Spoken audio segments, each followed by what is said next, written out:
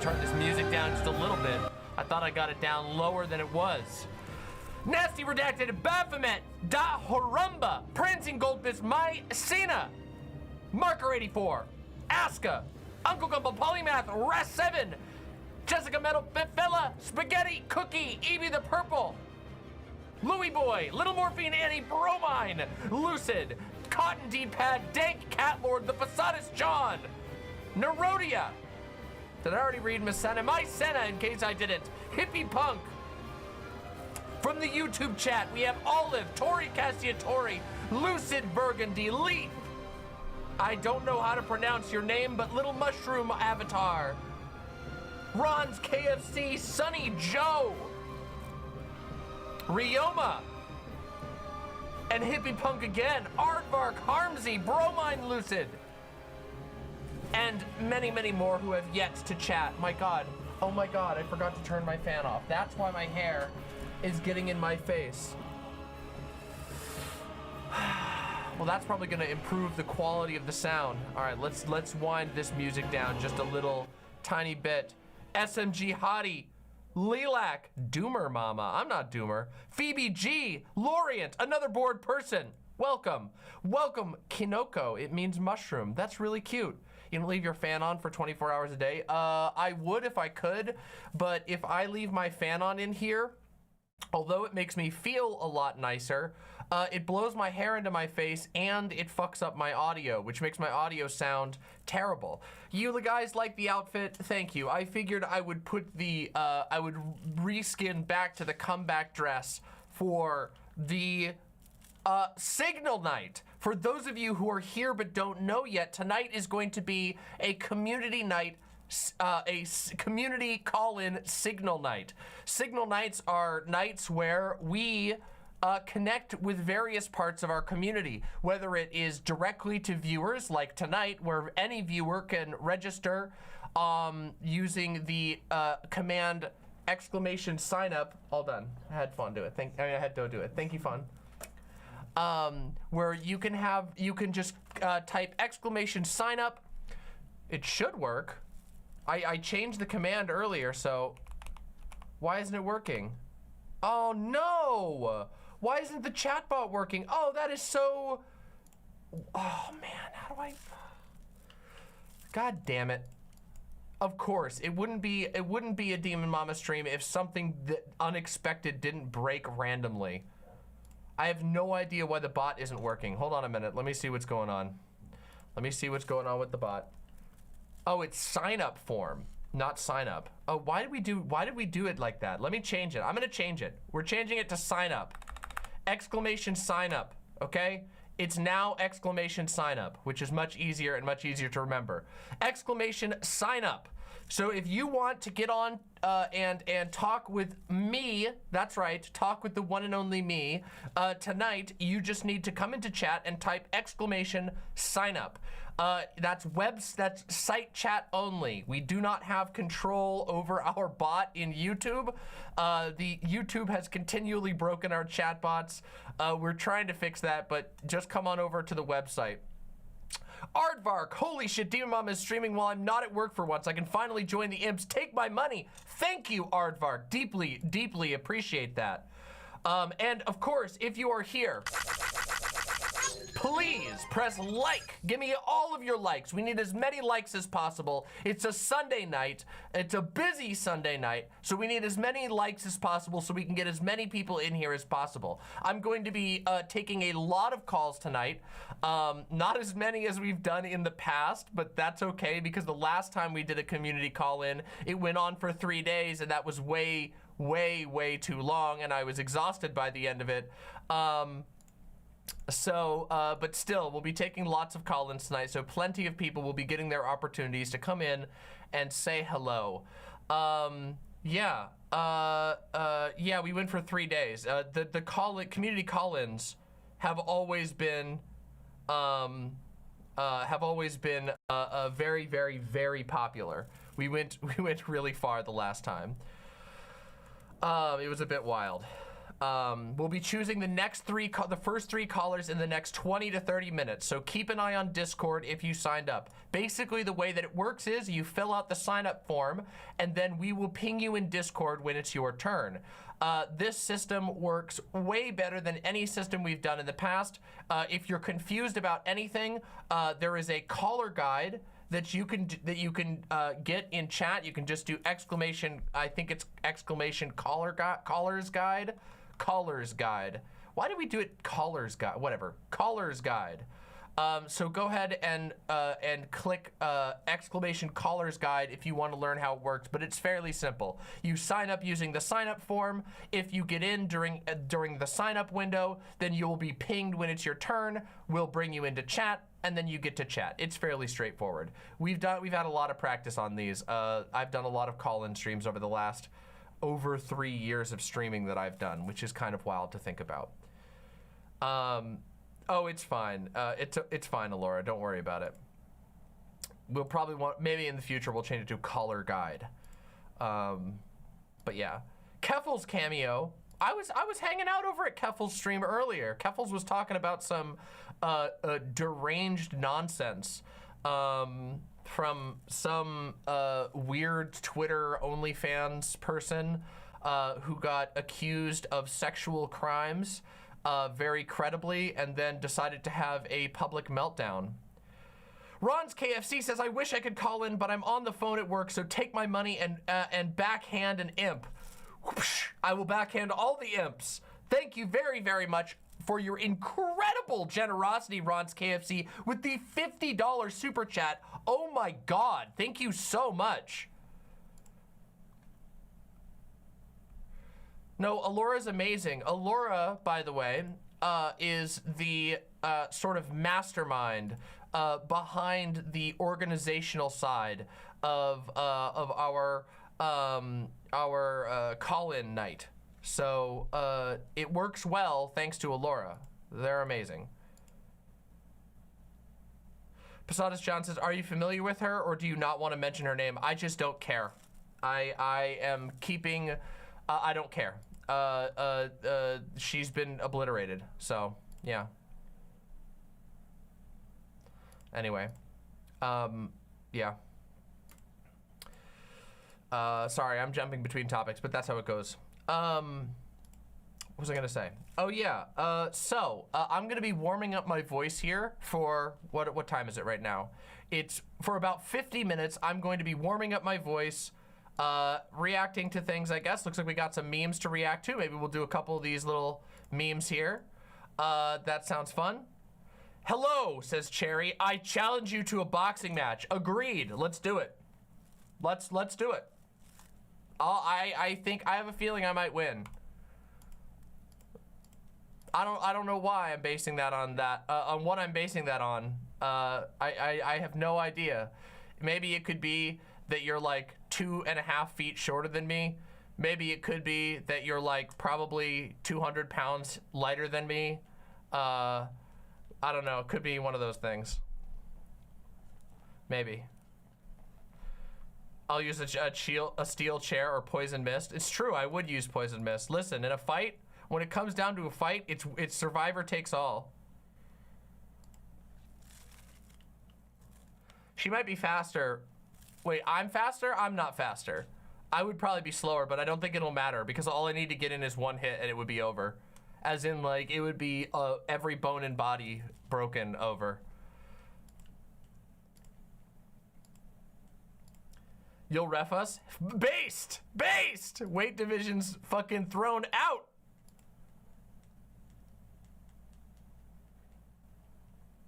What if Cherry has a knife? Well, it's okay, because I will wear knife-proof armor. My skin is knife resistant, okay? Oh my God, my hair is being so fucking annoying. I might actually just have to put my hair slightly up. Oh, that looks so bad though. That makes me look like a fucking dweeb. If I put my hair back, does it make me look like a dweeb? It does make me look like a dweeb. Oh man. My hair is like fucking annoying the shit out of me. Maybe I should just put it down. Maybe I should just put it down for tonight so it doesn't annoy me as much. Oh, It's also just that my hair is very staticky. See, now I look like I have a bowl cut, but I don't actually. God, how annoying. How irritating.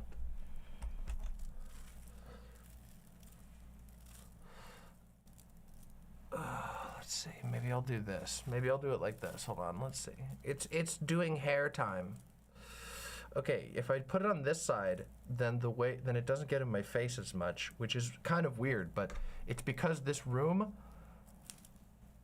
everything in this room is at a slight slant because this house is ancient, and so it's just the way it is. That's actually slightly better. Okay, that's slightly better. I actually like that better. All right, there we go. All right, I'm a little happier. It's slightly less annoying. Pretty shocking that your hair is staticky, really? Not for me. My hair is growing out. Oh, it's getting really long.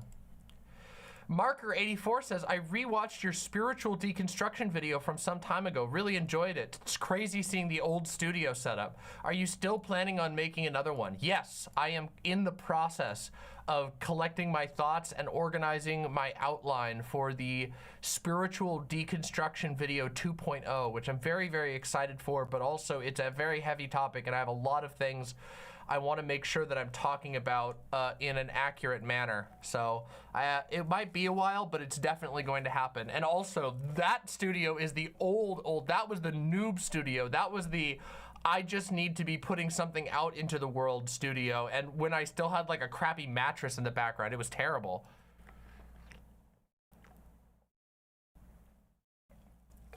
Shut the fuck up, Nuts. I know everybody said I look like Harry Potter. I actually didn't. I was happy with the short hair for like 2 days and then I got mad at it. I'm glad it's not short anymore. I'm glad it's not short anymore. Oh, thank you, Bavarian Banshee.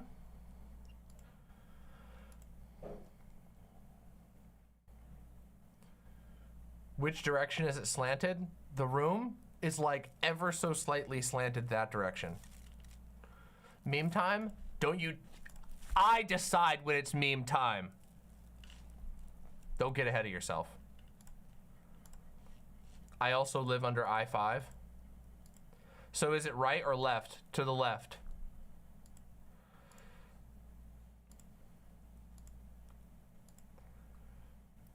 STL did the best roast on Vaush over his new glasses. Vaush? Okay, guys, hold on.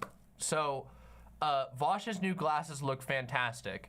I popped into Vaush's stream last night for like, I don't know, like 30 minutes or something. And Vaush was looking so fucking slick last night. You guys honestly owe it. All of you who are Vaush fans, you need to be supportive to him in this incredible new arc because it is the beginning of, I can sense it in the air. I can taste it in the environment. It's the start of a new arc of looks for Vaush, and I think that's a very good thing.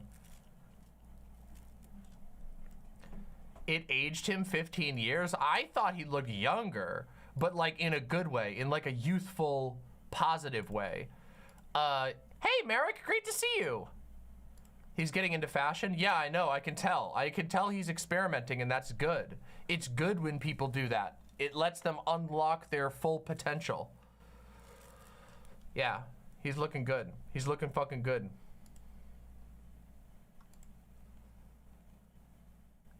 Oh, I don't know. We've been having issues with the website embed where people have been having issues where it lags. And you're the second person to report it, and one of them is my editor.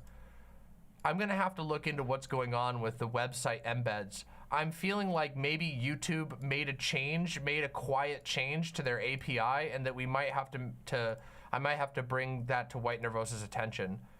Flickering issues? Oh, okay, so that's 1, 2, 3. 3 more people have been having issues. Holy shit. No issues on mobile. Okay, I'm gonna make a note of this. All right, I'm making a note of this right now so that I can tell White Nervosa.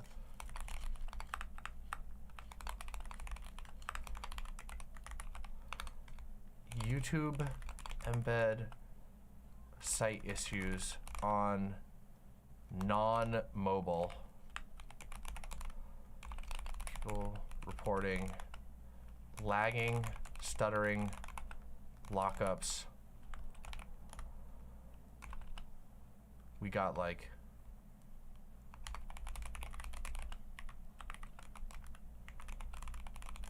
that's messed up. It's not happening. It's not happening for everyone.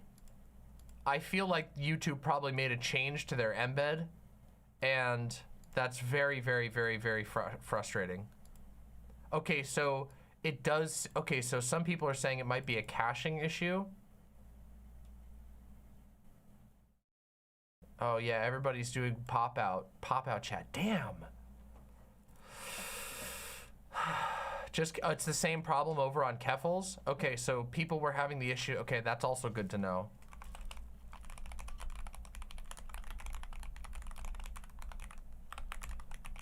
Maybe I should talk to some people over on Vaush's website and see if he's having the issue. Seems to be Firefox. A lot of people on Firefox. Okay. Visual freezes, then sound and chat. Okay. Huh. Damn. That's messed up. Okay. Well. Oh. PS5 YouTube app is fine. Okay, so, well, the YouTube app doesn't seem to be having the issues. It seems to be the website specifically, which is most frustrating. XLR says Vaush seems to be fine. I checked the feed through your website and it looks fine. Yeah, it seems to be very unpredictable exactly when this is happening, but I've had a lot of people report having like repeated issues with it. A Firefox fork called LibreWolf. Okay. If you create a second or two of delay, it doesn't seem to happen anymore, only when it's live. Okay, that's good to know.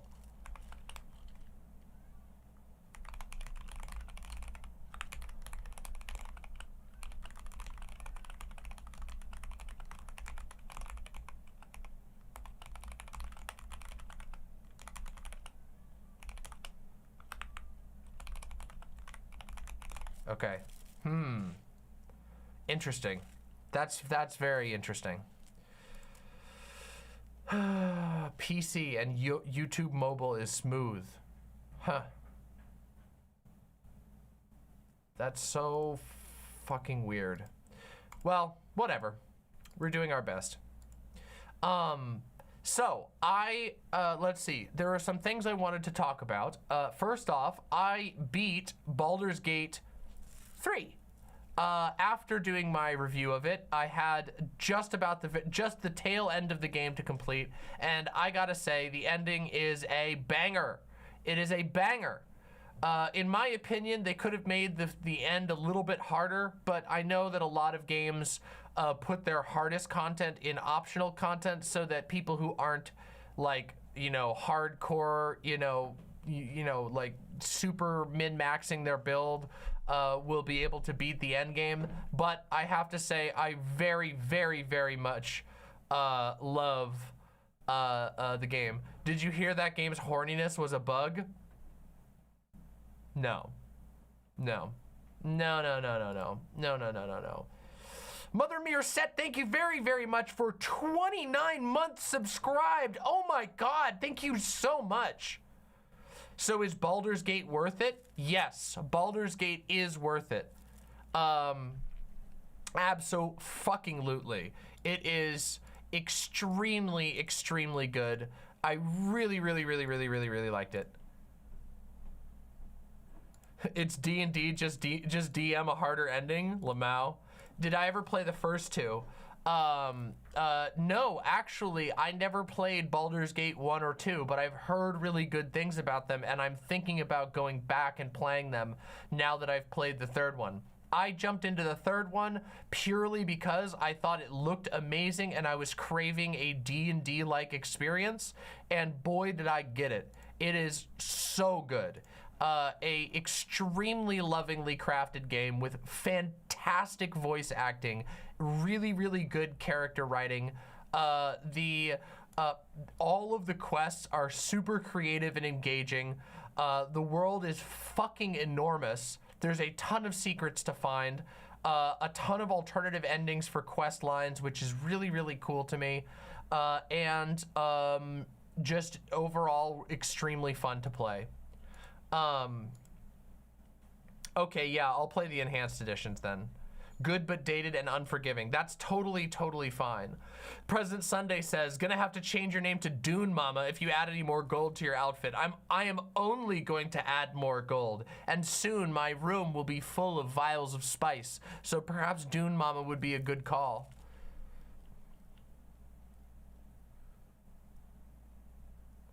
Thank you. That's actually incredibly, that's a huge compliment to say that my outfit is reminiscent of Dune. That makes me happy. I am going to be aiming to create some truly ostentatious outfits in the future. Not just like pre-made dresses like this, but I'm going to be accessorizing quite a bit. So, yeah. I have actually played I've actually played some of the Divinity Original Sin games. I played a little bit of Divinity Original Sin, and I played a whole bunch of Divinity Original Sin 2, although I never beat the games. I don't remember why. How many Gom Jabars do you have? Well, wait, isn't the Gom Jabar, wait, hold on a second. Is the Gom Jabar the needle, or is the Gom Jabar the test? I always get it mixed up. I always forget which one it is. Oh, it is the needle. It's the needle itself. Okay, I have a lot then. So cool.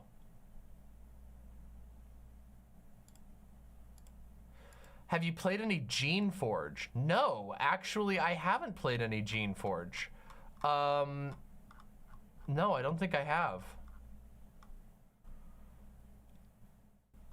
I literally read Dune this summer because of the video in which you reviewed the movie, and holy hell, it's so good. Thank you for the recommendation. You're welcome. I'm still working through the Dune books myself, but I quite like them. And I have always, I am a movie fan. I like really started, I like when I was a kid, I loved the Dune movie, the old David Lynch one. I fucking loved that movie, and I've watched it like 100 times throughout my life. So I'm like one of the weird people who like grew up on the movie, and I really loved it, and I've played like 1 million of the Dune games. Gene Forge. Okay, I'll take a look into it. Gene Forge. Huh. Oh, interesting. Oh, so it's like a role-playing game. Wait, that name sounds familiar. Oh, there's a whole bunch of them. Cool. All right, I'll take a look at this. How far did you get into the books? I'm like halfway into the first book right now. I read really slow these days. I need to give Arcanum Steamworks and Magica Obscura a try. Okay, cool. Gene Forge is a deep cut. All right. Speaking of, I just made a letterbox. Yeah, letterbox is fun. Kinniku Man clip and a meme. Okay, there, I got him. I got him saved. I'll hit the memes in a minute. On your fucking phone. One of my favorite. Can we just watch that clip? Oh my God, that's one of my favorite.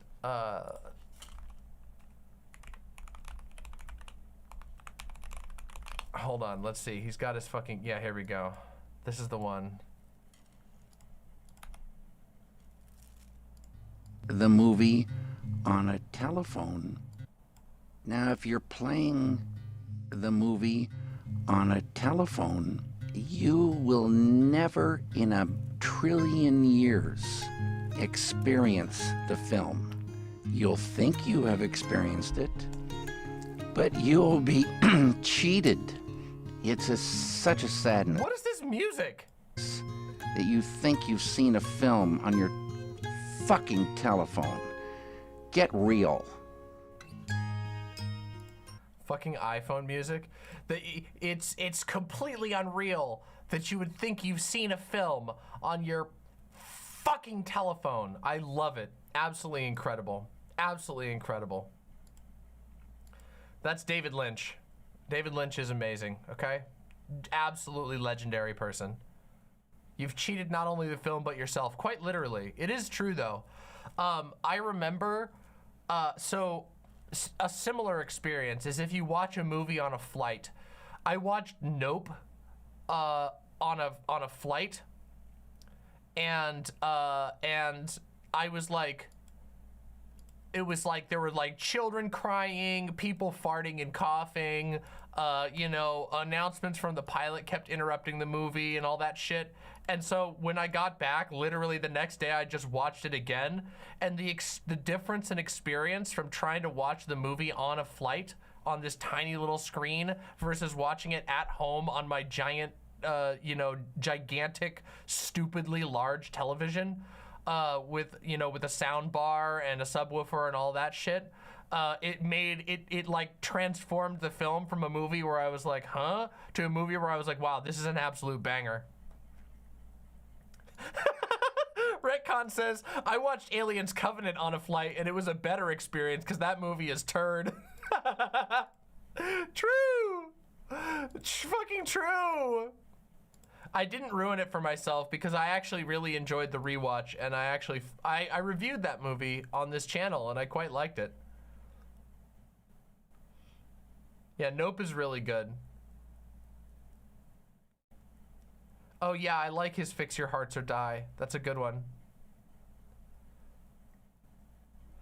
How far did you get into Clone Wars? Did you get to the invasion of Dathomir? I don't think so. I got to like the middle, I think I got to like the middle of season 3, and then the fatigue set in. And I was like, I don't know if I can do this anymore. It's really sad. It was like, I had so much excitement and zeal for all the Star Wars stuff, and I watched basically every Star Wars film, and then I hit Clone Wars, the 3D animated series, and all of my soul just started getting sapped out so quickly. Octopus says, I watched Minions Rise of Gru on a flight, and it was a revelatory experience reminiscent of religious ecstasy. Are you okay? Are you doing okay? Yeah, I've heard that. But the first 3 seasons of Clone Wars are really difficult. Thank you, Wakanda Grande. By the way, if you are here, please press like. Please, please, please press like. We need as many likes as possible. I try to do my call-in streams on the weekends, even if it's like a Sunday night, but that does mean that it tends to be a little bit more chill. You know, people are in a sleepy haze, including myself a little bit. Guys, I hate to say this, but I slept like shit last night, and I don't know why. I was like, have you ever had one of those mornings where you wake up? Oh, what the hell happened here? No!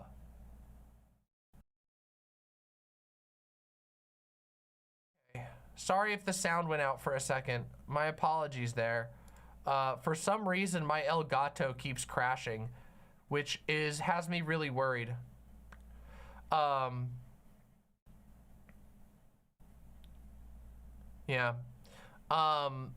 Yeah, so, what was I gonna say? Oh yeah, this morning I had one of those mornings where I woke up at my usual time, fell back asleep, woke up an hour later, fell back asleep, woke up 20 minutes later, fell back asleep, woke up 10 minutes later, or it was just like I could not. I eventually had to just literally force myself to jump out of bed because I was so, it's like the bed was grabbing me and pulling me back in. Thank you, Zadoki, I appreciate that. I was so eepy. What the fuck? I don't know why I was so tired. I didn't even stay up that late last night. I guess I was up kind of late, but I wasn't up that late. Meh. It's one of those days. Also, it is so hot today. Now I'm just complaining. Now I'm just complaining like an old person. My back hurts. I'm sleepy. I got boba tea though. Boba tea was good.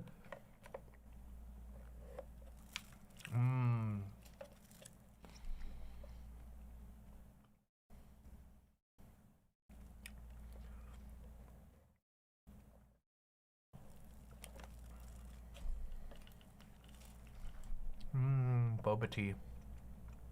You guys can just listen to me squishing these bobas in my mouth. booba tea. Listen, let's not go there, okay? Let's not go there.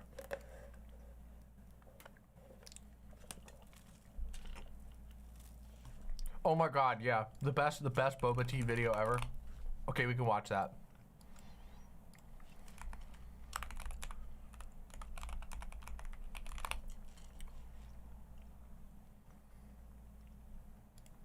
Obsessed, you just poke a hole in it.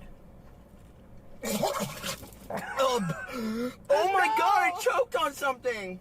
Obsessed, you just Oh, this is like a refined version. And it doesn't have the part after. My car, it's dirty. I want the full one. Where's my full one? Here we go. Okay, I'm so excited to show you my new favorite thing. Milk tea. I had it for the first time today. Okay, wait, hold on. I had it already for the first time today, and it was so good. I went back, and I was like, please. Okay, I'm so excited to show you my new favorite thing. What is fucking happening to YouTube? Milk tea. I had it for the first time today. Okay, wait, hold on. I had it already for the first time today, and it was so good. I went back, and I was like, please. Okay. Well, okay, I guess we don't get to have our good meme. Fuck me, I guess. Fuck me, I guess. Fuck me, I guess. Man, YouTube Shorts blow so much ass. What a disaster. Boy, that really put a damper on my mood. Anyway. The tapioca pearls are great. I love boba tea. I get taro boba tea, which is like, taro tea is so delicious. If you usually just get like standard milk tea, do yourself a favor and next time you go to a boba tea place, get taro tea. I'm telling you, it's fucking incredible.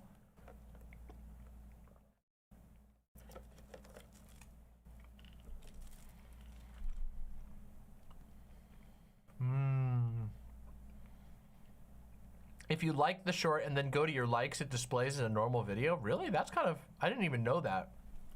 But those were all busted anyway, so I don't know. Next time.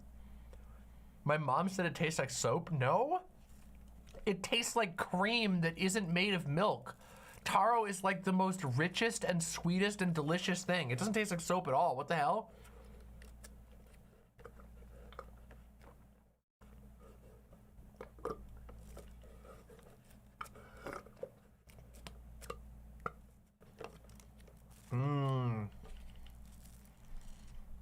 Okay, but there's another really good one. I'm sorry, I can show you guys another funny video while I'm still eating this boba tea.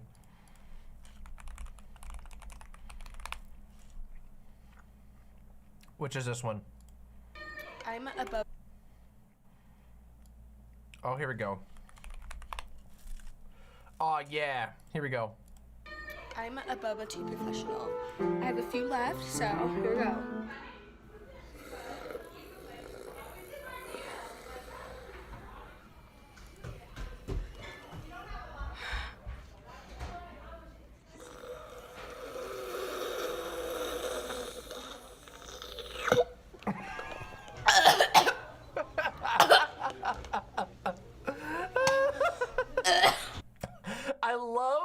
I love that you can hear the noise and you can see it. This video is so perfect.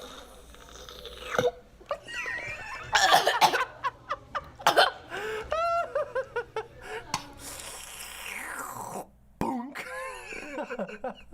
Oh man. Oh, incredible. Oh, I gotta watch that again. I'm sorry. I gotta. Wait, where'd it go?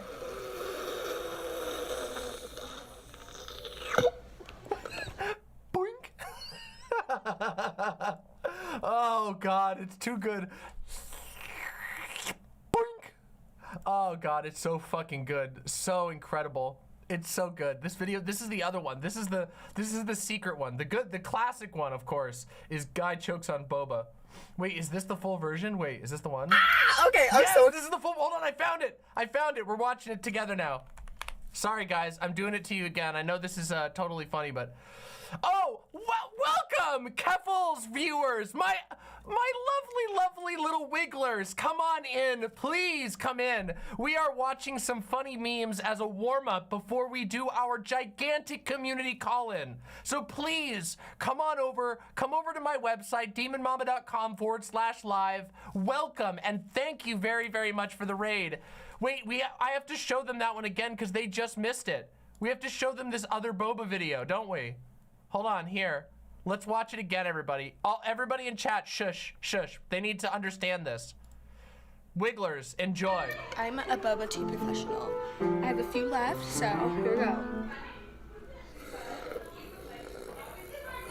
Observe.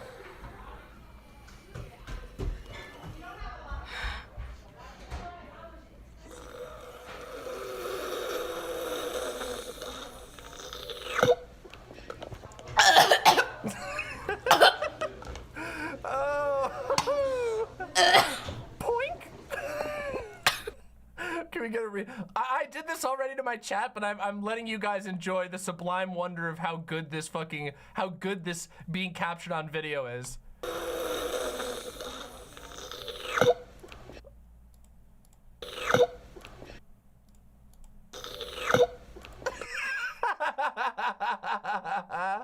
Oh man, it's so good. Okay, hold on. Now I got another one for you. Okay, here's the classic. This is the most. Oh, sorry for the ear rape. Apologies about the ear rape there. This video is so much louder, but please enjoy. I'm so excited to show you my new favorite thing, milk tea. I had it for the first time today. Okay, wait, hold on. I had it already for the first time today, and it was so good. I went back and I was like, Mr. Krabs, please, chill, bro, chill. Mr. Krabs, chill. We got a long day ahead of us. Relax, my friend. Relax. Let's go. More. Oh, hold on. It's hot. Ooh, it's hot in here. I'm from Texas, y'all. Oh, God damn it. I'm out of fuel. Anyways. Ow! I love him. He has such good energy. Milk tea is so good. She said I had to try the Sophie. babas in it this time, so... I gotta try the babas in it this time. The little... She said to shake it, and I think they're supposed to dissolve. No. But I'm obsessed. You just poke a hole in it. Oh my God! I choked on something. My car! My car! My car! Oh my God! Obliterated! Fucking obliterated! Fuck off! What the fuck did I choke? Oh man. Come on. Oh man, that just so good.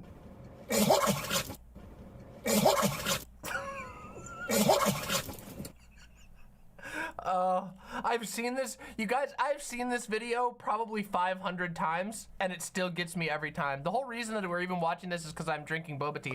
Oh yeah, I forgot to ask. Look at me, I'm such an idiot. If you are here and you just came in from the raid, please press like. Please press like on the stream. We need as many likes as possible. This is indeed a community call-in stream. You can call in, talk to me.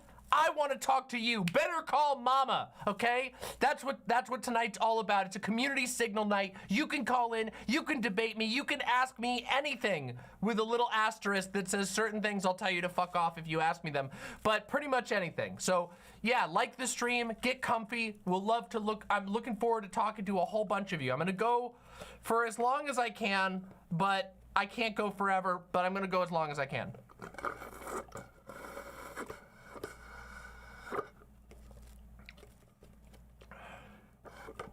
All right, all the babas are gone. All the babas are gone. All the babas. Thank you, Living in Jeopardy. All of you who are being so nice about my outfit, thank you so much. I wanted to wear my really fancy golden black dress again from the comeback stream because it's a call-in stream and it's the first call-in stream, so I felt like, why not glitz it up a little bit, huh? Why not glitz it up? You were holding my breath, hoping that Demon Mama wouldn't choke. If I choked, that would be the best thing that could happen. If I was a smart person, I would have planned it so that after I watched the choking on Boba's video, I choke on Boba's. But see, I can't choke at will, so. Yes, thank you so much. Sorry, I haven't read the, Mother Mirror Set says, I know it's still early, but I want to dress up on Halloween as a female Klingon, and I've been wanting to dress with confidence, and not gonna lie, they're sexy as fuck. Well, good luck with that. That sounds awesome, and thank you so much for supporting the show. Build a Dog, glad you're back. Thank you so much. Happy to be back. I had a really good vacation. Yeah, a really good vacation. We went on a gigantic trip, and it was awesome. I never choke? Well, Mama choking on a luxury Diet Coke? Wait, really? Is there an actual video of me choking on a Diet Coke? Diet Coke? Luxury Diet Coke. Ooh.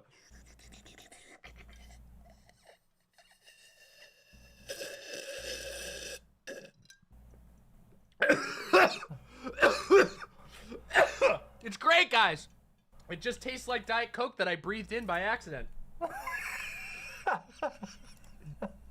I don't fucking remember this at all. Isn't it sad that there's like an entire period of my life where I go, that's definitely me. I definitely did record that, but I don't remember it at all. That's not good. I feel like that's unhealthy. Thankfully, I'm not the only streamer where that happens, okay? I'm not the only streamer, okay? I know that like half the streamers will go watch their old videos and go, wait, did I do that? Oh, well, I'll never forget that one, Retcon. Retcon says, I will always remember, why is there a Subway cup in the bathroom? It is true. It is true. That was one of the most excellent moments on stream. It's a shame that the full VOD is lost to history, but we do have clips of it. Yeah, that's true, Gayfish. That's true. Oh yes. Okay. I'm gonna be saying this throughout the night. If you want to call in, come over to the website demonmama.com/live and type in exclamation caller's guide or exclamation sign up. And if you type in either one of those, it will tell you how to sign up to be a caller tonight. We're gonna take as many callers as possible. Most of the calls are going to be between 10 and 20 minutes. If there's a really, really, really good conversation or a really intense debate or something like that, then I might go longer than 20 minutes. But for the most part, for fairness' sake, we're gonna try and keep it to 20 minutes. So, yeah. Yeah. And it is facilitated through the Discord. So, the website will tell you how to get onto the Discord, how to sign up, and everything that you need to do. It's really simple. You sign up to the sign up form, and we'll ping you in the Discord when it's time, and then you can get into the call. We're gonna be taking our first call in about 15 minutes, because I always want to take some time to warm my voice up and stuff, so. Well, we have 2 more memes to do. One of them is not a meme. One of them is actually just an amazing Kaneko Man animation. Real life internet person said, hey Demon Mama, I heard part of your I almost said Assassin's Creed, Armored Core rant earlier. Would you give a quick rundown of your favorite boss from each FromSoft game that you've played? I love your look, by the way. Thank you. Yes, Dark Souls 1. Artorias is probably my favorite boss in Dark Souls 1. Dark Souls 2, I don't really have a favorite boss in Dark Souls 2 because I'll be completely honest, the first times that I played Dark Souls 2, I actually hated the game. However, I'm gonna be replaying it again, and so I'll keep my eyes peeled for my favorite boss this time through. Dark Souls 3, Nameless King, and if you include the Ringed City, then Dark Eater Midir. Dark Eater Midir is one of the best bosses in any Dark Souls game, in any of the FromSoft games. Bloodborne, Style Abraetas is probably my favorite overall, like, stylish boss in Bloodborne, but as for the actual boss fight, my favorite fight in Bloodborne is probably gotta be Ludwig or Maria. One of those two fights as far as mechanically. Both of those fights are incredibly engaging. In Sekiro, it is Owl. Father Owl is my favorite fight in that entire game. That was the fight I had. I know that a lot of people are gonna want me to say Sword Saint Ishin, but for me personally, I think Ishin is really, really awesome, but my favorite fight was Owl. That was the one that I had to learn the most in order to actually beat it. It challenged me the most. I really struggled against Owl, and it forced me to learn the game. Then, in Elden Ring,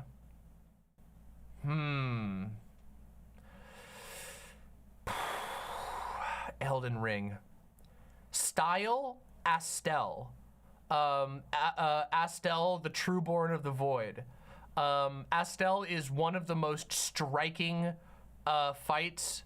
It's such an insane environment, and the music is so good. And then after that, it's probably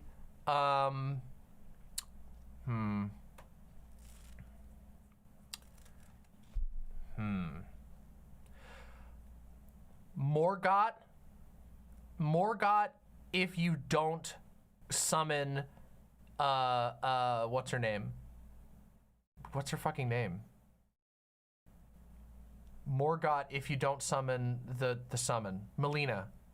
Yeah, if you don't summon Melina, that fight is insanely difficult and also really engaging. If you summon Melina, it kind of trivializes the fight, which is why a lot of people summon Melina. But Melina makes the, Horaloo also. Ooh, the Horaloo fight is really good. Oh man, that Elden Ring has some really banger fights. The Margit fight is also really, really good. I like Melania on a style level, but I actually think the Melania fight is kind of shit. Actually, it's funny. Malekith is a fight that I found fairly easy. I don't know why, but something about Malekith made him really easy. Both of my playthroughs, I completely stomped Malekith.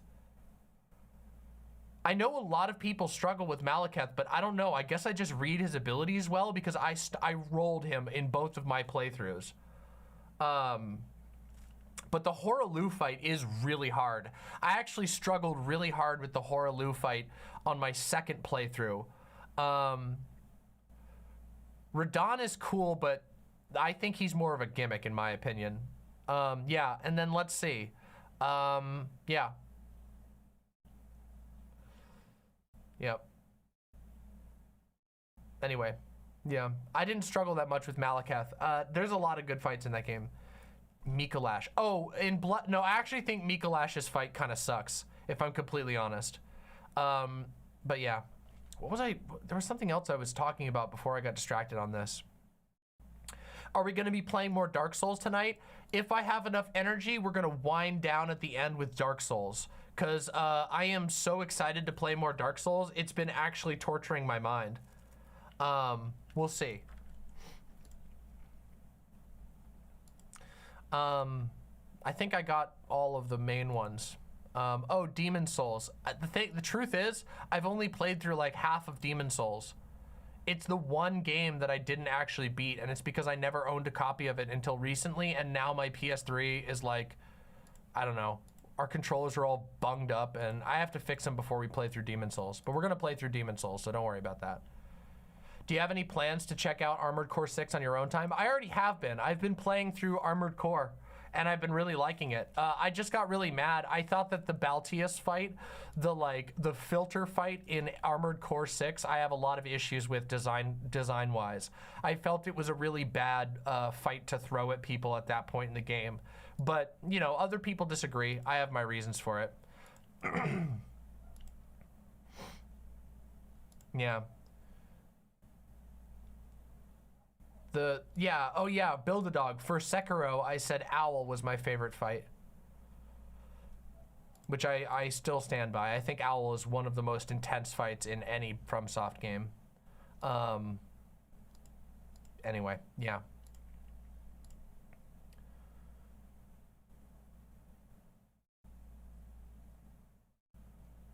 Huh? What? Wait, what? Sorry, hold on. I gotta check on something. I gotta ping. Give me 1 second.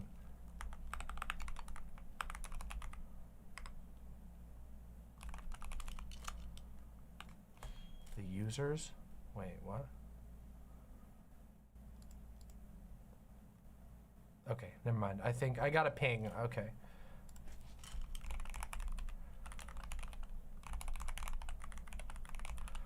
All right, looks like we got a bunch of people ready to call in, which is pretty cool. I'm very excited. Have you played the Kingsfield? Have you played Kingsfield? No, actually. I want to play Kingsfield, but I've heard that Kingsfield... Actually, no, I've played a little bit of one of the Kingsfield games. I want to go back and play Kingsfield, but I know that that's going to be a bit of an experience because their design has aged a lot, which is just, you know... Bumblebeamer, does Demon Mama's video feed keep freezing for everyone else? Yeah, we don't know what's going on. There seems to be an issue with the YouTube embed. If you let it play for just like 1 or 2 seconds and then watch the stream at like a 1 or 2 second delay, it should play fine. Yeah.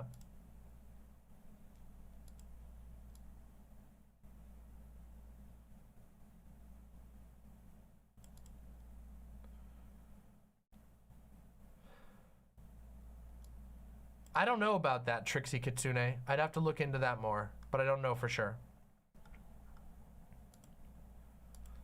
Firefox seems to be having some issues. Yeah, we don't know what's going on. I've been taking notes to send to our website admin, but we're not 100% sure. It seems to be something with the YouTube embeds. Okay, we have 2 quick videos to watch before we're ready. Final bit of warm-up. Let's watch this. We got a Kinniku Man. We got a fucking Kinniku Man animation to watch. Let's see it. Let's check out these fucking moves.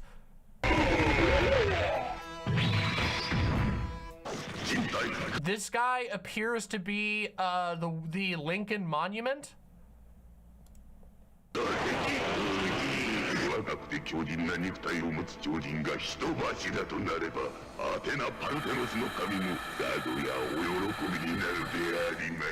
Oh my god, he's washing him! He's giving him a bath!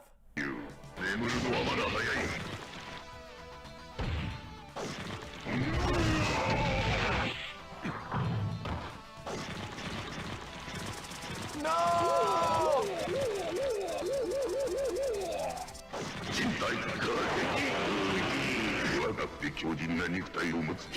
He got him with the bugs! Time for a second bath!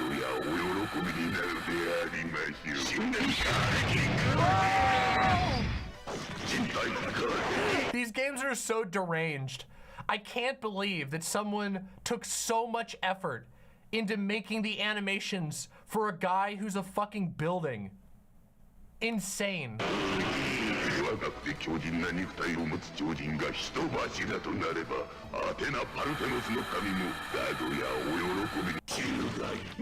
Jesus, that's okay, banger. Again, as always, the animations in these games are banger. Okay, now we got a meme. This was a meme submitted by one of our regulars, Mr. Krabs. Mr. Krabs, we're judging you. 350 people are judging you right now. Let's see.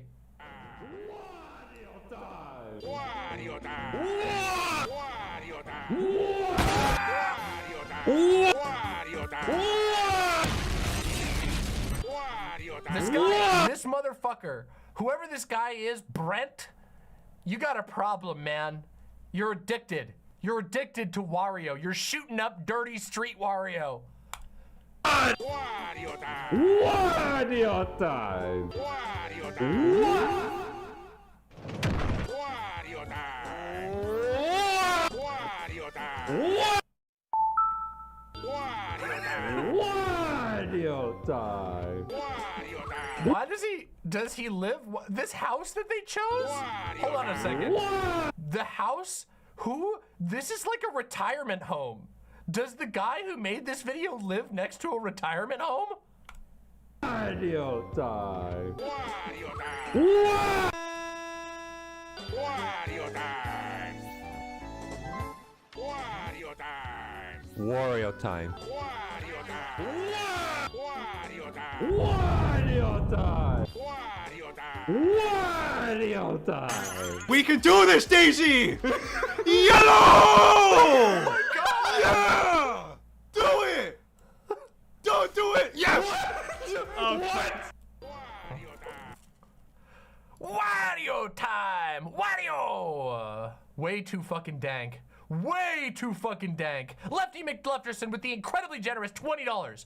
What do you think about creating starting a leftist creator clash? I want to see internet blood sports turn into combat sports. It could rival the WWE.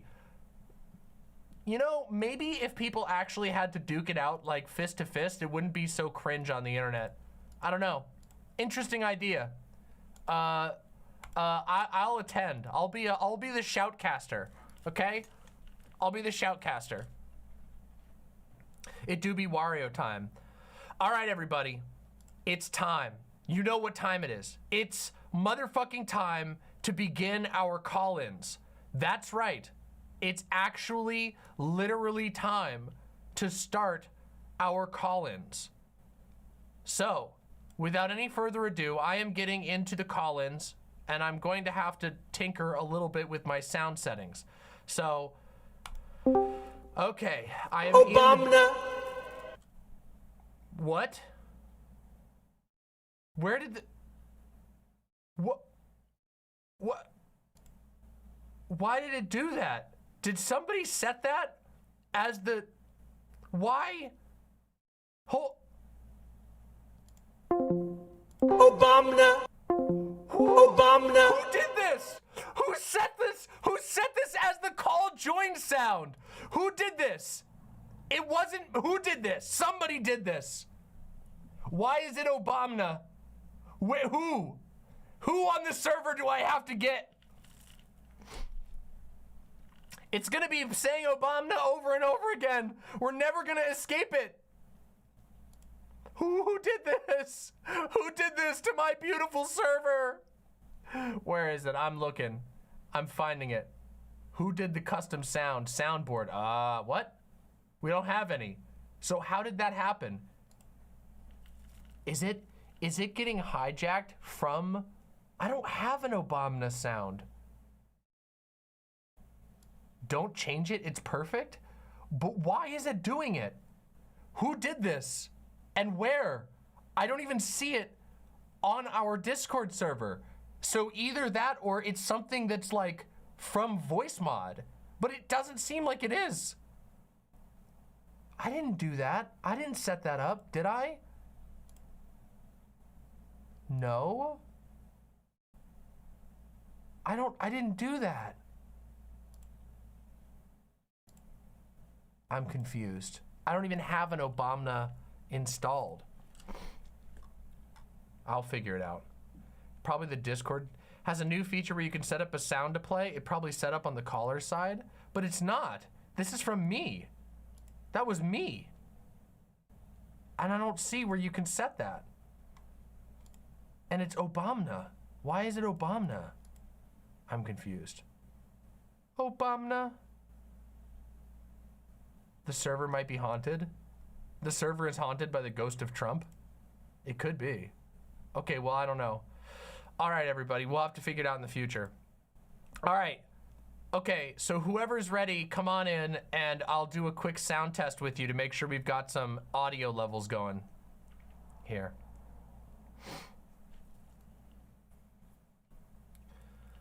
How confusing.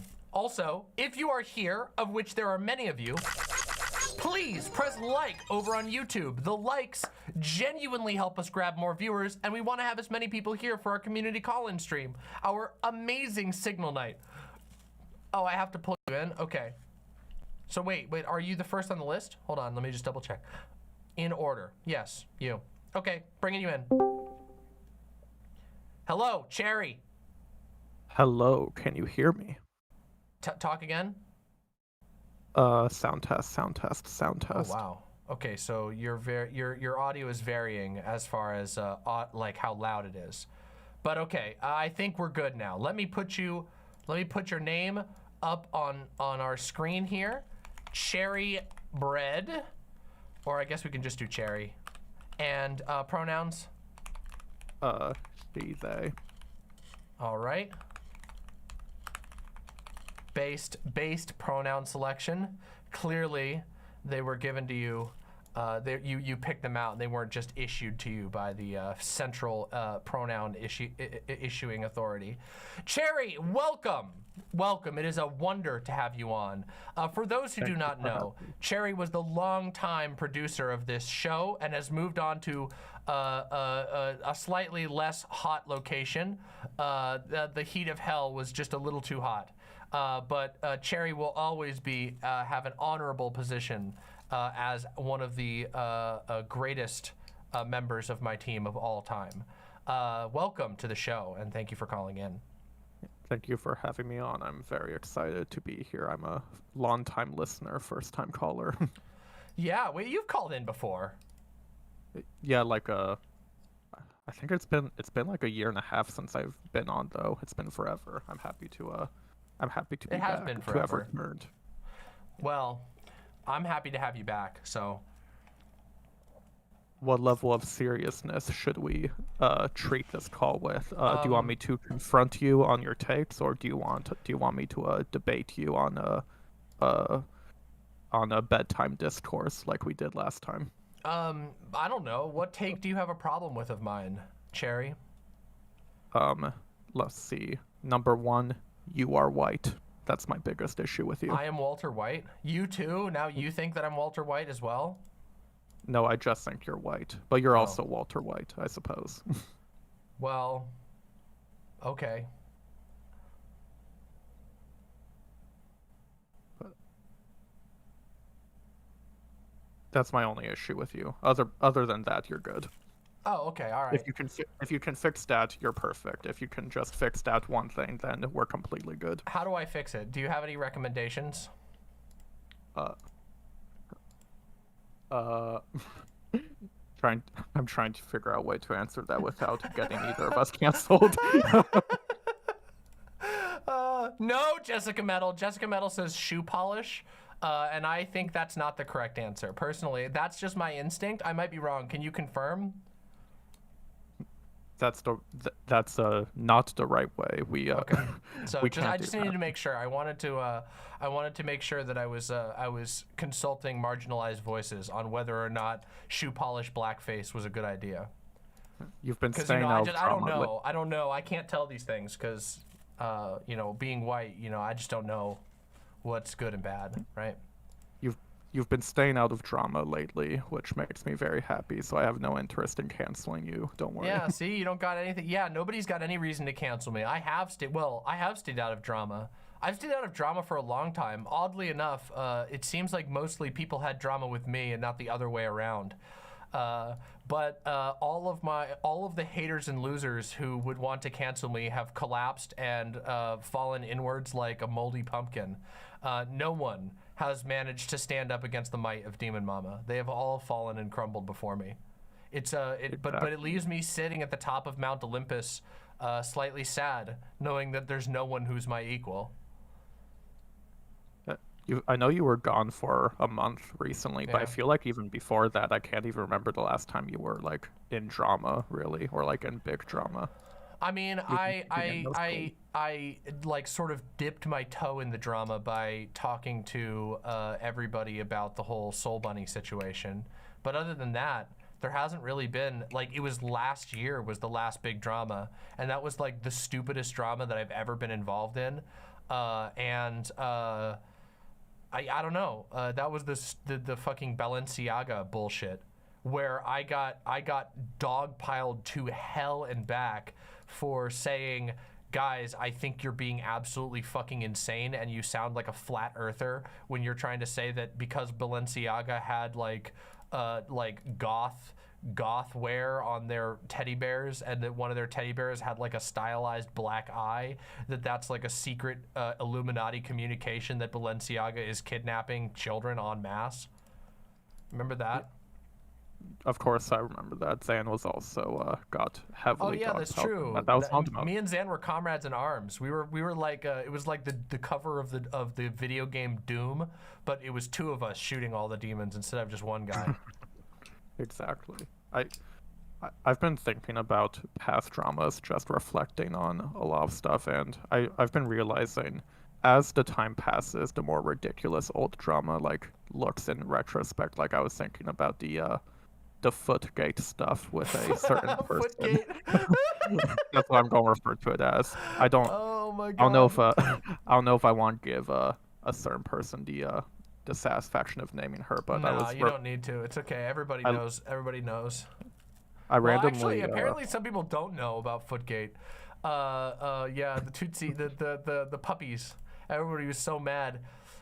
There was for those who don't know, there was a period of history where basically that someone lost their actual mind and completely destroyed their entire social presence because they were making the argument that if you are a foot fetishist and your girlfriend goes barefoot at the beach or at the park and knows that you're a foot fetishist and there are children at the same park or beach, that you are basically a pedophile. And that is so insane. It's such an insane position. But it was argued literally to the dying breath that yes, and of course, this argument branched out from there, but that was the inciting issue. The inciting issue was saying that if you're in the park and your girlfriend slips her sandals off and you happen to be a foot fetishist and your girlfriend knows that you're a foot fetishist, you just committed like a crime against all people in the vicinity, which is an insane position to have. Yeah, it was insane. Actually, genuinely insane. It's almost been 2 years since it all blew up, and I don't know. I was wondering if you felt the same, because this was my main thought. Like, as the time passes, looking back on old drama, like it becomes even more ridiculous. Like, obviously, at the time we had the same take we do now. Like, this is fucking insane. This is so ridiculously over the top. But like, as more time passes, like I just feel like more strong in that position we had of this is like how was this a real conversation and point of contention that we had as no, I mean, it is insane, but it's sort of this it was all proxy issues, like and it was so emblematic of like the attitude at the time, which was people desperately trying to find ways to like cancel one another, for even people who are supposedly like not into the whole woke scolding or whatever thing, but people trying to find ways to cancel each other based on increasingly contrived and ridiculous misrepresentations of their opponent's position. It's like it was just deranged. I mean, in that incident, people were repeatedly trying to calling so many people pedophiles or pedophile defenders, and it was all because it was just like ego proxy battles. It was like, I need to find a way to morally justify hating the people that I hate because I can't just own up the fact that I don't like them. I need to find like it was insane, genuinely insane. It was like creating a moral panic or like a political issue over a personal beef. Yeah, and also it was like a part of a broader issue, which was a giant fucking fail to begin with, which was like the anti-kink it pride thing, where it's just like, I'm sorry, but you're like 50 years out of date Puritan if you think that like, oh, we need to purge kink from pride. I'm like, bitch, it's already been there. Kink has been a part of pride since the literal fucking beginning, an essential part of it. You are so like, it's like, I don't know, it's like walking into like, I don't know, it's like walking into the club where everybody's having a good time dancing and they've been doing that club has been open for 40 years and you come in and you go, what? This is a hive of villainy. I need to clean this place out for your own good. And it's like, no, shut the fuck up. Everybody's having a good time here. Fuck off. I feel like they would need to go outside first to go to a club, though, which we know they don't. That's true. The grass touching. Let's just say I am in these spaces. You may as well call me fucking Che Guevara. You may as well call me fucking Mao Zedong, because I'm the biggest revolutionary in that I walk outside and fucking smell the air and see the sky and look at animals. You're the Joseph Stalin of touching grass. Basically, yeah. Basically, I'm Stalin. Actually, it would be Lenin, because Stalin didn't really run the revolution. He He was after. He took over after. But yeah, it's okay. So we got the Footgate stuff out of the way, but what was your role in Noodlegate? In Noodlegate, my role has been basically looking at people and going, you must have a brain condition. You must have an actual problem if you think this is a serious issue. My role has been desperately standing on the sidelines and going, oh, I see. So like a good chunk of the online left's response to the far right deciding that reality isn't real and believing that like I don't know, that like the Democrats have a secret Colombian army of hackers that they could individually change the votes of all Americans, and that they're building but Joe Biden is building a laser encampment to blow up Hawaii on the moon, and part of the left was just like, we need to be that level of crazy. Let's say that talking, like making a joke about noodles is a sign of your like true deep racism, and that you're actually architecting a campaign against Asians because you made a tweet about noodles. It's just deranged, actually just deranged. I actually just realized I don't think you covered or were involved in Noodlegate at all. Was that the one drama cycle you missed out on? I mean, the only time I really talked about it was like this recently when that Foreign Man video dropped. When I watched that and I was just like, this is fucking bullshit. When it was happening at the time, I didn't understand it. Like, there was so much other shit going on that I was like, I don't even know what's going on. So maybe I just boomered out at the actual time that it first started going down, because I was just like, I don't understand that anybody's actually mad about this. I remember commenting on other stuff that happened with that drama, but with like adjacent stuff. Like, I remember people trying to say like the harassment campaign, the like pit crew thing, where it was like, oh yeah, this is like a concentrated attempt to infiltrate the pit crew left, as if that's a real thing. I remember laughing at that and going, wow, what's wrong with people? What is happening? Yeah, but I remember you made a demon pit crew avatar during that. Oh yeah, I still have that demon pit crew avatar. I still have it. It's right here, actually. Hold on, where is it? No, that's the emote with this. Hold on, where'd it go? I have it here somewhere. Maybe it's in my pictures? No, it's in my downloads. I know, I just saw it recently. Hold on, I know I have it here. Oh no, wait, that's link inflation art that I posted as a. Oh yeah, at one point on Twitter, I was like just tired of posting anything, and so I was just posting images of like the most fucked up, horrible art that I could find, like this extremely. Oh, here it is. Okay, here, I'll show it to people. People who don't know, this was my sick ass pickaroo. Isn't it amazing? It's pretty accurate, honestly. I love it. It's perfect. It's pretty good, right? It's pretty amazing, right? You don't want the link to the thing that I was talking about. It's like Mario Kart 64 inflation art with Legend of Zelda. I can't show it on stream because it has. I can't show it on stream because it has a very detailed Link's penis, and by very detailed I mean hilariously drawn. I'm judging all of you who asked for it. It's you can find it on my. If you go on my Twitter, you can find it on your own. But it's so funny because not only is Link's penis inflated, but so are his pubic hairs for some reason. Why? You all are degenerates. I didn't make it. I just found it. I'm really happy we're discussing high-level ideas on this stream. I really appreciate. You know, it's important. If we didn't talk about these things, who would, right? Good point. We're using our platform for nothing but good. Do you? But honestly, at this point in time, do you really think there's anybody using their platform for anything better than? I actually think I'm doing a virtuous act by talking about like Link's inflated pubic hairs, instead of whatever other garbage people are talking about. Like, we've reached an all-time low for like people doing anything good on the internet. I'm serious. Like I'm just so.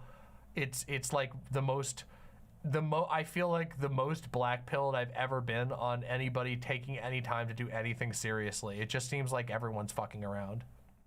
No, that is a good point. I do think link inflation, Sonic fetish, deviant art porn is about as productive as noodles being tasty discourse. Yeah, exactly, right? By the way, like, I say this basically every stream, but Twitter is actual, like, it should be like logging in and spending time on Twitter should be like a diagnosable mental illness. It's How bad much time for do you even? How much time do you even spend on Twitter anymore? Because I feel like I basically rarely see none. you on I made Twitter the anymore. mistake of commenting on one thing today. I was literally on Twitter to retweet the promotional tweet for my new video game podcast, Left Trigger, which we released the episode 2 today. You should go watch that after the stream. Go check out Left Trigger. Just search Left Trigger episode 2. It's about BioShock. It's super, super, super cool. Anyway, I went on there and I just saw something that made me mad. And I was like, I made the mistake. I made the mistake of allowing other people's thoughts to flow into my brain space in any way, shape, or form. But it's also the worst that it's ever been. Like, no joke. I don't see anybody having a good time ever on Twitter. Literally ever. It is just a pit of misery. Every person that I know who still's on there just having a bad time, and nobody is talking about anything important. And not to like call people out, but I logged on the other night for a similar reason, which was to retweet. Somebody had said something very nice about me, and I always try to retweet nice things that people say about me on Twitter because I don't know, it's important to me to be able to remember when people are being cool. And I went on there to do that, and I saw that the discourse that everybody was talking about was immortality discourse, and I was just like, oh yeah, and I was just like, guys, immortality for real. That's like talking about like whether you would use the magic, the infinite or the rules-free wish muffin from Fairly Odd Parents if you could. Like, would you bite the muffin and make a rules-free wish? It's that stupid. Like, immortality, living for literally ever is so fantastical. Like, you're actually, and people were getting really mad at each other and extremely cruel. There were people who were like, if you don't want to live forever, you're clinically depressed and should just kill yourself already. And I'm just like, what is wrong with you? What is wrong with you people? I don't know if SDL is watching the stream, but if he is, SDL, I will debate you on this topic. I saw you posting cringe about this. I will engage with you, but only SDL though. I do not care about anyone else's opinions about this discourse. I respect SDL, I know that though, some people, so I'm willing to engage with them. I'm sorry, I didn't mean for this to be a direct call out of anybody or whatever, but I know some people were like telling themselves they were having fun with that. But I can tell you, but after taking 2 seconds to look at the quote tweets and 2 seconds to look at the replies, nobody was having fun with a discourse about fucking immortality.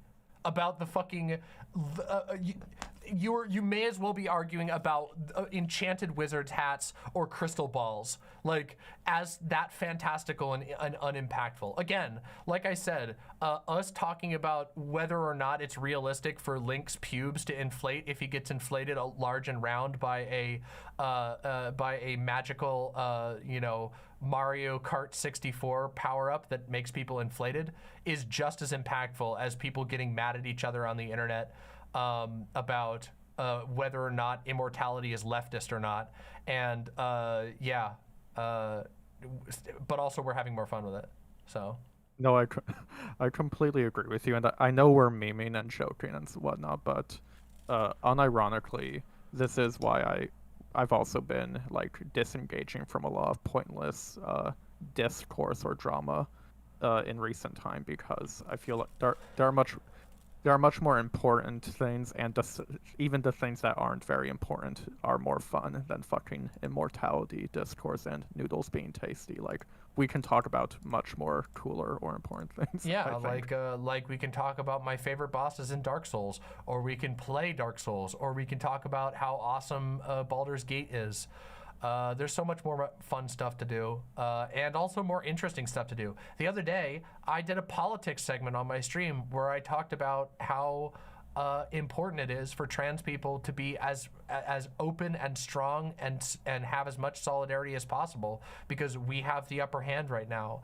There have been major wins, even considering that there are some states that are extremely threatening, towards trans people, that are threatening to damage trans rights. There are now states that have trans rights enshrined in their constitution, and there are people out there who believe that we should back off. There are people who believe that the left has gone too far, that we should be kowtowing to the likes of fucking lick spittles like Tim Pool and fucking these fucking frauds, what's that guy?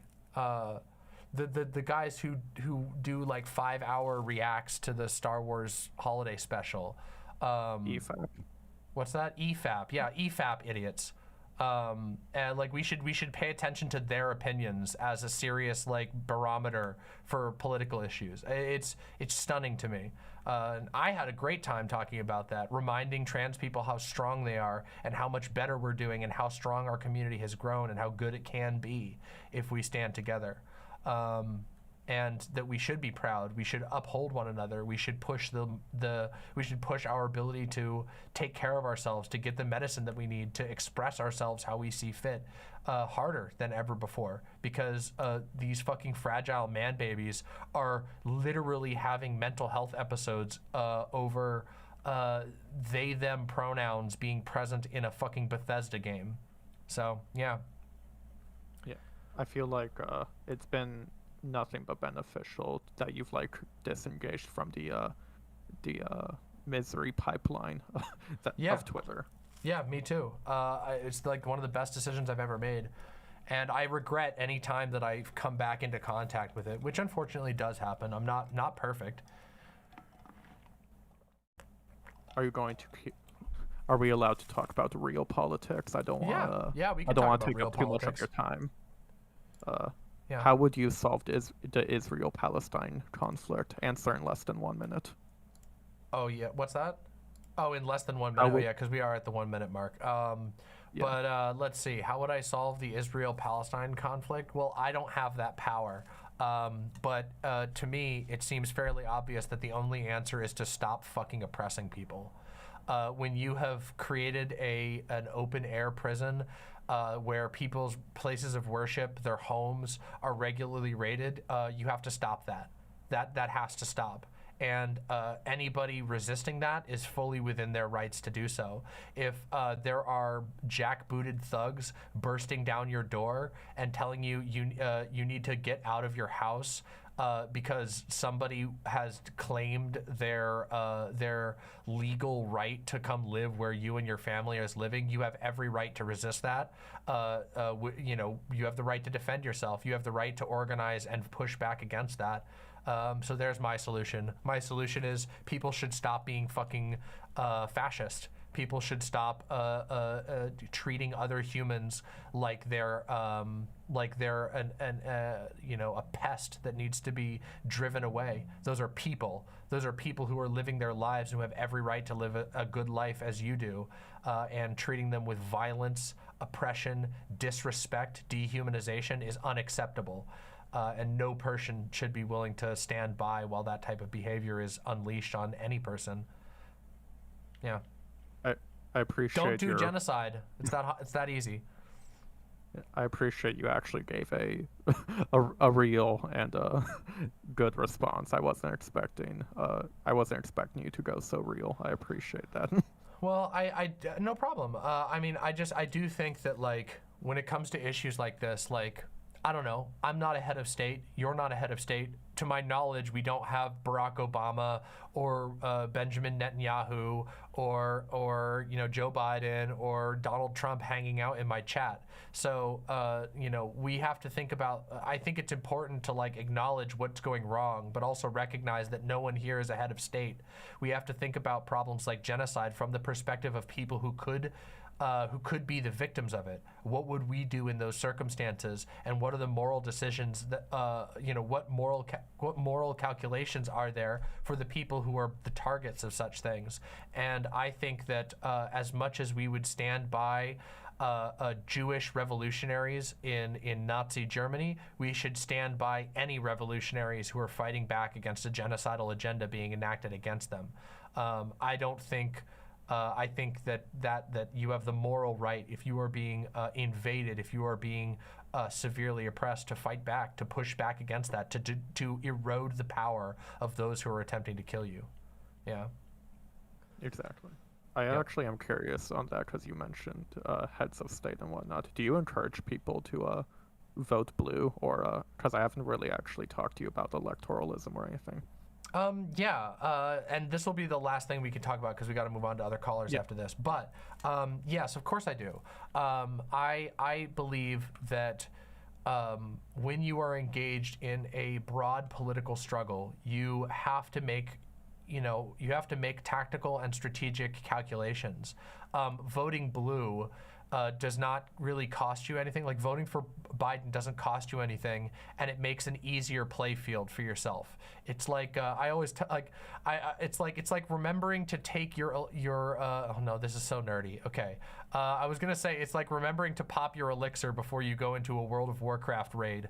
Yeah, it might not actually make you win the raid if everything else is going wrong, but it takes you 5 seconds to remember to drink your elixir, and you just have a very minor buff that if everybody remembers how to do it, it just makes the playing field better.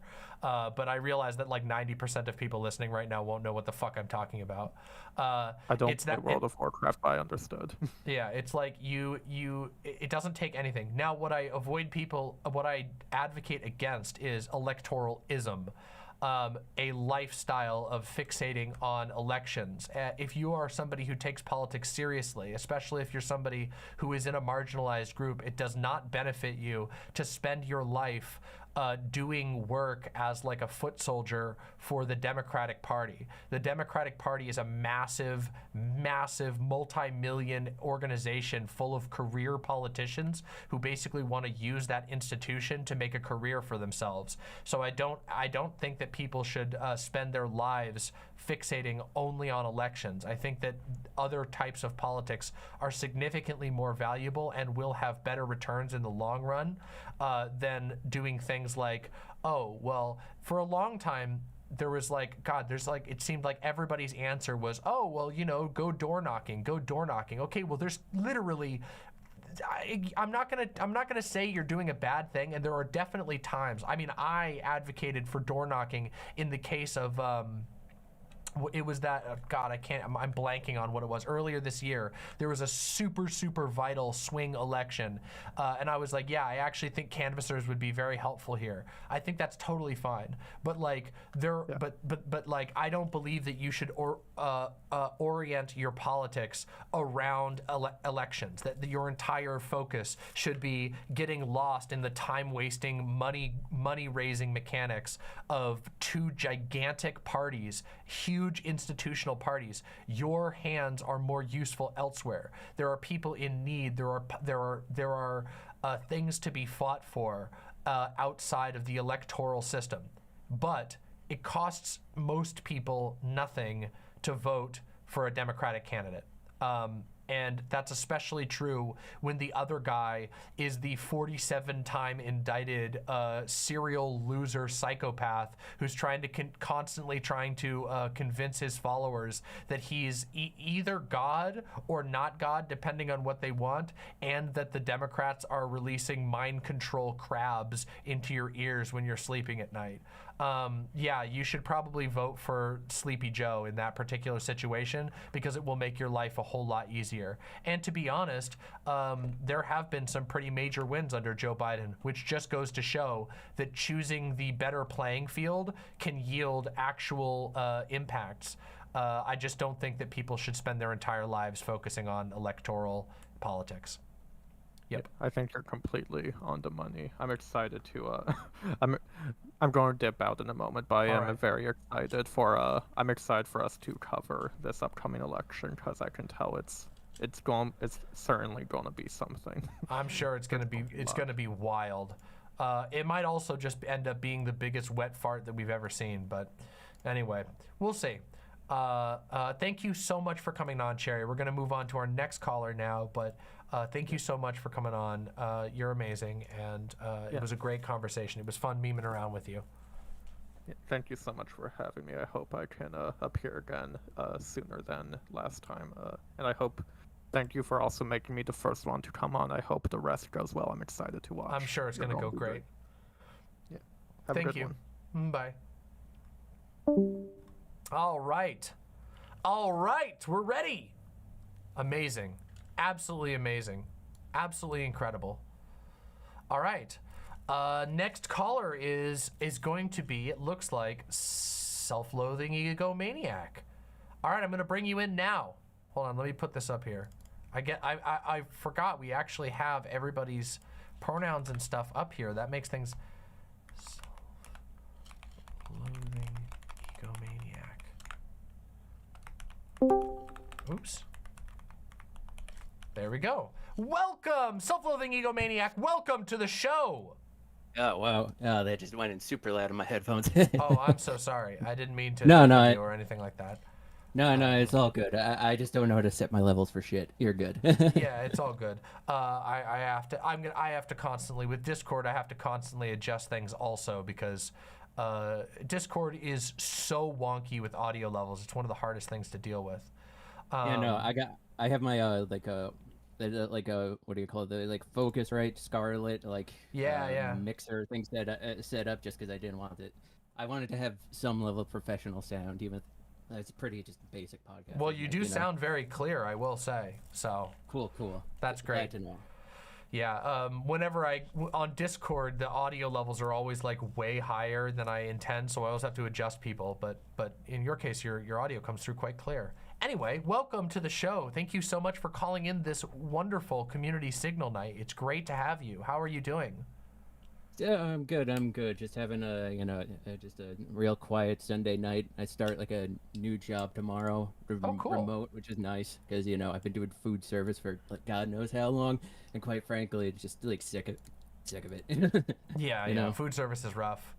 A lot of service jobs are pretty rough, to be completely honest. I've worked quite a lot of them myself. Although, everyone knows, I've been doing this for a while.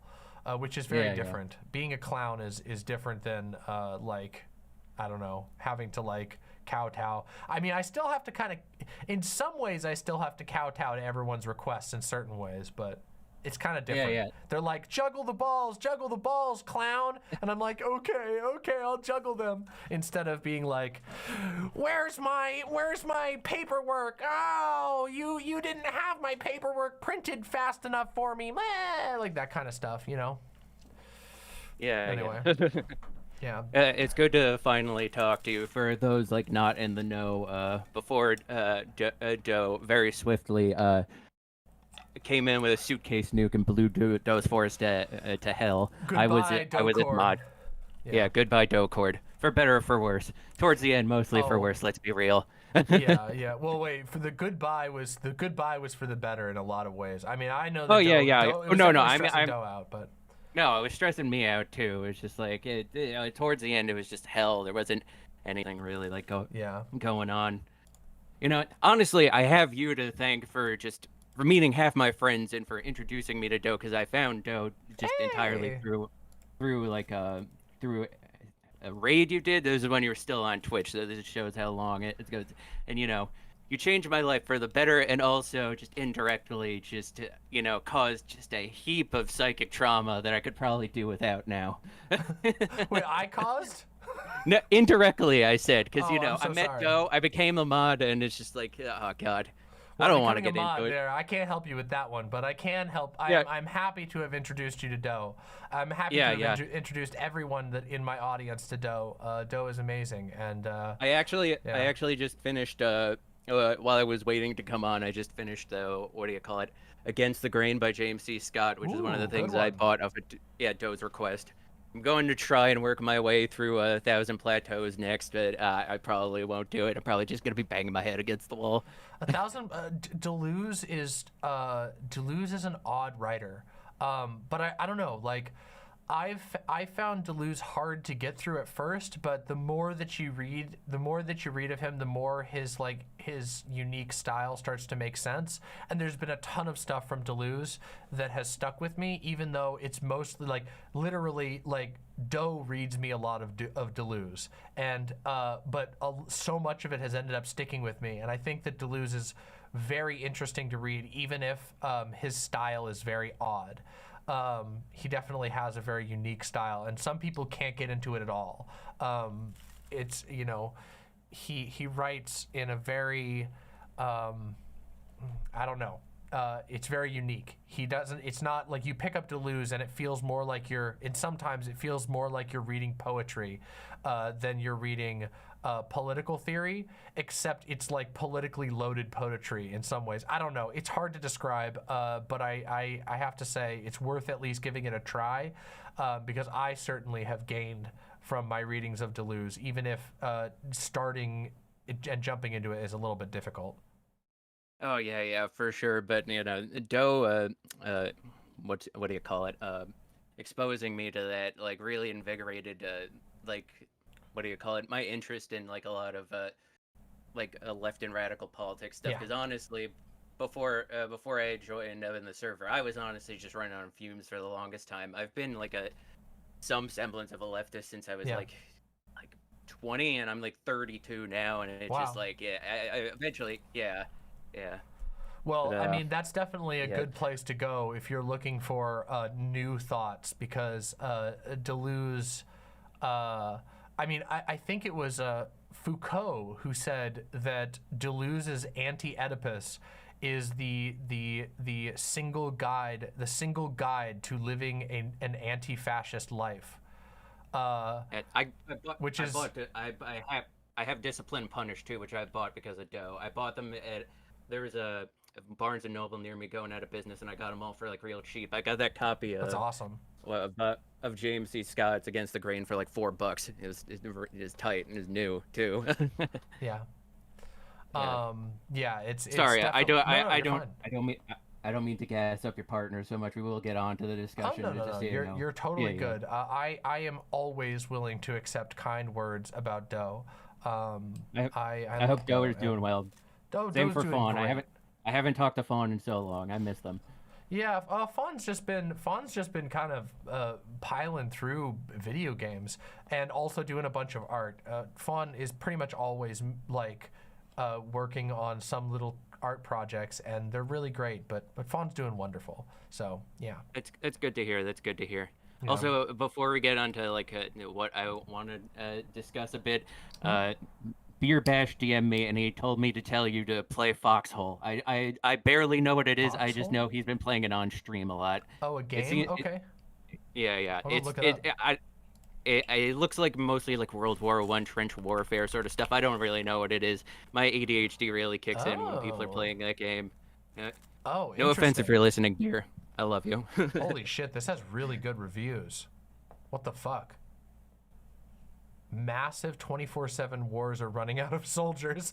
Wow, that sounds very accurate to World War I. Okay, I'll have to take a look into this. Persistent world warfare. Okay, very interesting. It's a massively multiplayer game where thousands of players shape the outcome of a persistent online war. Wow, that is fascinating. All right. Well, what was the topic that you wanted the core topic you wanted to discuss? Hit me with it.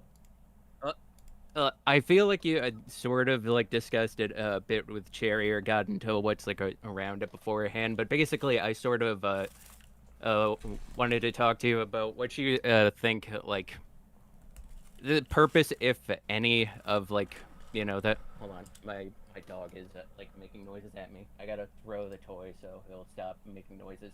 Stop whimpering. Sorry. What was I saying?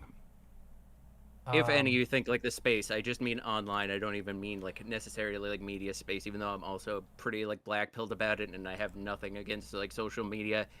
If any has if there's any hope for anything sort of prefigurative or helpful for political action or doing anything, honestly, because honestly I go back and forth between that. And what Doe is like trying to do with that server they want to do, and building up a collaborative project like that. That's basically what I wanted to talk to you about. I don't know if I said that clearly enough. So No, just let I me think know. I completely, So, social media. I think social media right now is in a really bad place. And when it comes to being able to do anything political on it. TikTok, forget that. TikTok is a nightmare of misinformation. It is actively being, you cannot trust anything on TikTok. The algorithm is completely obscured. It's a total black box. It's been provably manipulated in many, many ways. I'm sure there's all kinds of small creators doing things, individual small things that are somewhat valuable. People posting, debunks and whatever. I'm sure those things exist. But as a platform, it's pretty difficult to carve out anything useful politically there. Twitter, get the fuck off Twitter. Just seriously, if you're listening to me right now, get out of there. It's the worst place ever. Like, I don't know how many times I need to explain that the place got bought by a guy who spends his day, every single day, typing, wow, interesting, need to check it out, to deranged anti-Semitic Nazi posters who post things like, did you know that the Jewish skull size is blah, blah, blah? And then he's like, wow, interesting, check this out. And then a million people see it. Like, the guy is just actively shaping it into a fascist hellhole, and no one has any control over it except for him. You just have to, people need to acknowledge that that is a lost cause. When a site gets that compromised to the point where if you pay for it, you get boosted to the top. And if you don't talk about a bunch of issues which have been openly blacklisted, issues like gender, issues like genocide, anything, all of these things, these serious issues have been blacklisted. It just means that you're wasting your time playing on a battlefield that you can't win on. It's like playing a game of chess where you sit down and your opponent tells you you can't take any moves, and then you get surprised when you lose. There are places online and in social media where I think there is stuff to be won. Obviously, I still talk about politics on YouTube. I think YouTube still, even though it's flawed, I think that there's still a lot of room to reach people, to get people thinking, to encourage people, to share interesting ideas. I do think that Discord can have uses. I think that Discord, the fact that Discord allows you to build bespoke communities, while there are of course limitations, and Discord isn't like the safest platform in the world for everything, it means that you can still build things that are really useful. Like, again, Doe's current project, which is basically a theory forum for lefty theory, is something that I think Doe's put a lot of thought into it, and I think Doe's onto the right track, making these sort of focused communities that have a set goal in mind. I think can be good.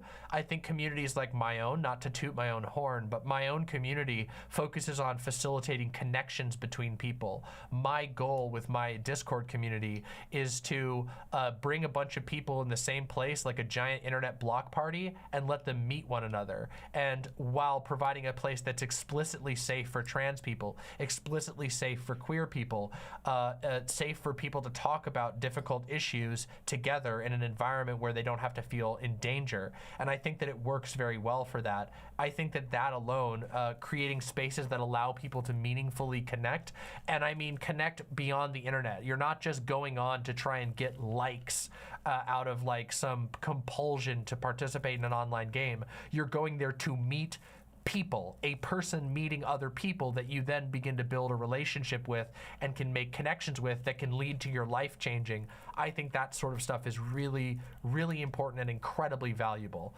In fact, I think that might be the most valuable thing that any of us are doing online. I think that like people, like queer people, lefty people, people who have a good view of the world, making spaces that facilitate other like-minded people being able to connect with one another, can actually change the world. And it's not always immediately visible in analytics, but I mean, the amount of people that I know from my Discord who have ended up connecting and living together with people that they met through my Discord, their lives have improved as a result of their ability to find other other like-minded people, I think that's amazing. And I think that the result on the world is a healing effect that I think is beneficial. And also, I think that there's a lot of room to have good fun. That's something that I'm going to be focusing on a lot in the near future. Something that I think has been robbed from a lot of spaces in recent memory, because places that used to be fun, where there was a lot of us, like a lot of us streamer types, a lot of lefty streamers, a lot of lefties in general were on Twitter before it got completely destroyed. There was a lot of fun being had there, and that kind of has gotten mucked up in a lot of ways. Same thing goes for like streaming spaces, political Twitch, even political YouTube to some degrees they've sort of rotten and fallen apart, and not a lot of people are having fun anymore, but they were. And when they were, it was very good. That good fun can be inspiring. It can give people energy that they need to carry on and do other things, to think a day longer, to go deeper on an issue, to feel strong enough to get up the next day and do whatever they need to do to make the world a better place. Yeah, it's XLR in chat mentions how a lot of these spaces have gotten shitified, and it's true. That is literally something we've watched happen in real time, but it's not over, and there are new spaces being made. Though, of course, it is true that a lot of like the big social media things that people have relied on aren't so good, but we can learn from that. For me, one of the best things about Twitter was the real world connections that I've made, and all of those still remain even though Twitter is gone. I met Doe through Twitter. I met most of my partners through Twitter indirectly, and then we very quickly moved from Twitter into the real world, into a real world connection. So many content creators who I really like, I met through Twitter initially, and that was very valuable. These are connections that are powerful and that have changed my life and their lives. So I think those things are the things that are worth it. I think that one thing that is very difficult about all of this is that, like, I think there was, and I could be wrong about this, this is my perspective, because I feel this way a lot of times too, which is that it felt for a while online, especially in the wake of Bernie, that like social media was going to be a place where a movement was born, where we would start to see just these sort of like very visible online surges of progressive interest, and I think there was some of that too for a while. But like I said, the enshittification process began, and that's not as visible as it was. But that doesn't mean that people's minds weren't changed. It just means that what a lot of people were feeling hopeful from got kind of destroyed. But it also wasn't really 100% true to begin with. Part of what made like the Bernie push, that a lot of people got really inspired and into politics and into leftism, because they were like, wow, there's actually a guy who has some radical ideas pushing for something and he has a shot. Like that still happened, and that happened because people, not just because of people talking about it on the internet and it being visible on the internet, but because people took this thing that they saw on the internet and then went, wow, I'm going to get involved in some way. I'm going to go meet people. I'm going to go see things. I'm going to go do things. And I think we can remember from that part that like the real world is more important in the end than the online world. The online world doesn't exist without the real world, and while having some social media sites become so unusable is disappointing, it doesn't mean that that doesn't mean that you can't connect. We can learn from that and connect in the real world. Anyway, I hope that makes sense. That was a bit of a rant, but I hope that answered the question. Yeah, no, it's fine. Don't worry. Yeah, no, I got you. That was good. But like, yeah, it's something that I've definitely like, kind of gone back and forth between thinking of, where I've just been completely just like, oh, this is like pointless and hopeless, and just thinking it's like useful for something. It's like necessary but not sufficient, obviously, for what it could be used for as like a tool for it. Because like, you know, I've used it for like a lot of beneficial things, like my friend Sage, who's actually in chat, is somebody who with people I met through this space. You actually retweeted. I think Gayfesh probably sent it to you. Their GoFundMe, and it helped them to actually get a house when them and their partner, Well, I'm happy who's to a help trans in man. whatever small way. Yeah, they're an indigenous trans man with cancer. They both had no family support. I was talking to them while their family, some of their family was like threatening to come and just like kidnap them over state lines. It was so messed up thing. And it's just like I wouldn't have ever met them, helped them, without out the space. And then, but it's also hard because I've talked to a fair amount of people who are in the space in like a media sense or have some amount of like clout or social capital or whatever, and they feel the same sort of just kind of distaste and frustration with it. At the same time, I have friends who are streamers. I have friends who are like podcasters, like not around Chapo, but not like anything. I'm not like humble bragging by there, but it's just like just like in that sort of thing, and they always get like worn out, and it's just like, oh, what the hell am I doing? And then, but I was also able to... I think it's hard to manage because there is a lot of shit that's going wrong, but I think remembering that, that things are changing, but that the ability to connect is like we've learned from that. Like Twitter was useful for a lot of people connecting with one another, and there are other platforms we can use in similar ways, even if one of them died and it requires us relearning some things or restructuring some things. I think that, like I said, communities like the Discord community, communities that are like centered around website chats and stuff like that are going to be essential in maintaining these types of hubs where people can connect with one another. And also, I think that like what you mentioned, like the way that people are able to find assistance in these communities kind of speaks to the value of them, right? Like, in my community alone, like I know I have a record of like GoFundMes, people who were in need that were able to find help as a result of the space that we facilitated. So I think that these types of things are really important, and it's something that I want to do is find ways to continue to grow and maintain spaces like you mentioned, where people can connect with each other and find real aid from one another. I was trying to say before, another thing that I was really glad to sort of help out with was when the Eden stuff happened. I was able through Merrick, who I've known Merrick through like 3 years, and Merrick, if you're still in chat, you're a lovely ass person, and I'm glad to talk to you through Instagram. I just hope you know that. Yep. Yeah, I was able to help like push that by connecting them with one of my friends with like who has like a podcast. I was able to boost Eden's story. That's something. It just makes me feel it's not like all completely just, It's not. I mean, yes, a bunch of grim things have happened, but all that should encourage us to find. I this year I have had a saying, which is, "Can you hear the signal?" And that has been me trying to get people to think. It's just a very small little way of reminding myself and my community that the signal is important, that us finding ways to maintain our connections is super, super important. And we can do that. We need to do it. We have to be able to do it above and beyond a single website like Twitter or a website like Instagram or any of these. We have to make robust ways for us to stay in contact with one another as communities. That is so powerful. And if we figure out how to do it, if we figure out how to make more resilient ways to stay connected with one another, that is going to be insanely powerful. It is going to be so useful, and it will. Whether you can measure it with a YouTube analytics page, secret, you can't. That's not what YouTube analytics measures.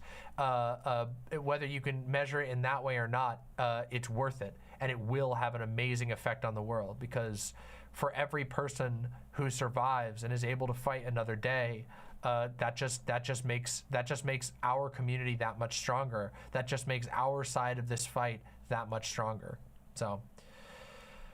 Yeah, it's just a very like frustrating thing to deal with sometimes. It does sort of remind me of just sort of like growing up in the punk scene, because a lot of that stuff, it's the same thing, just more IRL, where it's just like, there's people helpful, but other times things just sort of felt like a business and people just trying to like just You're gain always stuff, gonna have just that. gain stuff out of it. You're always gonna Yeah, have people who are self-interested and whatnot, but with enough care and enough focus, people will gravitate toward the ones who really care, and hopefully the ones who are just looking to self-enrich won't gain full control over a space. Although sometimes it's very hard. And I will say that, like, relying on platforms like Twitter is risky, as we now see, but it might just be a risk that sometimes you have to manage.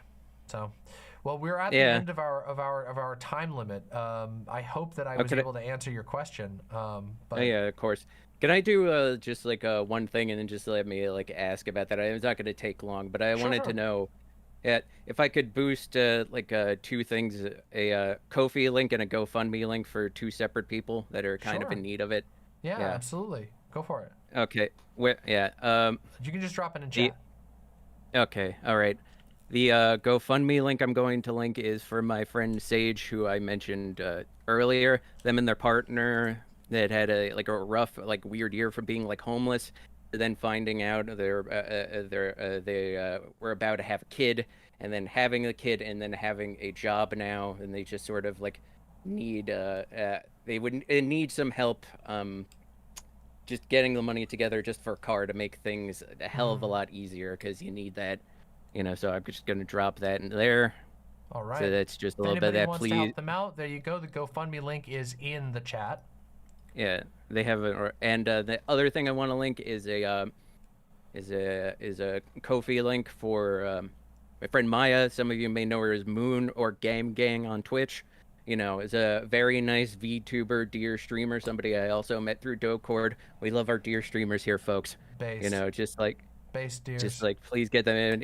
If you can. Also, I didn't save their Twitch link, but listen to them through that. Watch them. They're very funny. They're very enjoyable. And Moon, if you're listening, I'm sorry, even though we live one state apart, that I haven't come to visit and hang out yet. I hope you're doing well. And Sage, I see you in chat, just I'm glad you're here. I hope you're doing well, bud. I love you. Yeah. You're all good. Sorry if I'm getting overly schmaltzy. It's all good. You're all good. Thank you so much for coming on. It's been wonderful chatting with you. And thanks for asking good questions. Same.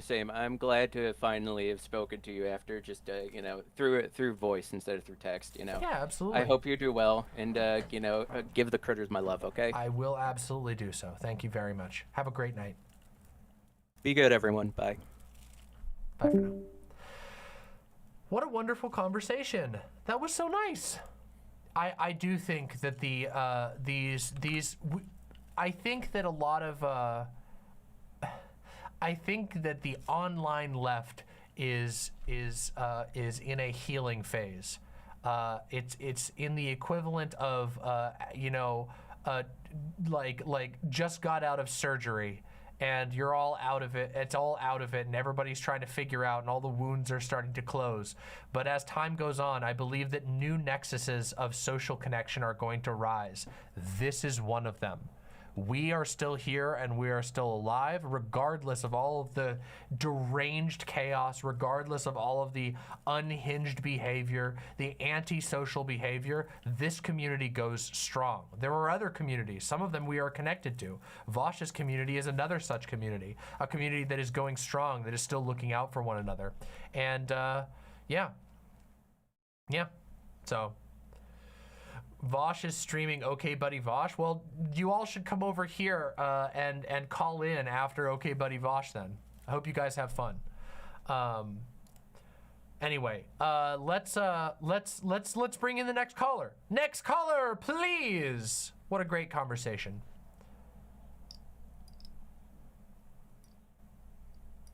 It's okay, we all stream at the same time, but that just shows, by the way, how much this community has grown. There was enough people to sustain multiple streams. Hello. Hello. How are you doing, Punky Gal? Good, I'm doing good. Much love from Missoula. Hey, wait, you're in Missoula? Yeah. That's awesome. Yeah, that's where I live. Yeah. Oh, what a fucking great area. I loved Missoula. I had a really good time. we are one of the queerest states, if not the queerest city in the Northwest. We have a population about 1,000 people metro, and then our LGBT population is about 28%. Jesus, that's awesome. Yeah, so yeah, we're pretty much the queerest city in the Northwest because we get a lot of people from Idaho and Wyoming and Utah who come up here. That makes and sense. So, yeah. I gotta turn. People are telling me I gotta turn my gain up real quick, so I'm gonna crank that up just a tiny bit. There. Yeah. Hopefully my voice is a little bit louder now. Discord is very, very weird with audio. So. Yes, Discord is very weird with audio. But yeah, no, Missoula is a really great place, and I love living here. And actually, that was actually the birthplace of David Lynch. Funny enough. Wow, that's awesome. I didn't actually know that. Yeah, no, yeah, that's why he included it in Twin Peaks. Wow, that's a really fun fact. Well, I definitely had a good time when I was in Missoula, that's for sure. Yeah, Missoula is a really good place. We have queer protections. We're like one of the only cities in Montana that has queer protections in place. And we do have a little bit of a thing where if you get hate crime, you can submit it and they'll submit it to the FBI, but ACAB. So I don't really know if they'll do anything because last time I had something happen to me, one of my pride flags got stolen once. More than actually 8 times, actually. The police didn't do anything. Yeah. I had a serial flag stealer, but it stopped once these people moved away from my apartment complex, which I live in low-income housing, so that would be your first guess as to why some things. Yeah, at least, but they left. Well, I don't know who it was. It was just someone in the apartment building, and once they left, it was okay, so. Yeah. But, Missoula is just a really great place to live, and I actually lived in rural Montana before that, and it wasn't so great. Yeah. But, Missoula is great, and I am glad, and we have a lot of stuff here, but we also have a big problem going on in our city right now.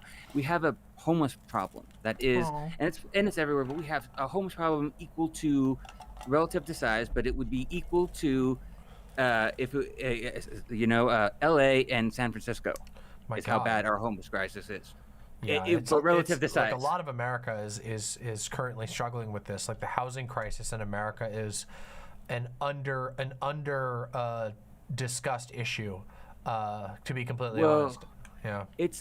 Part of it is hyperinflation in the housing market, and what happens is California is so expensive to live in. So poor people and rich retirees love Montana. So poor people come here because it was cheap.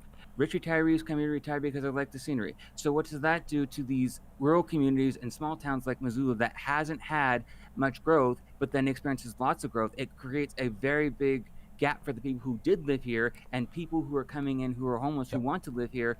And so it's just a hyperinflation period that is just like, it was normal and then it just shut up. And we are a college town. And so we do get a lot of transient people here. And I look at the subreddit a lot of the times because they have a subreddit, and it's just a whole bunch of conservative think tanks, and they're basically almost getting to the point where they just want to cull the homeless population because they don't know how to handle it. And we're having a mayoral election that just came up, and I voted in that, and yeah, you should go vote. But I voted for the one that I thought was the most progressive out of them because that's all you can really do. But I voted, and voting is something that everyone should do. And if you live in a blue state, go vote green if you want, because you're in a blue state, you're safe. But if for other people, do your best and vote with your conscience, and do the right thing. But I always tell people, vote in the way that will make make the playing field easiest for you to accomplish your actual political goals. I think that's fairly important, and I think that a lot of people don't think about that, and they should. They should think about it that way because it's about all you could do. You're basically dropping a pebble onto a stack of other pebbles, and you're hoping that it tips in your favor. That makes things slightly easier. But regardless of who wins, whether you're going to have to keep fighting. So just vote in the way that makes it slightly easier for you. I think that people like devoting their whole lives to Hail Marys, they're not even moonshots. Cornel West has no shot. Cornel West is in the ballot on 16 out of the 50 states. It's sorry, dude, it's not going to happen. You just have to acknowledge that it's a two-party system, and you have to vote for the party that's going to make things slightly easier for you. Yeah, and I agree with that for the most part. I do think that people, if they want to vote Corey Moss, they can do that. That's their choice, and if they live in a blue state, go for it. But if they live in a state that's more red or a swing state, they should definitely try to vote for Joe Biden. But I think that Joe Biden, and this is something with the Democrats, and people need to realize this: the Democrats are never going to elect a socialist. The party, the system, they are against socialists. It's all the way down to the DNC, who's actively against socialist or any form of leftism. So when people say that we should vote Democrat, yes, we should, but we should also remember that they're not in favor of socialism. They're never going to be, as long as the old guard's still in play. Of course not. They are a branch of the status quo. That is just simply true. They're never going to deviate away from ultimately upholding capitalism. They're not going to deviate away from upholding the type of democracy that favors capitalists. It's just how it is. They are a branch. There are two parties of the same state, of a state that is not designed to represent the interest of all people. We live in a capitalist country, and these are capitalist parties. And of course, it's important to keep that in mind. I don't think that anybody should have the idea that we're going to, you're going to vote in the revolution. It's not going to happen. The most that you can do is make it more, you can make the situation better so that people can fight and live a better life. They can fight for wins in their absolute lives and in their personal lives together. And it's certainly a lot harder when you're living under a deranged tyrant who thinks that he should be able to utilize, border patrol to black bag protesters that he doesn't like. You're going to have a much harder time of that if you're if you're spending all your time trying to react to the deranged policies of a Republican, as opposed to trying to chip away at the heartless but ultimately unambitious policies of a Democrat. It's just it's a simple calculation in that way. I think. And people don't seem to realize that, and this is kind of just a little wake up for some people who don't seem to get this. That we had power. Democrats have power. They just choose not to use it. They have power. When they had the supermajority back when Obama was president, they had a chance to codify Roe versus Wade, and they didn't do it for whatever reason. They had their reasons, but I chip it down to that they just thought it was going to be safe. Then they waited too long, and then it became unsafe, and they used that to hold voters hostage. Same thing with the trans issues. Joe Biden right now could do whatever he wanted to do to protect trans people, but he's not doing it. He's waiting and holding it because he knows that trans people are now going to vote for him because they don't want to get any more deep doo-doo than they already are. But if he were to pass trans legislation and do it, and he has the power to, he wouldn't get the votes that he needed. And so he's doing this to hold people hostage. And I am voting for Joe, reluctantly, very reluctantly, because I don't like Joe Biden. I think that he's terrible. I don't like him, but I'm going to vote for Joe because I live in a red state. But I think that if you live in somewhere like California and you have ranked choice voting or whatever, go ahead and vote green. It's not going to threaten anybody, because there's a lot of people who get turned off by the vote blue no matter who's, because they don't feel they're being listened to. And you have to, and it's the thing about empathy. We have to give empathy. Now, there's a point where empathy can stop, but but people need to give, and I was talking about this with Left Flank Vets earlier today when I called into his show in the morning. But people don't have empathy. And I used to be, I called myself a Barstow psychologist, because back when I lived in my small rural town, I would go out drinking a lot, and people come up to me because I was just so friendly, and they thought they could tell me their life problems, and you'd meet all kinds of people. And a lot of people agree with the fundamentals of socialism. They agree with leftism. Yeah. But we use things like theory, that turns them off, and we use names. If you were just to have a conversation with your neighbor about how your boss is riding your ass and how you're not making enough money, they'd probably agree with that. And they'd probably agree with the solutions on how to do it. But the moment you bring up the term socialism, they freak out. I had a guy, and that was a very deliberate, move by the right wing in this country, towards the latter half of the, of the 1900s, like through the 60s, and all the way into the 80s. There was this extreme push. I mean, it really started after World War II.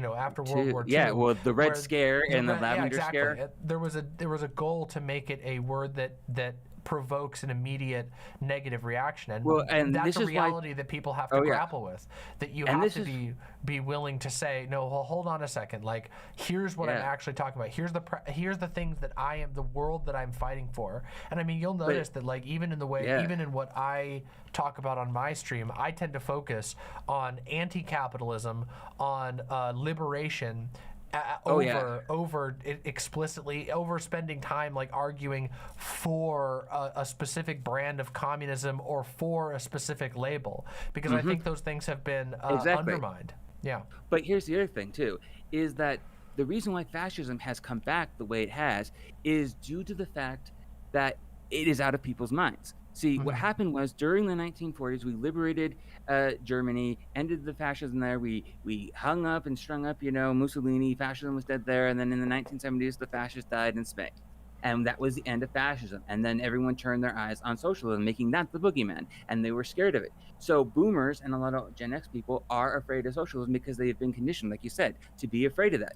But everyone thinks that fascism is dead and it's a specter, so they can't tell when fascism and Nazism is happening. But you have people like, well, I think also Ron that like that there's another aspect of it too, which is not just that it's dead, but that people saw it as like an isolated incident, as opposed to being able to recognize the parts of it that already existed in societies like our own. Oh, for sure. The United States has always had aspects of fascism baked into it. The hyper-patriotism of America, the horrific genocides meted out on Native people and on enslaved black people here in the States, and even after the end of slavery, the genocidal behavior that was directed towards black people and still is in many cases.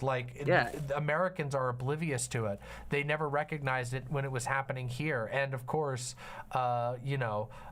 let's just not forget the fact that Germany drew inspiration from a lot of America's genocidal projects. Henry Ford, for example, gave Hitler a lot of his ideas, and it's like, we can't forget that America was the arbiter. They were the original inventor of this that then Germany took over and did. But like I said, is that people think it was an isolated incident, and it's only in that time frame, that it can't come back, that it's not a actual ideology. It was just something that happened in the history books, and then it's not a fluid ideology that continues to grow and evolve with its people. Yep. And every ideology does that. And, and the reason, and here's the thing that people need to realize about certain ideologies and people is and I'm going to say this, is with Bernie Sanders is a leftist. He is considered left, and he hasn't had to change his views because his views have always been left of what is normal in America. But there's going to be a certain point in time where if we ever get past that and we go further left, further than Bernie, he will be considered a conservative because we move to the left of Bernie.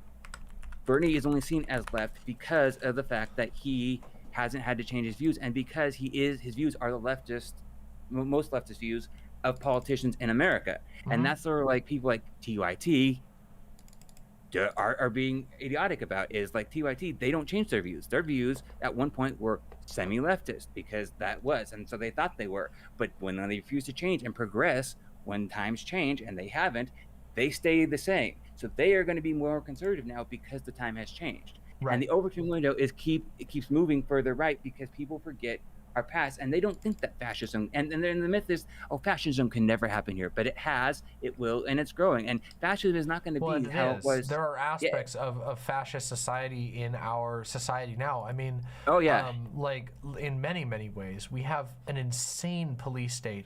We have an insane moral system when it comes towards the average American's views towards sexuality, towards gender expression, towards women. Yep. There is a deranged level of Christian fascism that runs through the blood of America, and has never been grappled with. It is only really beginning now to be grappled with, and of course, there is, we have some advantages going for us right now in this particular time, which is that the main people who are pushing to continue the rightward march are people like DeSantis and Donald Trump, who are mutually so terrible at their jobs. They're so easy to exploit. We need to push on that as hard, and you can't get complacent.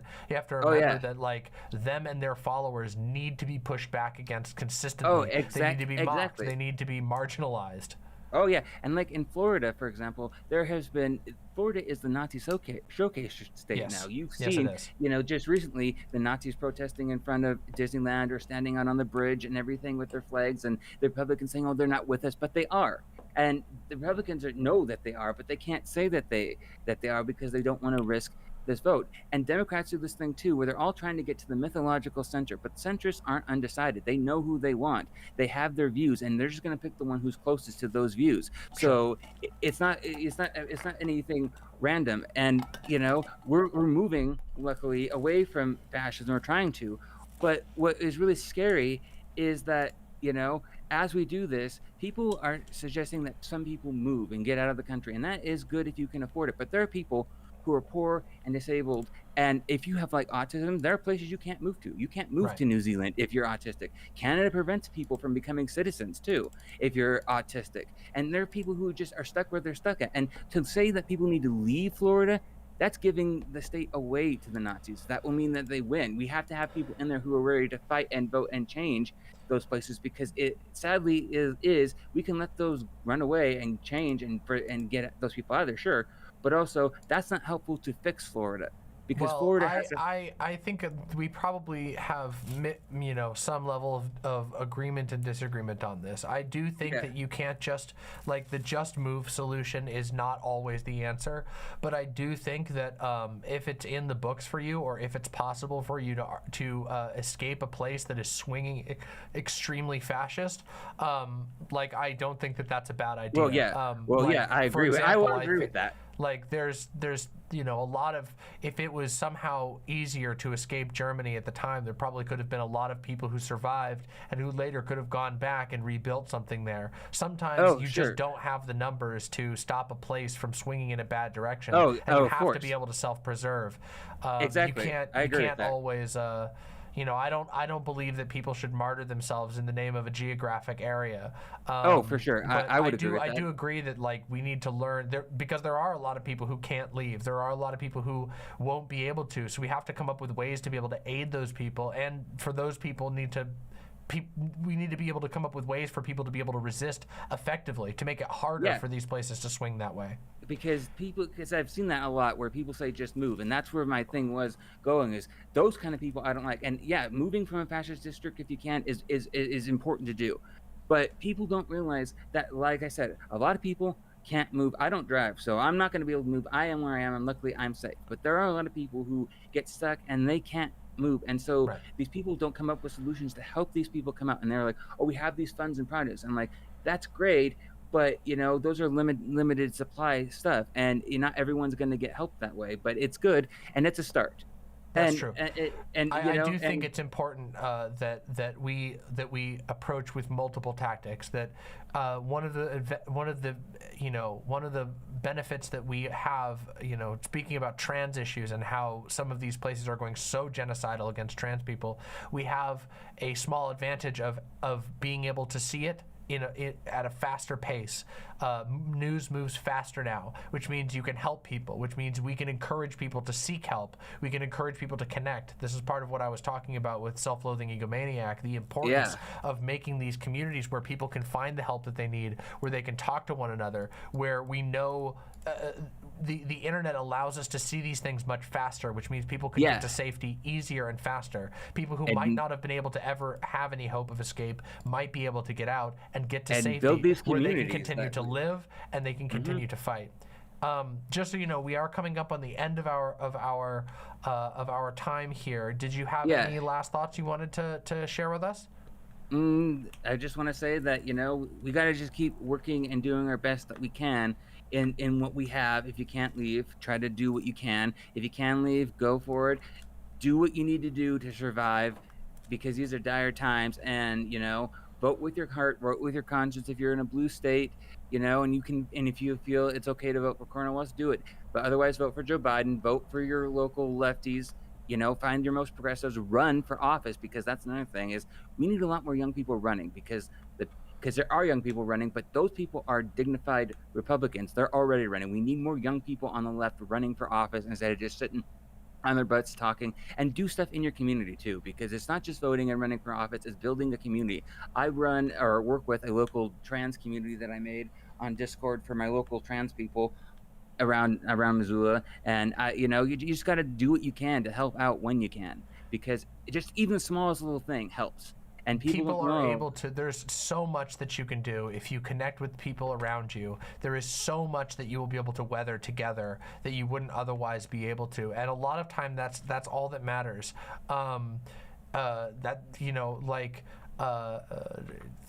The state does all kinds of things. They have all kinds of laws, and a lot of them aren't even ever enforced or maintained in any way. But if you can feed somebody, if you have a group that can make sure that someone has housing, make sure someone gets the health care that they need, help someone take care of their medical needs, help someone get to safety from an abusive family or something like that, that is the difference. That is the effect that we're looking to have on the world. Not everything has to be mitigated through that electoral lens. A lot of the problems that people talk about in terms of a policy lens can be fixed by people actually working together, by creating a system of connections that can serve to actually meaningfully socially connect one another.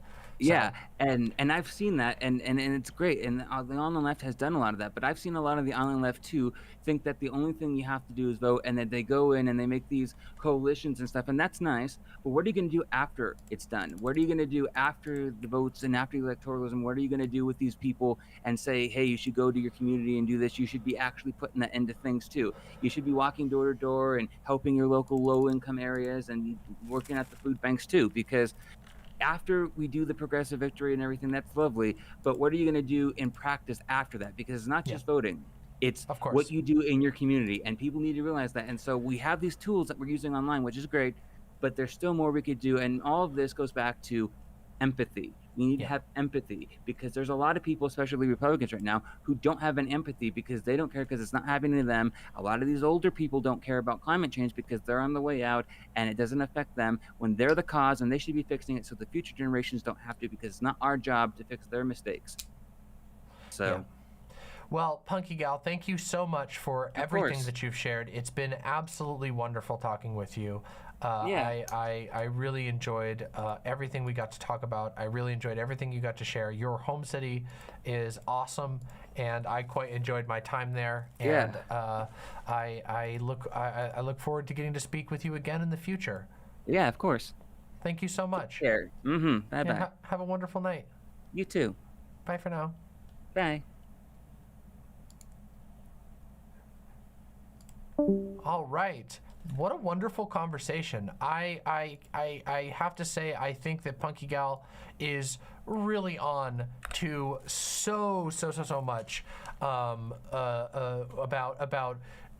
people needing to look beyond elections to what do you do after you vote? What do you do after the vote is over? So many people treat politics as something that you just think about and that you say on the internet, and not something that you do. People don't think about the fact that a better world can only be built by our actions. All right. Well, we have another caller coming in here in just a moment. Let us get our new caller in. Thank you so much for coming on. What a great conversation. Hey, Chariot. Good to see you. Hello. Welcome, Baphomet. I always don't know if I'm saying your name correctly. You got it right this time. Okay, good. Baphomet, welcome. Thank you so much for coming on. Yeah, of course. I'm a little nervous. A little nervous? Well, don't be nervous. There's nothing to be nervous about. It's chill. Don't worry at all. I mean, unless you want to debate me and then get nervous. I'm partially doing this for my own benefit, for like being able to get used to speaking in front of other people, because I do kind of there's been a project I've been working on. I kind of want to get into like making video essays, but that's not necessarily why I'm here. Well, that's great. I mean, I think that like getting used to practicing by calling in friendly environments is totally valid. So yeah, I'm happy to you know, offer that space. Did you have a topic in particular you wanted to talk about? Fuck yeah. I have been kind of obsessed lately with the art of trans people and the art of autistic people. Well, you're in luck, because there's a lot of it. Boy, yeah, those autistic trans people sure do love making art. They're fucking talented. They're I like know, insanely right? talented. Seriously. Last time I called it, I talked about this very talented video essayist, very prolific musician named Patricia Taxon, and my most recent obsession musically has been Foley Artist, her 2019 album Foley Artist. Okay. Which she released like just after coming out as trans, and it is like it's a disgusting, harrowing, like dreadful, scary. It puts the fear of being trans into your heart.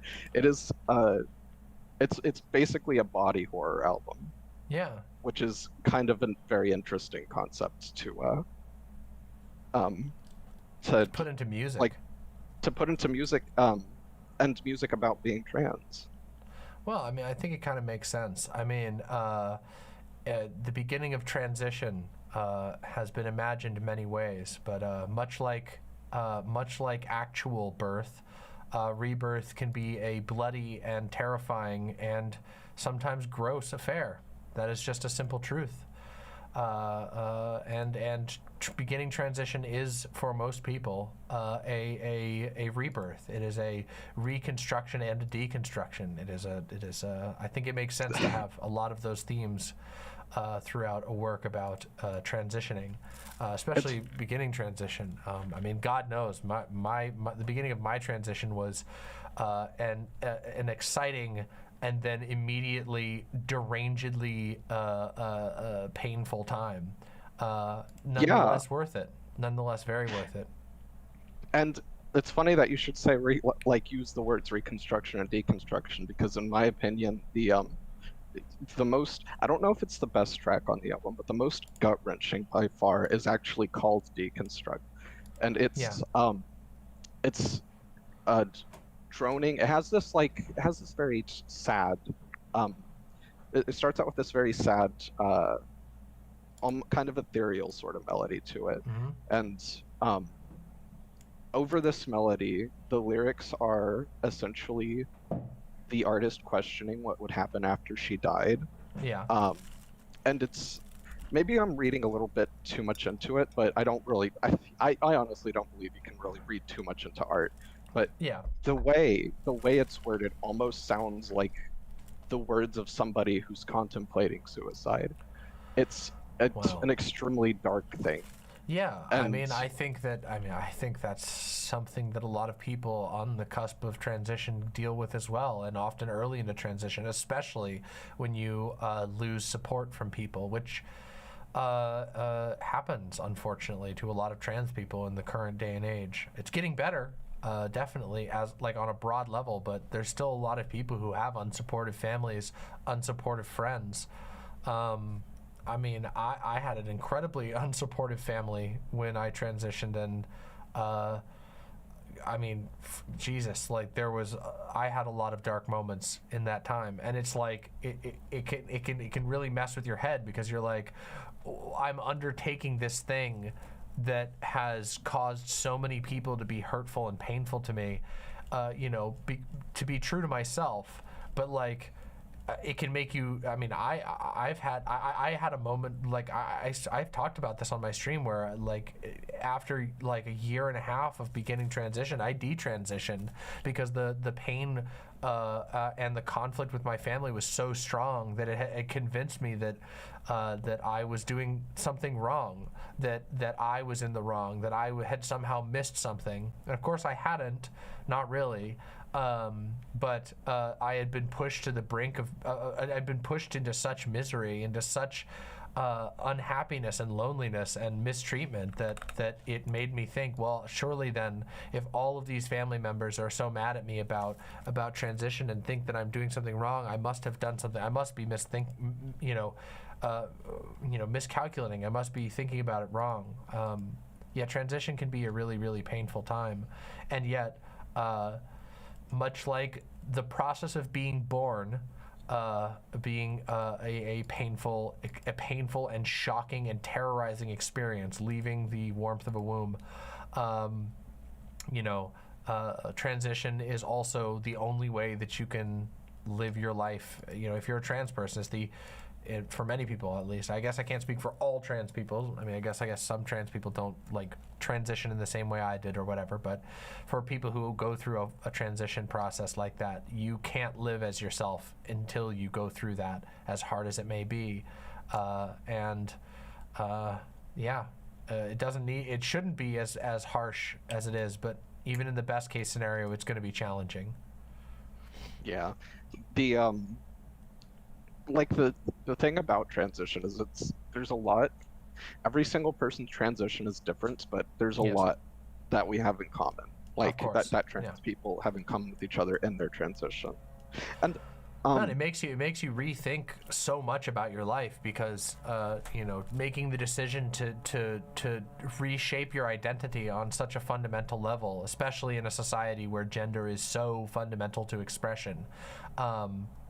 Maybe in the future it won't be as world-shaking to decide that your gender identity is slightly different, but in our current world it definitely is. And it makes you rethink everything. It makes you rethink all parts of your life, your interests, your aspirations, your goals for the future, and that's a very difficult thing to go through. Right, and it's like there's a lot that I think Foley Artist, the album that I've been like kind of obsessed with, has to say about transition. The first track, the lyrics are very evocative of the body as like a rundown, like worn out car that doesn't suit the user anymore. But it's invoking that sort of it's invoking that image in the context of a human body. And whenever the album cover, done by Dusty Ray, by the way. Dusty Ray is also a fucking awesome artist. Dusty Ray's work is very evocative of a rot. So you see a lot of themes of like rot in the album. The track I was talking about earlier, Deconstruct, that's sort of like the climax of the sad part of the album, where like the artist asks herself, like, if I, like the lyrics literally say, if I died, would I be a woman in heaven, or would I fall asleep not knowing what it's like to feel alive? And that is like the most gut-wrenching thing I've heard in my life. But the most important part of this album, I think, is the way that it fucking ends. It gives you, it is, the ending of the album is evocative of what I can only describe as like the trans spirit of survival. I've never seen ironically enough, like, reactionaries say, like to joke about how trans people like to commit suicide. I've never seen a spirit of survival stronger in another group of people than in trans people. We want to survive and thrive. We want to just have, like, the amount of horrible treatment that trans people endure and survive in spite of would break these weak motherfuckers. I have always asserted this. I have always asserted that trans people are like godlike entities when it comes to strength and will to survive. People don't believe me because, well, for all kinds of reasons, there's all kinds of garbage that goes around. But the fact that there's so much garbage that goes around kind of just, and there's so many of us still thriving and pushing through. I have seen people break under so much less than what the amount of suffering in the pinky of some of the trans people that I know who are still fighting to this day. Trans people are so fucking mistreated in this society, even still, even though there has been progress made, even though there's people fighting every day. Trans people are they're still treated like fucking shit. And these bigots who claim that shit, these bigots who try to meme about the suicide rate among trans people or whatever, if they dealt with even a thimbleful of the suffering that the average trans person has to deal with, they would fucking crumble. They would have we wouldn't be talking about 41%. We'd be talking about 99% for them. Their minds are weak. They sit there. The hardest thing that they've ever had to deal with was their dad getting mad at them because they kept forgetting to take out the trash. The hardest thing they've had to deal with was getting made fun of for fucking up in a Call of Duty lobby. The rest of their life has been easily, never having to think about, oh, did I not get that job because somebody clocked me? Which is something that, like, did my family stop talking to these family members, these cousins and uncles stop talking to me because they found out I was trans? Did my dad tell every single person in my family that I'm trans behind closed doors and that's why nobody's talking to me? Has all of the support in my life disappeared because I'm trans? And knowing that the answer is probably yes, these people could not handle that. They're like, oh, their hardest struggle is that fucking Starfield has pronouns in it, and they're like, oh yeah, you're weak or whatever. Oh man, what I wouldn't give to make these people. I hope. Oh man, I am an atheist, but I truly believe that if it was possible for bigots to have to go through a hell where they had to experience the people that they mock, they would break. Their souls would be gone. Their souls would shatter into 1,000 pieces, and I would love to see it happen. Yeah, I mean, kind of a slight aside, I was raised in an extremely Christian family myself, and it's funny because I was the first to lose the faith, but I feel like I'm also the only one with whom Christian morality, actually kind of stuck, because Christian morality, you don't see it in fucking Christians, you don't see it in conservatives, you see it in the people who like the most Christ-like people I've met on this fucking earth are people who look out for each other and want to see the best in each other. A fucking guy in Vancouver, Jerry, let me check his name. It's Jerry something. There's this guy who opened up a fucking store in Vancouver, where he sold clean drugs, methamphetamine, cocaine, heroin, because a lot of the stuff on the streets was dirty. It was cut with fentanyl and it led to a lot of overdoses. And his goal, because he knew it would get shut down, and it did get shut down after a day, his goal was to open a human rights complaint, because there are people out there who are suffering, and this guy made their lives better just for one fucking day. He's an actual hero. Yeah. Well, it is true that Christians are the worst at keeping up their own purported morality, and that is certainly something. I mean, there's a saying, that the people who understand the Bible the most are the atheists, because the Christians don't bother actually understanding their holy book, and I've found that to be very true in a lot of cases. I mean, obviously, the church that I grew up in was centered. Their obsession with Christianity was fixated all around the ways that they can judge others, and none of the ways that they can actually show kindness or love or understanding. I think that's a very common phenomenon. But yeah, it is kind of shocking sometimes how oblivious these people who claim to be Christians can be, and how how much of their lives is centered around cruelty and the lack of understanding of the so-called least of us. It's hypocrisy all the way down, and it's pathetic. Yeah. But yeah, I to throw back to what we were talking about slightly before, trans people as a community have insanely powerful souls, insanely powerful psyches by comparison to people who have dealt with basically nothing that they've had to deal with. The amount of the sheer what's the word I'm looking for here? The how common lifelong bullying is in trans people, because they express some type of gender divergence throughout life, and as a result, in our society, that completely punishes any variance from completely ridiculous gender roles that are barely articulated. I mean, how big of an issue is in like media, even this idea of like, oh well, you know, maybe it should be okay for boys to cry. Like, that just shows you how far indoctrinated our general society is about the roles of gender, how insane our society is about it. And if you are somebody who you don't even understand why you're being targeted, why you're being mistreated, and you deal with that your entire life, and you still survive, that's an insanely powerful being. And I don't know. Yeah.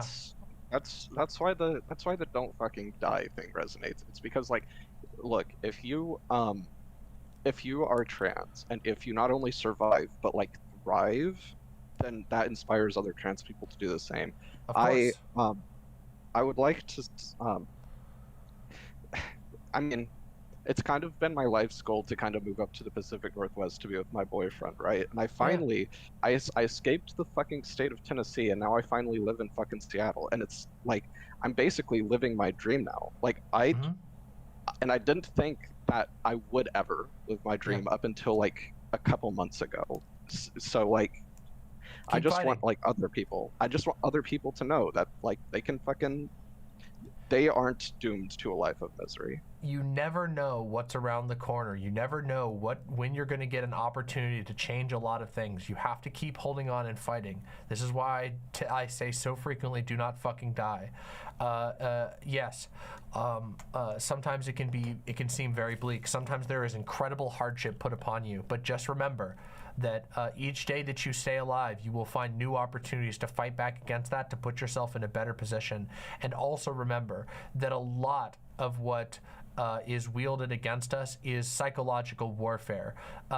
These bigots, these people who hate trans people, they're cowards. They're weak people. They project loud noises of hatred and bigotry out into the world with the hope that they can win the battle before it even starts. That they can stop people, stop from existing the people that make them uncomfy, and don't let them win.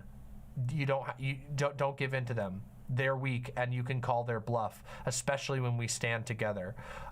It can be very difficult. There are a lot of people in positions of power who can hurt trans people. You know, parents especially are in a position. This is part of the reason why parental support is so important. And it's so important that, you know, as more and more people become educated about trans people and familiar with trans people, as being trans is destigmatized, more and more families aren't going to be hostile to trans kids. But that fight has to continue. We have to keep pushing for that. And removing the actual ways that these bigots can hurt people for no reason, hurt innocent people. They know that the reason. Yeah, no, don't worry about it. Conservatives know that the reason why trans people's lives are very often like a living hell is because they don't get the support that they need, even from loved ones. So they try to make it illegal to be a loved one of a trans person and support them. Yep, they try to make it hard, and in any way they can. And it's like, it's actually, it's fucking evil. Like, there's no other word for it. It's just fucking evil. Like, it's pure malice. There is no reason behind it other than malice. There is no reason to be read in it. There's no way to justify it. They believe that for whatever reason, they've come to the conclusion that trans people are intrinsically bad, sinful, degenerate, whatever you want to call it, and all they live off of is hate. So you're correct in saying that it's ultimately malice. We need to treat it like that and fight back against it. Continue to fight back against it. Continue to fight for every trans person that we can help live a good life. Every trans dream that we can help make happen. Every piece of trans art that we can blast out to the heavens. That's what we have to do, in my opinion. And I certainly support that. I certainly try to do that to the best of my ability. Yeah. You know, so. I would like to say, for any trans people out in the audience, I would recommend going and listening to Patricia Taxon's Foley Artist if you are in the right headspace for a sad 40-minute listening experience followed by like 10 to 12 minutes of like just pure like trans joy. That sounds amazing. Yeah, Foley Artist by Patricia Taxon is the album, correct? Yeah, it's a very sad and but it's you can find a sense of understanding in the music followed by a sense of of just joy. Yeah. And yes, she is on Bandcamp. I saw somebody ask that in the chat. She's Patricia Taxon on Bandcamp. Well, thank you so much. We are at the end of our time now, Baphomet. Thank you so very much for coming on. This was a really good conversation.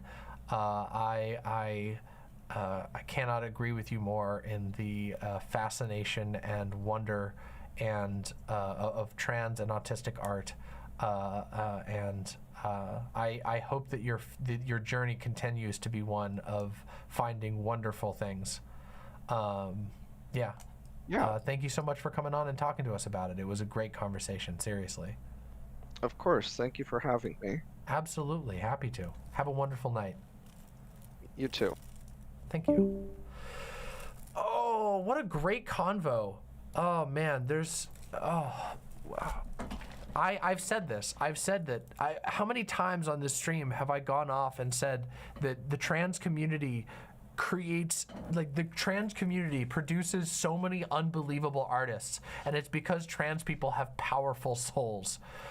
Seriously, trans people go through so much shit, and they stand by their self-actualization, their realization of their vision of the self, in such a way that the downstream product is that they have an incredible grasp of living, an incredible grasp of emotional reality, an incredible willingness to say things that other people would be afraid to say, to take risks that other people would be afraid to take. And it results in the trans community producing absolutely breathtaking and incredible art. Fire. Fucking fire. Let me see. Hold on. We're going to probably go to the next caller here in a second. Hold on one moment.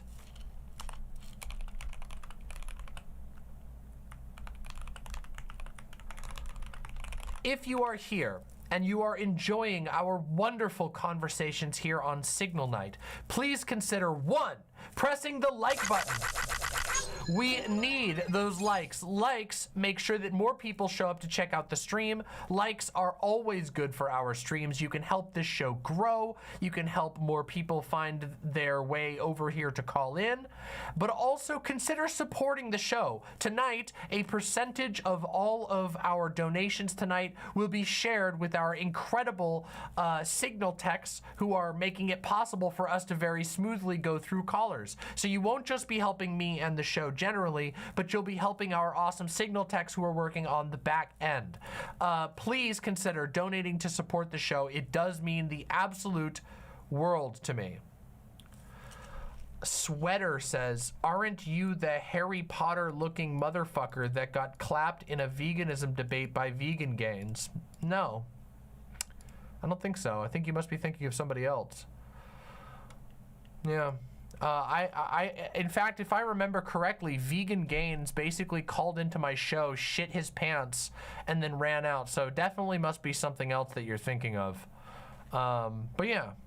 Yeah. If you want, you can come in and debate me. This is a call-in stream. I'd be totally down. We haven't had a debate in a long time. If you want to come on and try your hand, yeah, if you want to come in and try your hand, we can get you in here. Vegan Gains is a moron, and one of the few people who makes me rethink my position on the R-slur. Yeah, Vegan Gains is a broken man. Yeah. Here you go, sweater. Here you go. There you go. Go ahead and click that. Go ahead and get in the Discord there. You can call in when you're done. All right, let's get our next caller in here. Let's bring in, it looks like Somniostatic is going to be our next caller. Based Somniostatic.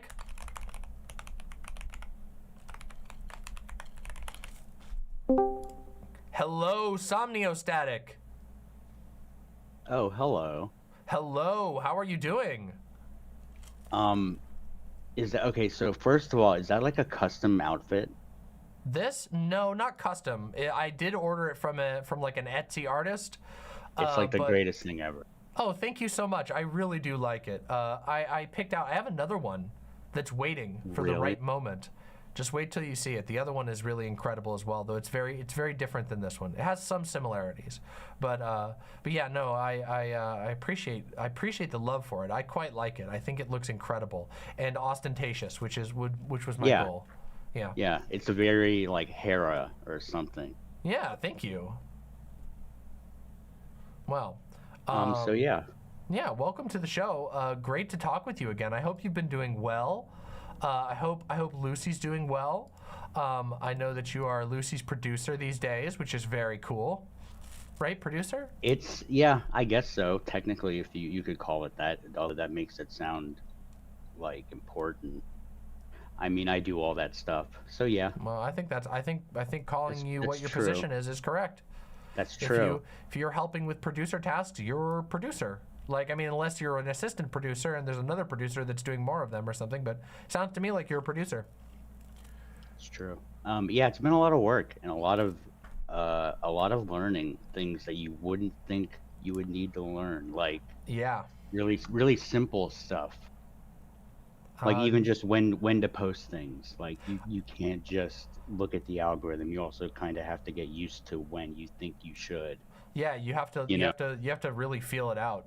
And also, part of it is going to be like you have to like train your audience. Sometimes it's really hard to know. Like there's so much like instinct that you have to train in YouTube stuff and doing YouTube stuff. So, yeah, that's actually a good way to put it. That's what I've been thinking about the most lately is how to create the habits so people will even know where to go look. Yeah. You know? Yep. Yeah. Which is something that you did really, it seems like you did that very, not easily, but I don't know, naturally. Thank you. Because, you know, being in the Discord since more or less the beginning, like, it's just all that stuff kind of happened. It never seemed like it took any effort.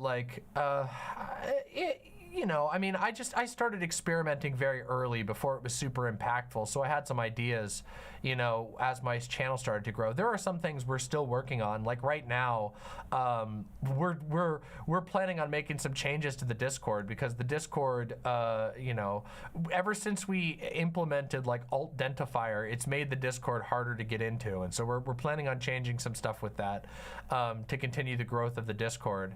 And obviously, I'm probably going to be revamping some of the channels and stuff like that in the near future. But you know, I don't know. I benefited from you know having some time to experiment before I started getting a whole lot of attention, and then being able to go, okay, here's how I'm going to do things. And also, I just probably over communicate a little bit. When I'm making a change, I like talk about it like 8 times on stream, which tends to remind people, you know, where to go and whatnot. Well, yeah, and then you get the feedback too. That's one thing I've noticed. Just kind of, there is like a stream of consciousness aspect to it that you have to.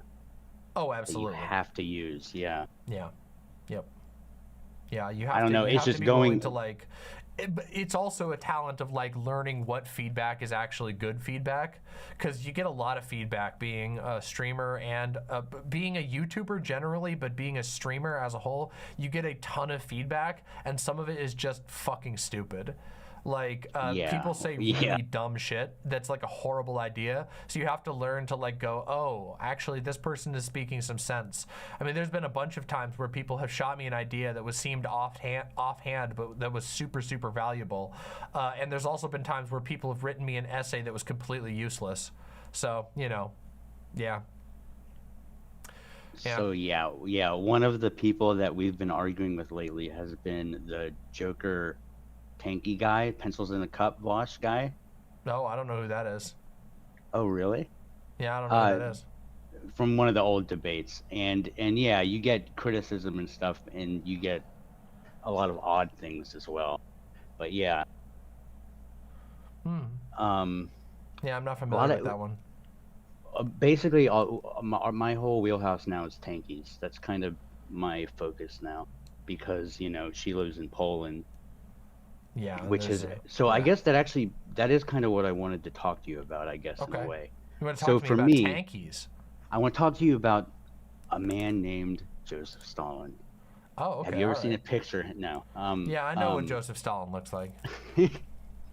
For me, someone coming from America and being, I'm kind of like a shit poster in my DNA. Like I'm a very sardonic person. I don't really take much seriously. I'm very, not black-pilled. I'm a very sardonic-ish person.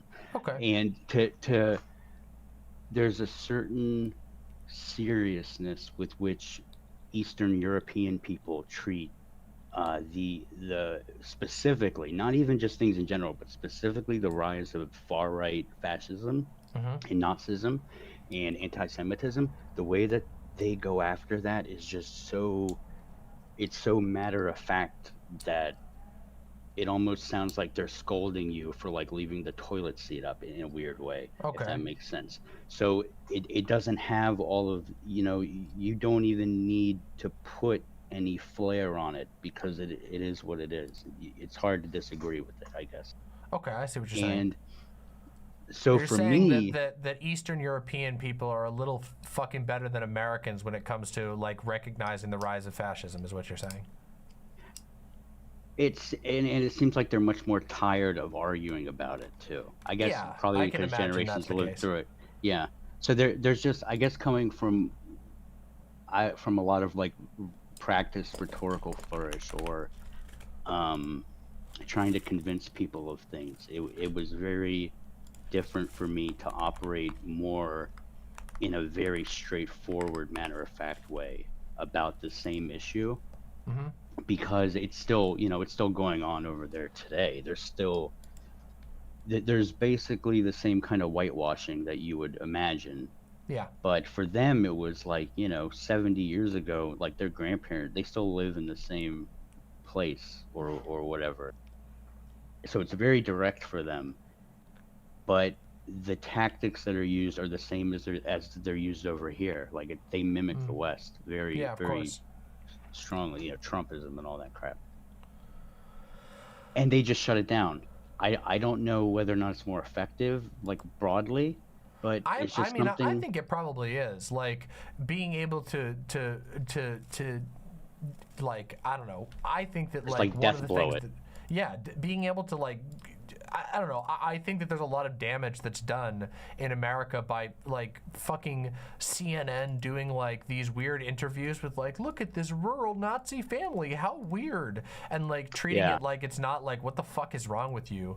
Yeah, like, exactly. Yeah, yep. I do think that there's that it's a bad thing. I think it's like you make room for it's like downplayed. And it's like, no, like this isn't quirky or funny or anything like that. It's fucking insane, and it should be treated as such. It should be mocked into the ground and not entertained in the slightest. And I hope that we can get to that point. I do think that people are kind of tiring of this shit. You know what I mean? Like I think I've noticed that. I feel like I think a lot, at least in the American, like people are getting fucking tired of the like deranged Trump moral scolding people who are having meltdowns over pronouns and all this shit. It gets really fucking tiring. And then they're just like, I don't fucking care. Shut the fuck up. I'm not giving you the time of day. And I want to encourage that more and more. Nazis should be a Nazi should be a marginalized opinion. You should be mocked and laughed out of every room, and you should be treated like a crazy person. And that will ensure that people think twice, thrice, and perhaps 4 times before ever entertaining any of these shit-ass ideas, because they are. They're not intellectually serious. They're not politically serious. They're fucking pathetic. It's a pathetic, a desperate scapegoating worldview that comes from complete insecurity and hopes to build a careless lashing of violence towards a scapegoated group, and that's terrible and embarrassing and pathetic, and it should be mocked. So I mean, I appreciate the people who are getting to that point. It's certainly something I'm encouraging other people to take.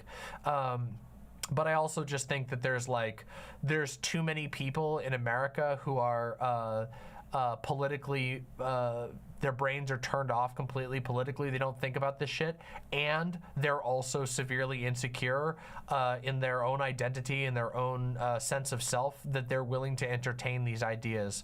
And hopefully that will change as time goes on. Hopefully people who are willing to like sit down and have a nice conversation with a Nazi will be considered a Nazi themselves. Yeah, because I think that's ridiculous. I think that civility politics is a out of date and out of touch approach. Yeah. So decrees Queen of the Demons. True. Yeah. True. But also, on the other hand, they didn't grow. So that's the other thing. I've learned a lot about the specifics, I guess. Yeah. And one of the segments we did, for example, was a march that took place on the path that the Holocaust took in Warsaw, and the ground they can't even develop on because there's still, even to this day, there's so many human bones in the ground that they can't dig. It's crazy. Oh yeah, absolutely Lucy crazy. sent me that video. I plan on watching it when I get a chance. I've been a bit busy the last few days, but it's just it really hits you to realize. It sounds cringe, but it's one of the only instances where listen to the voices of the people who are going through it matters the most, I feel like. Yeah. Because it still is a thing going on. I think that is part of the problem in America, is that America was insulated from a lot of the repercussions of this type of thing in more ways than one. Not to mention that, of course, America has avoided as a broad culture, has avoided acknowledging or grappling with the repercussions of its own genocidal behavior. But also, the war was fought far away, and so there's not as many places where your day-to-day life can unfold with horror literally below your feet. You know what I mean? There's not so many places in America where you have to sit there ever. You go to get coffee, and on your way to go get coffee, there's a plaque that says, by the way, underneath your feet, there's like 10,000 skeletons of people who were killed by Nazis. Yeah. And then you have to sit there sipping your coffee going, that's literally, that's messed up. Literally. And, what we can do is, to a certain degree, what we have to do is, those of us who care about these issues have to be more annoying about it. Not actually annoying. I just mean we have to be louder about it. We have to remind people of this. There's been this whole year, multiple times this year, there's been flare-ups and variations on the, trans genocide topic. And part of the reason I take the position that I do is because I think that the only way that people take this issue seriously is if they're confronted with the reality of it. If they are confronted with the possibilities of what it means when there are states, when there are deranged bigots who manage to seize power in one way or another, sometimes through just outright, underhanded tactics, sometimes through total, violent takeover, other times through deception, other times through the standard workings of American democracy, siloing out voters in such a way that you can gain yourself a position of power. When these people start fixating on a minority that they can torture and scapegoat, we have to be real about the possibilities of that. We have to be real about how that takes shape and how genocides are built. And I think that if people are forced to confront that, if people then they won't be so cavalier. They won't take the shit so seriously. It will have an emotional effect on them. And I think that prompting people to connect intellectually and emotionally with the truth of these genocidal projects is incredibly important. And I do think that in places where it is more immediate in the history, it's easier for those people to go, oh yeah, this is actually pretty horrifying. I don't ever want that sort of thing to happen again. I mean, remember that we watched it on stream. You were probably there. Remember when we watched that Arnold Schwarzenegger speech? Yeah. Where he was like denouncing Donald Trump, but he was denouncing January 6th. And he was talking about how like every home, every friend that he had on his entire block, their dad was like a shattered man. They were all like dying of alcoholism and beating their kids because they joined a genocidal agenda and were losing and became worse people as a result of it. That's like an incredibly visceral image of something that he had to live through, that people around him had to live through, that just didn't quite happen here with regard to the same struggle in the United States. In the United States, it was a distant in a lot of ways. And then you just go do something else as an American. That's what Americans do. They just go do something else for a while. Yeah, exactly. And it's kind of like Americans are not confronted with the horrors.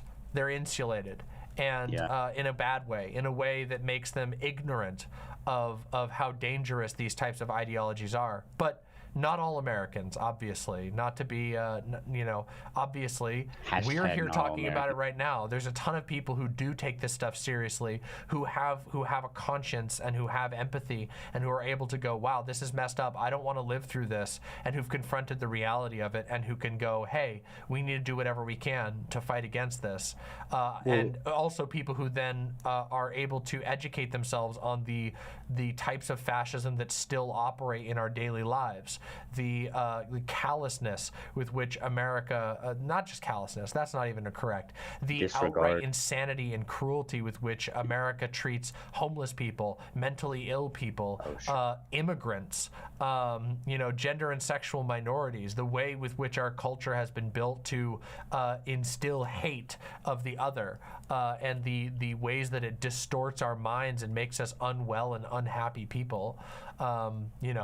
You can start to elucidate that to others, and once they're awakened to it, once they get woke, it's hard to go back. You know what I mean? It's hard to see the world, to put the rosy-colored glasses back on that make you think that America is a pillar of white picket fence houses and everybody doing good. You know what I mean? Well, it's like leaving a cult. Yeah. Yeah, it is. It's the ideology for gets one, stripped away. Literally every single Holocaust survivor or Holocaust scholar or Holocaust historian that is taken seriously, because I watch a lot of this stuff now, they all basically say that the trans issues are analogous directly. They all advocate for the same thing. They're like 100%. Yeah. It's shocking how similar they are. I mean, again, the Lemkin and Institute, they go through. the institute that was founded and carried forward by the guy who coined the term genocide, the Lemkin Institute came forward to say that they believe that the gender critical movement is a anti-trans genocidal movement, and that there is a genocidal movement against trans people in the United States and in the UK right now. Yeah. Like they are the actual literal people. They're the most qualified, group to be speaking on it. But I don't know how many of them have played Starfield. Yeah, true. So they might have gotten corrupted. You can't trust them necessarily. Yeah. Sorry, I dropped something. Give me just a second. That's okay.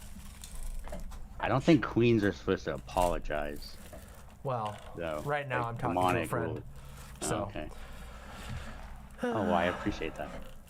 Yeah. So yeah, so you know, I've kind of been like Lucy and I have kind of been trying to build a little thing, a little sandcastle over here with the motto of that kind of same, like being more direct and making content more with the assumption that certain things are wrong instead of trying to sell, like, you know. Oh yeah, the political left as a whole has been way too friendly. And you know that I've been I've been on the far edge of this, where people get mad at me because I'm too mean and whatever. Oh sure. But the truth is, like, I don't think that. I think it's insane. I think it's absolutely insane. You have to cut to the quick on. Yeah, of course, absolutely. You can't fucking pretend and play nice with the state of affairs. Like, I'm not gonna like play nice and play pretend with a hyper minority of the country that is convinced that that actually, yes, Joe Biden is like sipping on adrenochrome tea, and that there's, like, you know, a secret cabal that is piloting the Biden mech, and they believe that, like, Jewish space lasers blasted Maui. I'm not going to play nice with that. That's ridiculous. And you're not going to convince me that that's the correct play. I don't think it is. They like giving space to people like that, treating them like they should sit at the adult table when they're acting like that, is ridiculous. I don't think that it makes any sense to do so. And I don't appreciate people, like, the push. I feel like most people have been through it before enough by now that they should recognize, like, this isn't maybe if it was 2016 or something, but it's not. Like, unless everyone's 3 years old again. Yeah. You would think more people would recognize it. But maybe they have. I mean, I think a lot of people have. Like, I again, like, Donald Trump and Ron DeSantis are not exactly doing great in the polls right now. It's just, I think that another thing that people are having to grapple with is that our electoral system is fucking busted. It's completely ridiculous. And nobody's done anything about it still. And no, there's not. It's like we've put ourselves in a position where there's not much where it's very difficult to do anything about it. And some would argue that was intentional by design. But, like, you know, like, we had a system that was designed to benefit landholders and not actually be truly democratic in any way. But also, like, yeah, they are a minority. That is the simple truth. The majority of people don't act like this and this doesn't fly well with them. Sometimes when it's they're not, just when, that like, a shit ton of people let it fly. That's really what it comes down to. Yeah, well, I mean, some people are just like, I don't know what to make of any of this shit. Well, it's our job to help them make of this shit. You know what I mean? It's our job to go, yeah, sorry, just so you know, you might not know much about Ron DeSantis, but this is the guy who wants to take away books written by black people, who wants to ban books written by trans people, because this guy's insane. He thinks Disney is like a woke, like Disney movies are like woke propaganda. And, like, making them aware of that. Like, I know people in my life who, as a result of, like, just being curious about what I do, have ended up watching my stuff and ended up changing their mind on a lot of issues that they were previously just unconvinced on. So I do think that, like, reaching people who there's way more people to reach out there who are like totally, once they realize what they're grappling with, are totally going to be willing to, like, join our side, so to say. Or even you just don't have to turn what's everybody going on. into a, what's that? Or even just realize what's going on at all. Yeah, like, it's true. You got to wake people up to it. And you wake them up by being consistent and by not being mealy-mouthed and weak.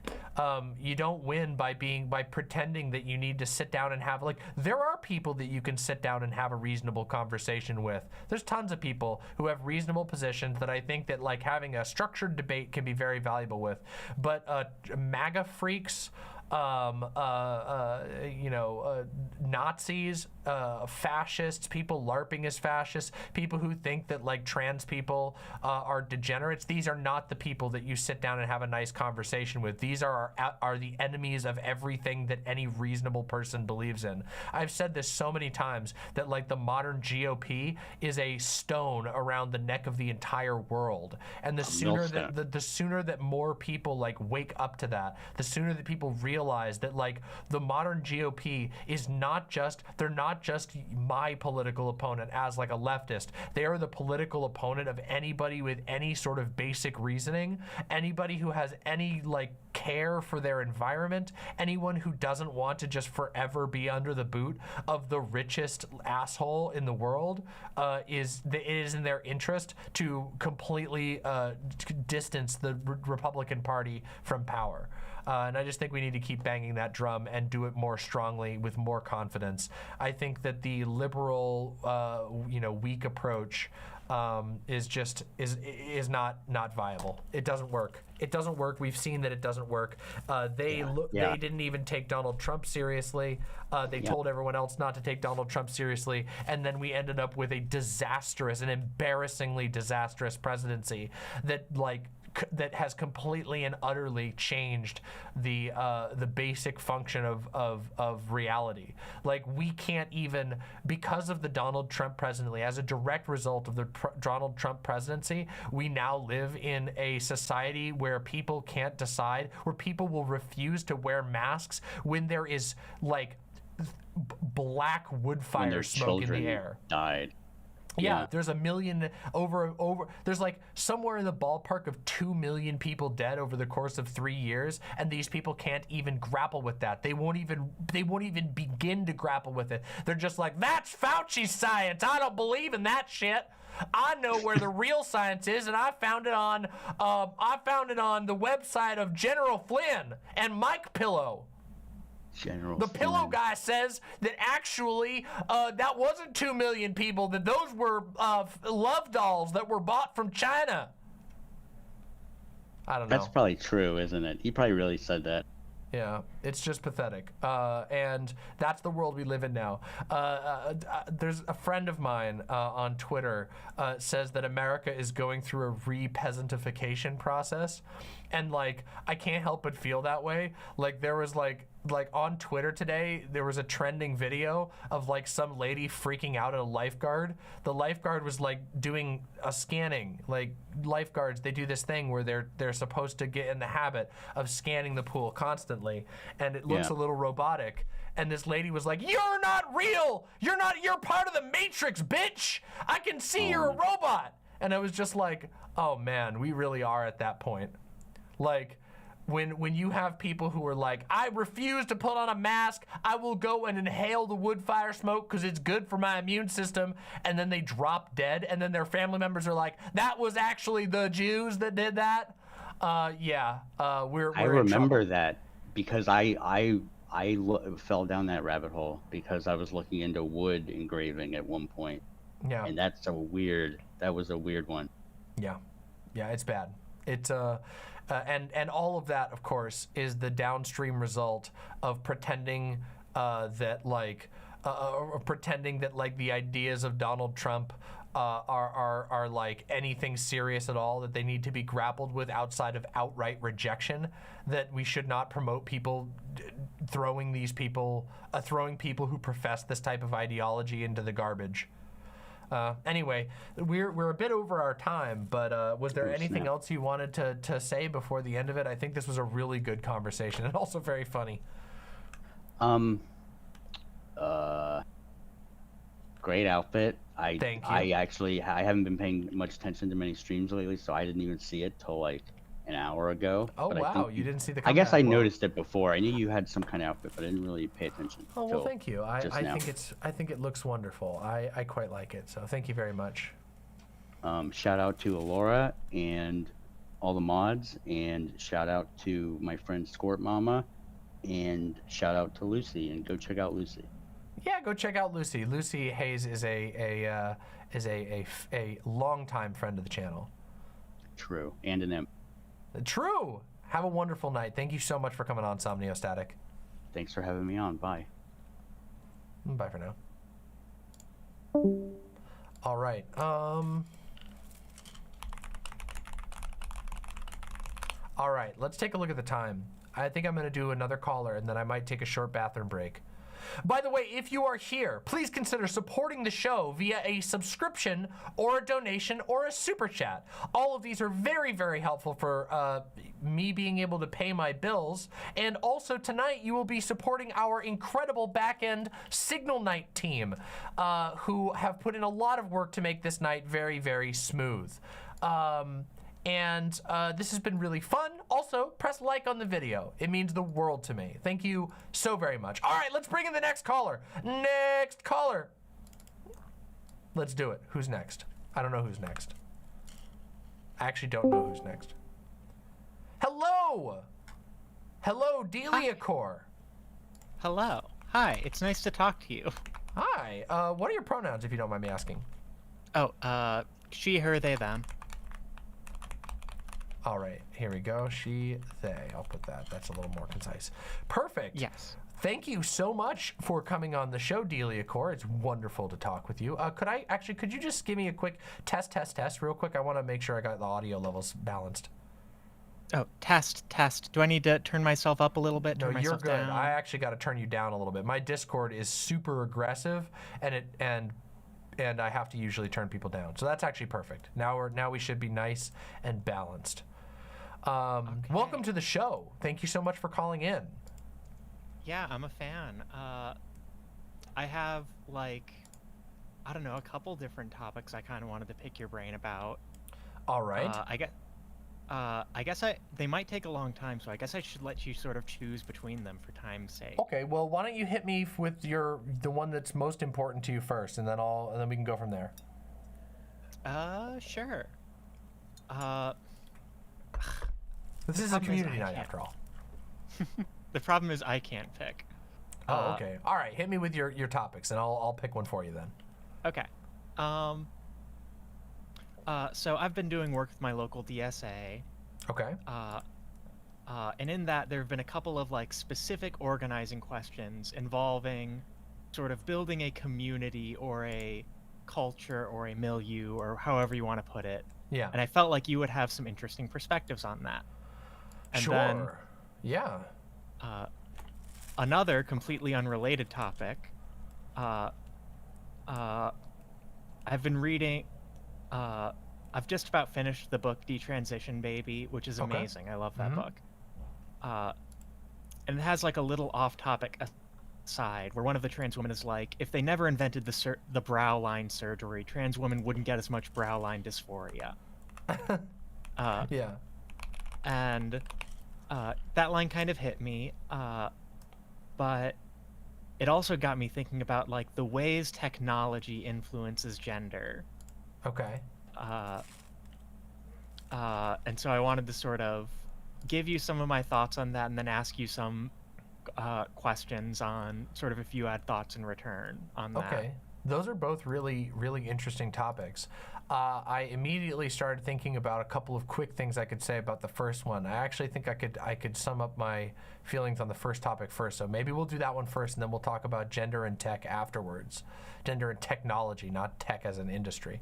But okay, so DSA culture building.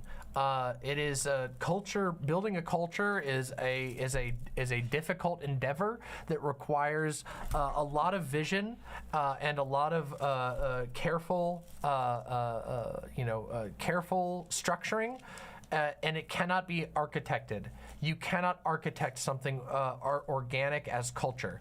You can set up trellises, you're growing tomatoes or beans, and they may grow along those trellises, but they also might not. It is a highly organic thing. So sometimes an attempt to cultivate a certain culture simply will not succeed, and you have to try something completely different. For mine, I have always had a like with my instance here of building a server culture and a community culture is a little bit unique because it's built around me. I am my personality is the center of this community, and that's been very open from the beginning, which I think is really essential to do if you're like in my position where you're a content creator. But not everyone's going to do that. Like, I always reserve the right to shut the doors on everything and walk away whenever I want, because it's ultimately my face, my body, my time that is in the line. And not everything can do that. You can't do that when you're building like the culture of like a local branch of a party. You know, it's a different calculation. But even with that in mind, I have always taken a gardener's approach to my community. I try to let people have room to thrive. I try to give people space to breathe and to add their own flavors in, and I guide when necessary. I trim a branch here and there when necessary, if it's got a fungus growing on it or something.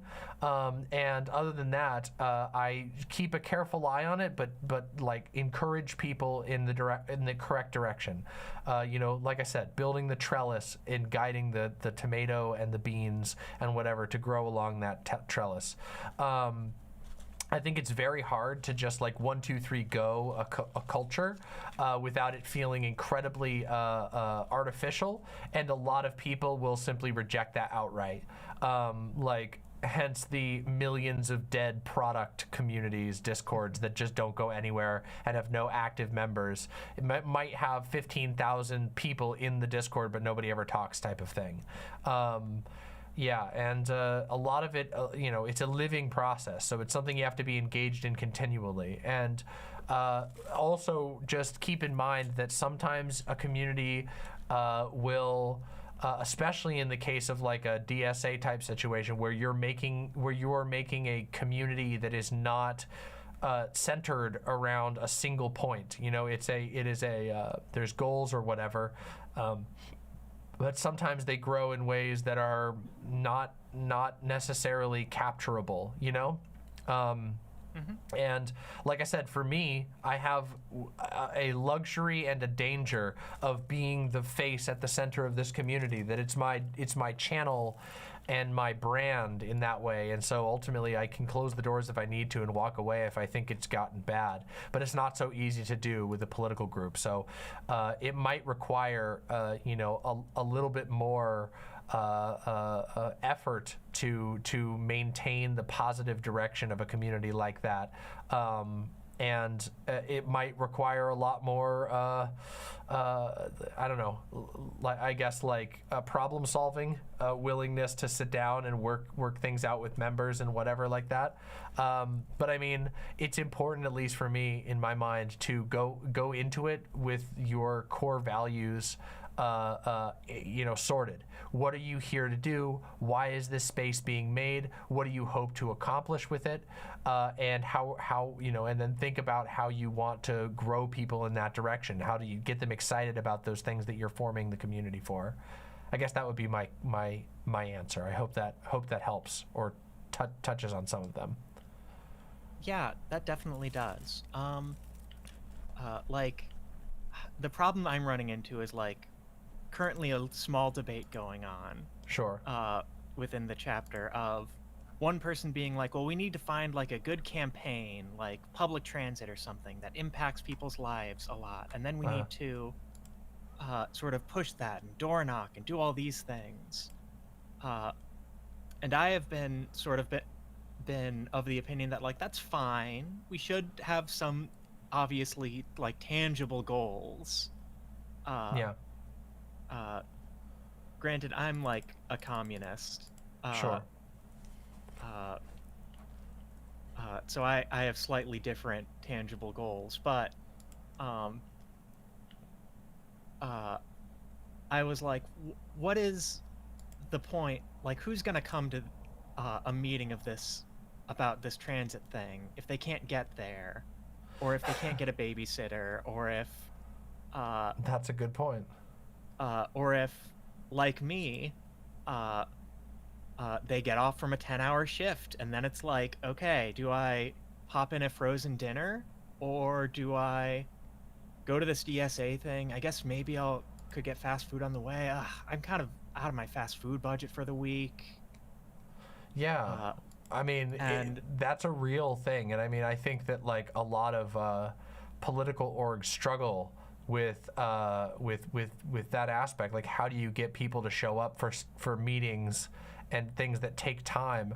And I think that's hard, because I am also the type where I would be like, I'm not fucking going to go sit and listen to some boring shit. You know what I mean? Even if it's for a good end. Like if I'm not, so like, I hate meetings. I fucking hate meetings. And I do think that they have value, and I think that sometimes they're literally necessary, but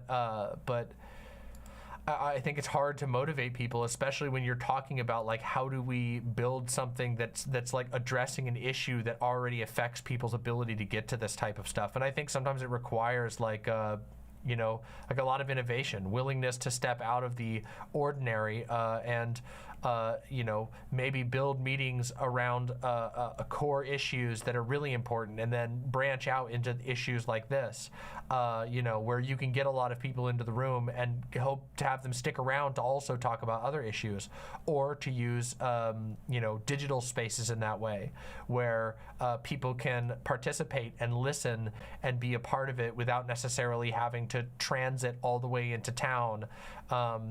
You know, you have to be respectful of how much you're asking of people. In my community, even like my mods, I demand very little of my mods.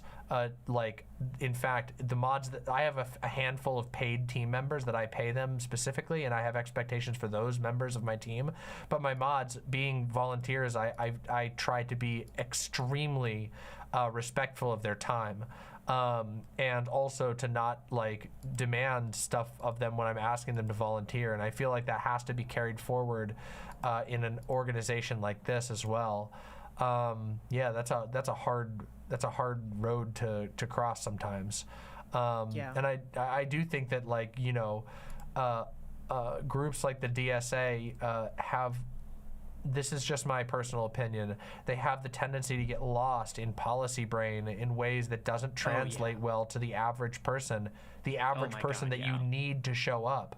And I think sometimes that that the DSA needs to recognize that finding ways to meet people's immediate concerns is a pretty good way to get people in the door. And if there are issues that are like longer term, well, getting people in the door by addressing problems they're immediately grappling with first is a really good way to do that. You know, mutual aid efforts that also include at the same time or you know, immediately afterwards ways to you know, talk to people about issues that are going to take a lot more you know, downtime and conversation. But I think a lot of times there's a tendency in these groups that people are very passionate about the nitty-gritty of policy issues, and they want to focus on that. And I think that comes to the detriment of them actually accomplishing anything politically. Not everyone is going to want to sit down and talk with you about trains, you know, for 10 hours. They won't be able to. They have to make priority calls in their life, even if they are interested in trains. So, you know. And that was why I tried to be like, okay, maybe if we even want the policy stuff, maybe we have to sort of walk or crawl before we walk here. Yeah. And we have to figure out a way to give people some child care. Yeah. And I mean, like, I think that's really good. If you're a part of a political group, in my opinion, a political group is useless, next to useless, if they're not doing at least something to address people's immediate material needs, especially in this current time.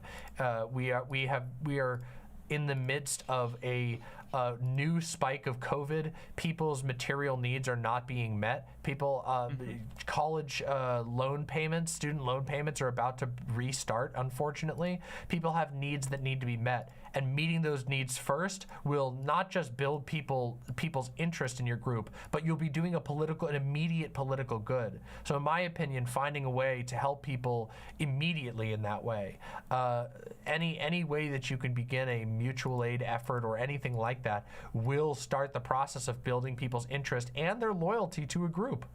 So, yeah. Yeah. And it can go even beyond, like, I think we can get creative with what mutual aid means a little bit. Sure. Like, one thing I pointed out, and this was like maybe if we think about this now in like 3 or 4 years or 5 or 6 years, this could be something we could try. Local, like, park district sports have become weirdly expensive.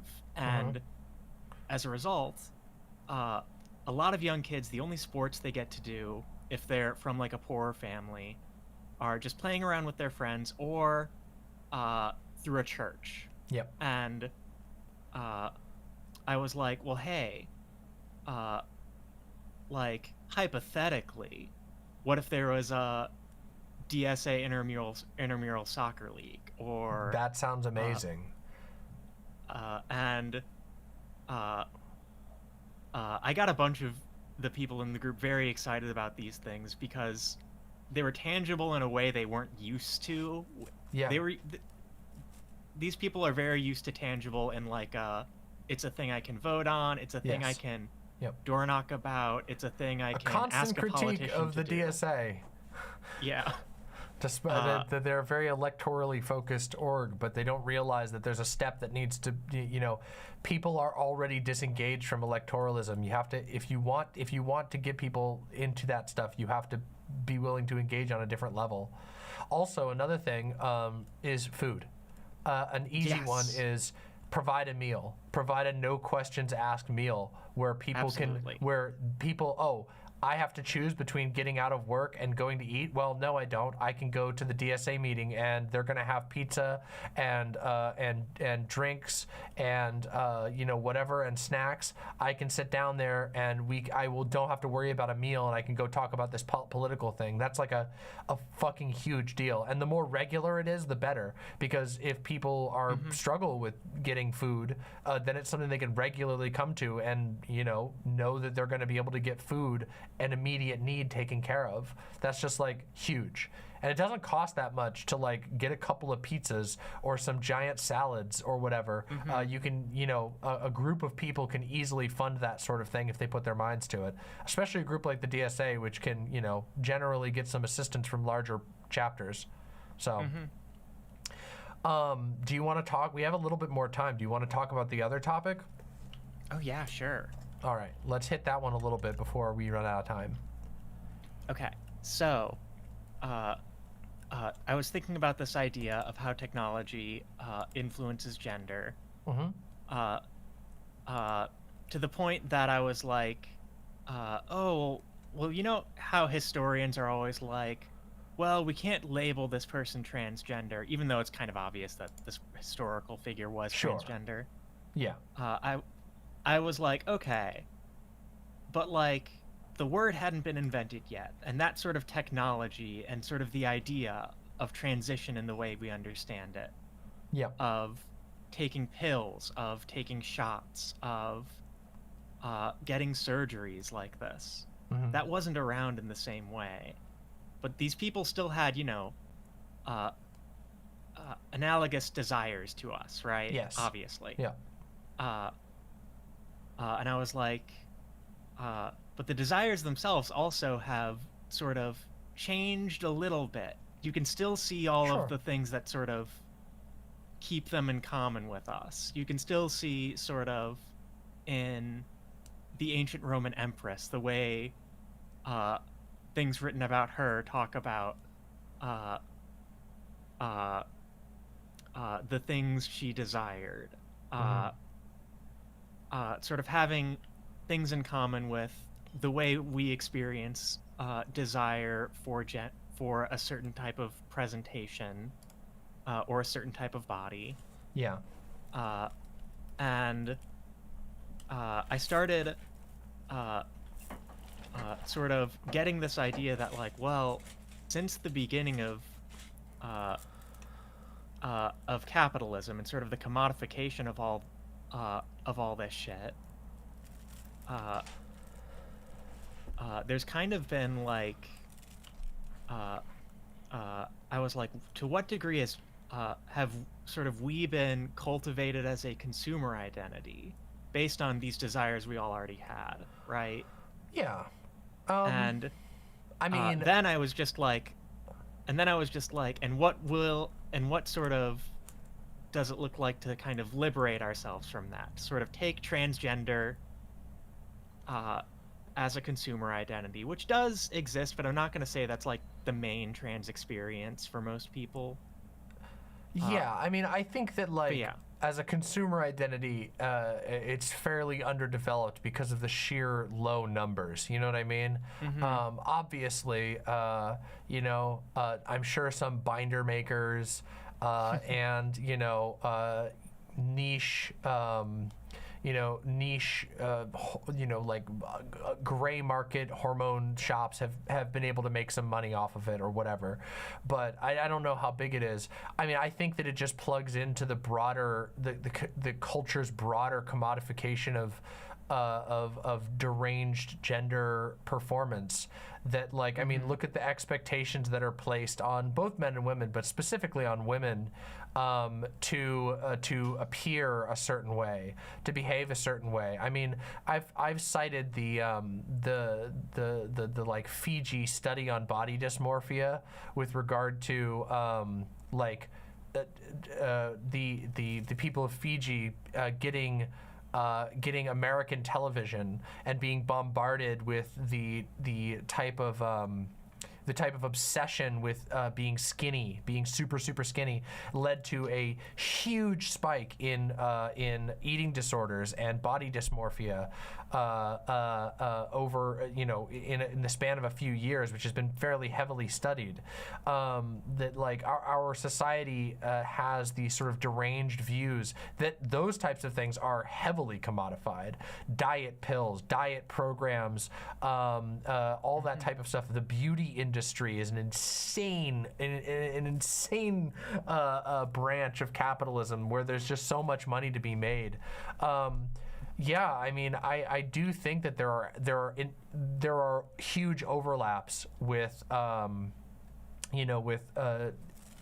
trans experience there. I don't think that trans people escape from a society that says that like that basically targets and marginalizes any perceived physical imperfection. And also I think that the way that like big chunks of culture talk about trans people and trans bodies is to make them seem like they like being trans itself is a flaw in and of itself. And I think these things are very problematic and lead to people having a muddied ability to parse their own desires. You mentioned about the brow surgery.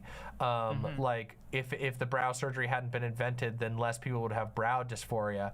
Well, I think that's very true to a certain degree. Like, I mean, the same thing goes for breast augmentation, right? That there are tons of women who, as a result of, it's not truly just the invention of a surgery or whatever, but rather the way that surgery is treated in popular society. I mean, breast augmentations they still are heavily pushed on women, like of all types. The idea that like, oh, your tits are just not big enough, they're just not big enough, like there's an incredible pressure, and lots of some women don't find that to be they don't find it to bother them deeply, but lots do. There are lots of women who would have otherwise not had trauma around their breasts that develop that as a result of the way that our culture integrates a technology, and what it says, oh well, now it's possible, just get a breast augmentation, what the fuck's wrong with you? And that's fucked up.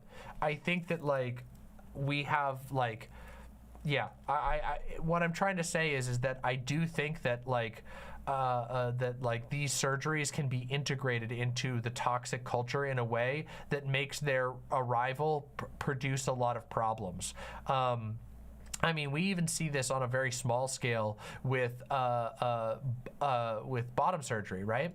Oh, if you don't get bottom surgery, what the fuck's wrong with you? Like, oh, you're not a real trans person because you don't want a neo-vagina, which that's like, thankfully that has started to be disassembled. But for a long time, it was like, nobody would want to talk about it if they were somebody who didn't want to get bottom surgery because you would be seen as not trans enough. Oh, you don't want to have bottom surgery for whatever reason, whether it's the dysphoria, but you don't have as bad bottom dysphoria, or whether it's you know, there's very, very real concerns from that surgery that you might want to avoid, that it was seen as a invalidation of your trans status, which is absurd. But that is a result of how that technology, a technology which is and can be helpful. The ability to do surgical reconstruction on the genitals is amazing and incredible and very helpful for some people, but it's being integrated into a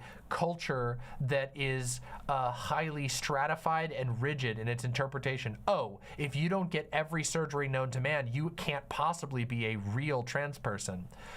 Oh, I saw this attitude gets expressed a lot, especially on social media, a lot of times by people who really hate themselves. But this idea that like, oh, it's like, there's a lot of meanness that gets communicated of like, oh, if trans people put a little bit of effort into their appearance, they would sure be a whole lot happier or whatever. And it's like, okay, well, first of all, who the fuck asked you? Who made you the judge of anyone's appearance? You know? I saw a post like that going around recently that drove me crazy. I hate that shit because it's, first of all, it's vapid. It's completely vapid. It's like, again, who made you the judge? And how do you know if anybody's putting effort in or not? You don't know any of that shit. It means nothing. But also, it just plugs directly into a toxic culture that basically says, like, my judgment of your appearance decides your validity as a trans person and the validity of your transition, and that's horrible. And in an environment like that, in a culture like that, where everyone's appearance is a categorizing fact. Oh, you don't have this appearance thing, that means that you are this, that like your appearance equals your identity.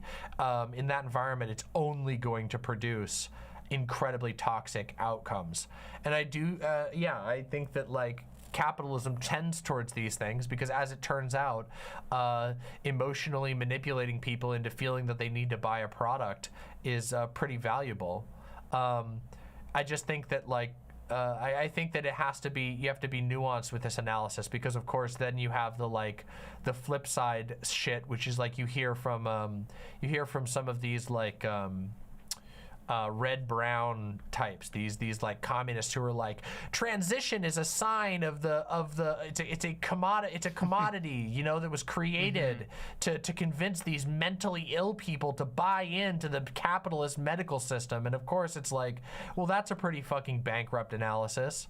But I do think that like I think that's fucking stupid, but I think that a more nuanced approach will let you recognize that there's an interplay going on here, that yes, real concerns are manipulated and played upon in order for profit in some cases. And that doesn't necessarily mean that these things like that trans people as a group of people are a consumer class or whatever, but it does mean that capitalism finds a way to turn everything that we need and everything that we want into a commodity. And in my opinion, that should make you look at capitalism with further anger and not at trans people with further anger or condescension. You should go, oh, wow, yeah, and also to further support that point, capitalism has figured out how to make money off of insulin. And I don't think you can argue that insulin is like a thing that you were convinced that you needed to buy. You know what I mean? It's like, actually your body just doesn't produce the amount of insulin that you need. Oops. That's not a, and yet you still, there are still people making money off of insulin. So yeah, it kind of, I wanted to take some time to shoot down the people who are, make that fucking stupid argument that like, oh yeah, trans people are like a bourgeois pursuit or something. Oh, you know, because that's fucking insane. Yeah, I totally agree. I'm kind of two minds about this, where one is like, oh, there's some commodification, and I like look at my own transition and like think about the ways it was influenced by beauty standards, right? Yeah. On the other hand, I kind of want to tell those people, the weird MAGA communists, the weird whoever, like, I'm sorry, but the toothpaste is out of the tube. Like, we've got all this technology and all these surgeries and all of these things to change and all of these social communities built up. Like, just wait until they, just wait until they have to go to the hospital because they fell down the stairs, running back up to play more, of their Stalin run in Hearts of Iron 4. When they go to the hospital, they just walk in and go, oh, well, look at you, enjoying the bourgeois excess of leg surgery. Oh yeah. Those types of people are intellectually bankrupt. But I mean, I do think that there is a point to the idea that like every new technology is used as under capitalism. Every new technology is used as a bludgeon. You can actually see another completely unrelated, to take it out of the medical example. Another example of this is like how Uber operates, right? Like Uber, makes a quote unquote highly efficient way of sorting, people getting rides. It is the appification of getting a taxi. But then it also goes, oh, well, all of our Uber people, it's so efficient. If you're not working every hour of the day, well, it's your fault, really. So instead of just fixing an issue, it also comes with the expectation that, oh, well, you could be doing Uber right now. Every person who's complaining about money, well, why aren't you working for Uber? Uber, anybody can sign up for Uber. Anybody can sign up for DoorDash or whatever other gig economy thing. I guess the gig economy as a whole would be a better issue. Oh, well, we have the technology now that you could be doing the the Amazon one, the Mechanical Turk. I don't know if they even call it that anymore, but that's what it was called for a while, where basically you can sign up to do extremely menial digital tasks for an incredibly low price. Anybody can do that any day. It takes almost nothing to sign up for that.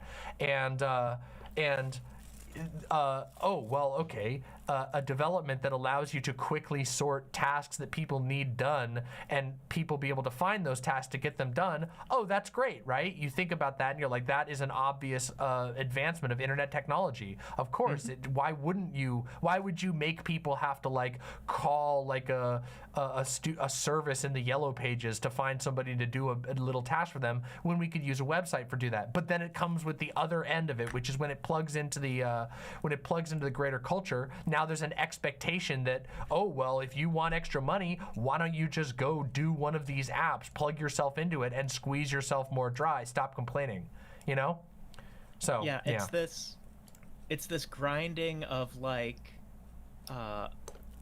technology sort of constantly increasing and mutating all of these different ways, grinding against these kind of internal laws of capitalism that just push it in really, really specific directions. And those directions are, in a lot of ways, deeply monstrous. Yeah. And in some ways, weird ways, transgender ways even, a little bit liberating. Sure. And there's like, I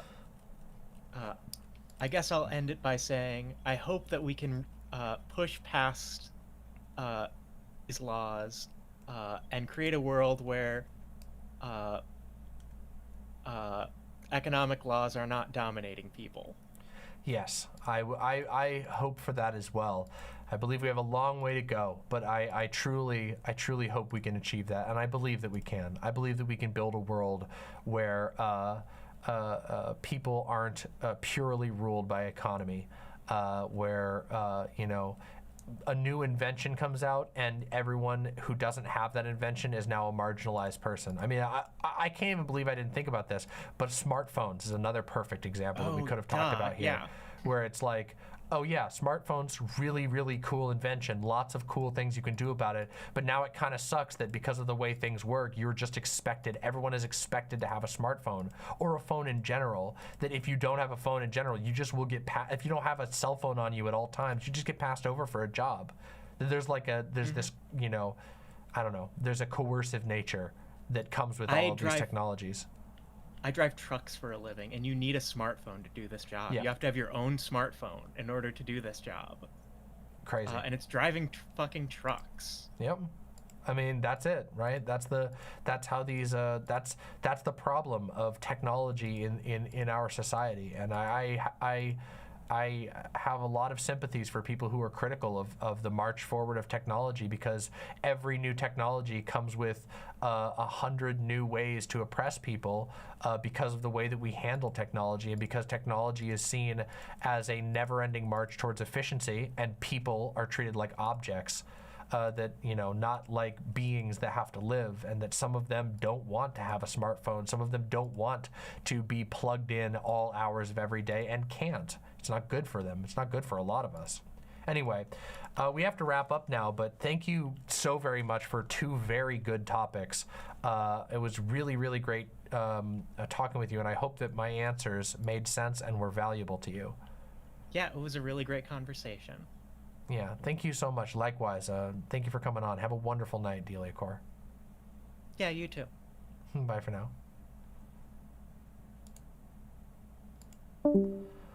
All right, that was really, really awesome. A really good conversation. Both of those topics were really fascinating, and I feel like I was able to talk about them at length. I feel good about that. That was a really good conversation.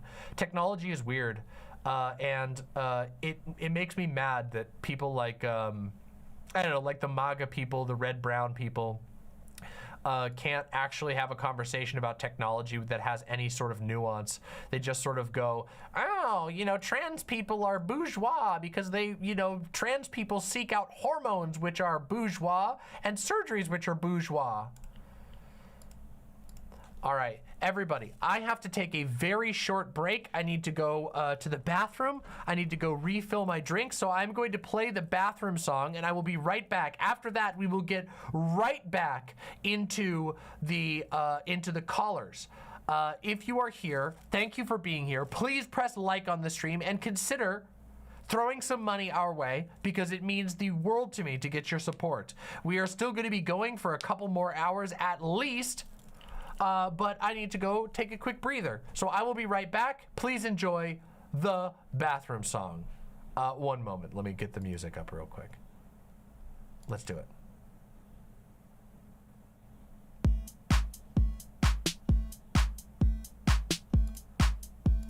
Enjoy. I'll be right back. Hey chat, Demon Mama has to go to the bathroom, so listen to the Demon Mama bathroom song. She streams 20-hour days and 9 days a week, so let's give her and her bladder a little fucking break.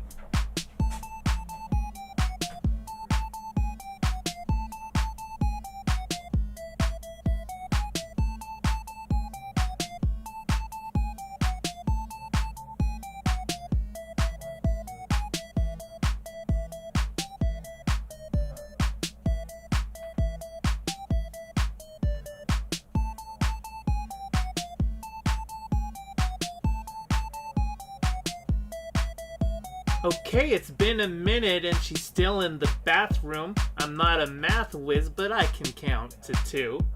Let's all calm down and spam emotes while we wait and chat. Maybe someone here also needs a bathroom break.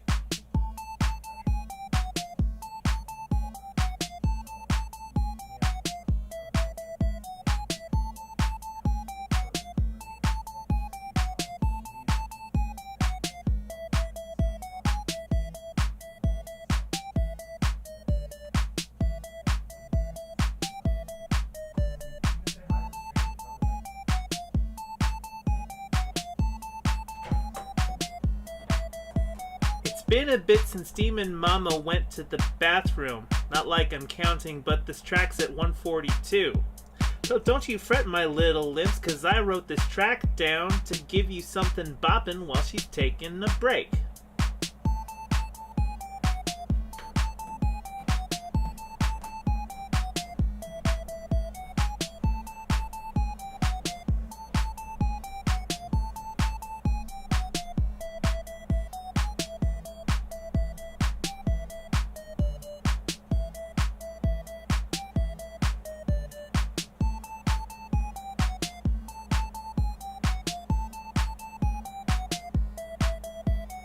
Jesus fucking Christ, can Fawn go check in the bathroom? I hope she doesn't lock the door when she uses it. But if she does, you might need a little running start and hope the door hinge is weak enough to break.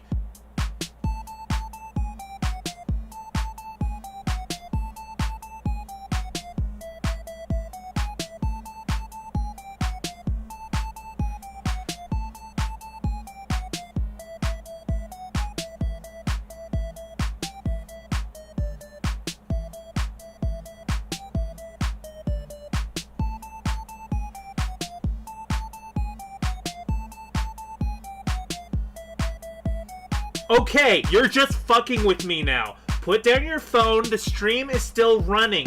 I can only assume you forgot because you were doom scrolling. Jesus Christ, Demon Mama, do we need to call a doctor? Song's over, stop. Somebody help her out.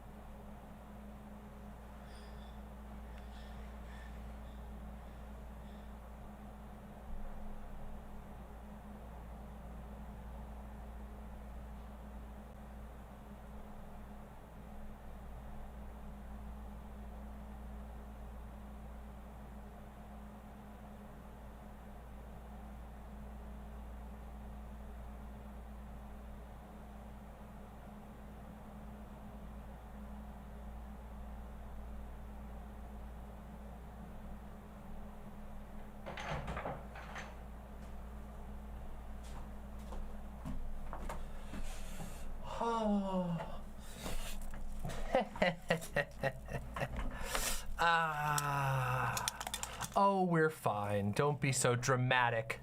Don't be so dramatic. Yeah, I turned off the loop because you guys were so goofy about it. You would always say I was pooping, even when I wasn't.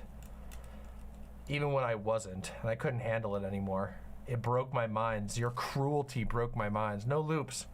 No loops. What has been happening in chat? Also, who took the chud off of sweater? Who took the chud off of sweater? This guy's a weirdo.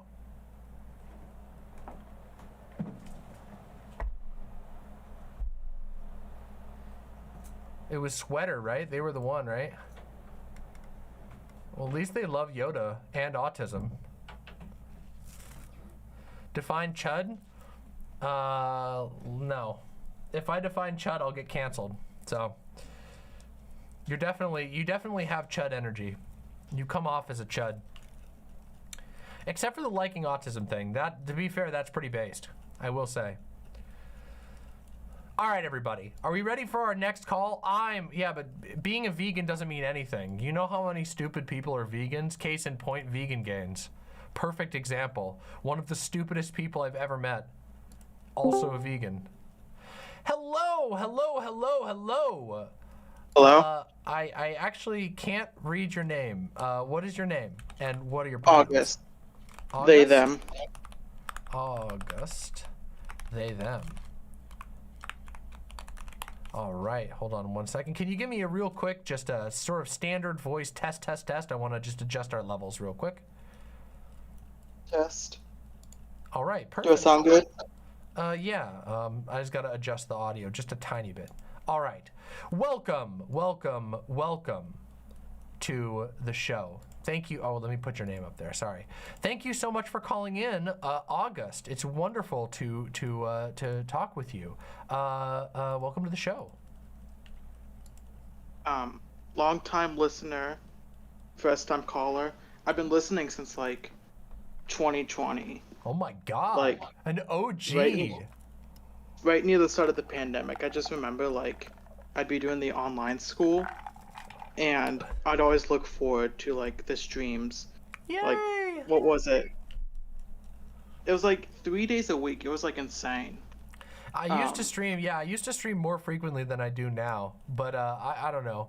At that time, I was just like, I don't know. I was grinding, and my grind isn't as strong as it was. But also, I've gone through various levels of grind, and you know, I have to adjust as necessary based on the demands of my life. But I did used to stream more frequently each week. Yeah. I wanted to call in, kind of like what the previous caller was talking about, with like with phones and stuff. Yeah. And how like everybody nowadays needs a phone or a computer, like some connection to the internet. Yeah. And through that, they're constantly exposed to all this like horrible news. Yeah. Like it's like you're forced every day to see like all these right-wing politicians just do terrible things to like trans people and shit. It's just like, and you can't turn it off, like, because you need to have a phone, or else like for like your job or school or whatever have you. Yeah, it's certainly very, very difficult to unplug it all, and I genuinely think it's an incredibly unhealthy standard that we have now. There's a word I'm looking for, but I can't think of it right now. But the sort of status quo around the expectations of people to be on social media, the expectation of people to always be plugged in, is completely unreasonable, and it is destroying everyone's minds, especially as social media gets worse. And it does require, unfortunately, to a certain degree, it's going to require people to become very innovative, finding ways to minimize the negative effects of these things while maximizing the positive effects when possible. A lot of people I know have moved to quote-unquote dumb phones, which are basically they have the basic, most important features of a smartphone: your messaging apps, your calendar, the stuff like that, but do not have any other apps on them. Those are becoming increasingly popular, and I can understand why. I actively avoid spending time on Twitter these days because I hate the fact that so many garbage people can forcibly inject their thoughts, not to mention the horrible ads and crap. I hate that they can invade my brain space in that way, and I myself am trying to learn ways to be able to strategically create sanctuary for my mind, and I think that's something we need to take seriously.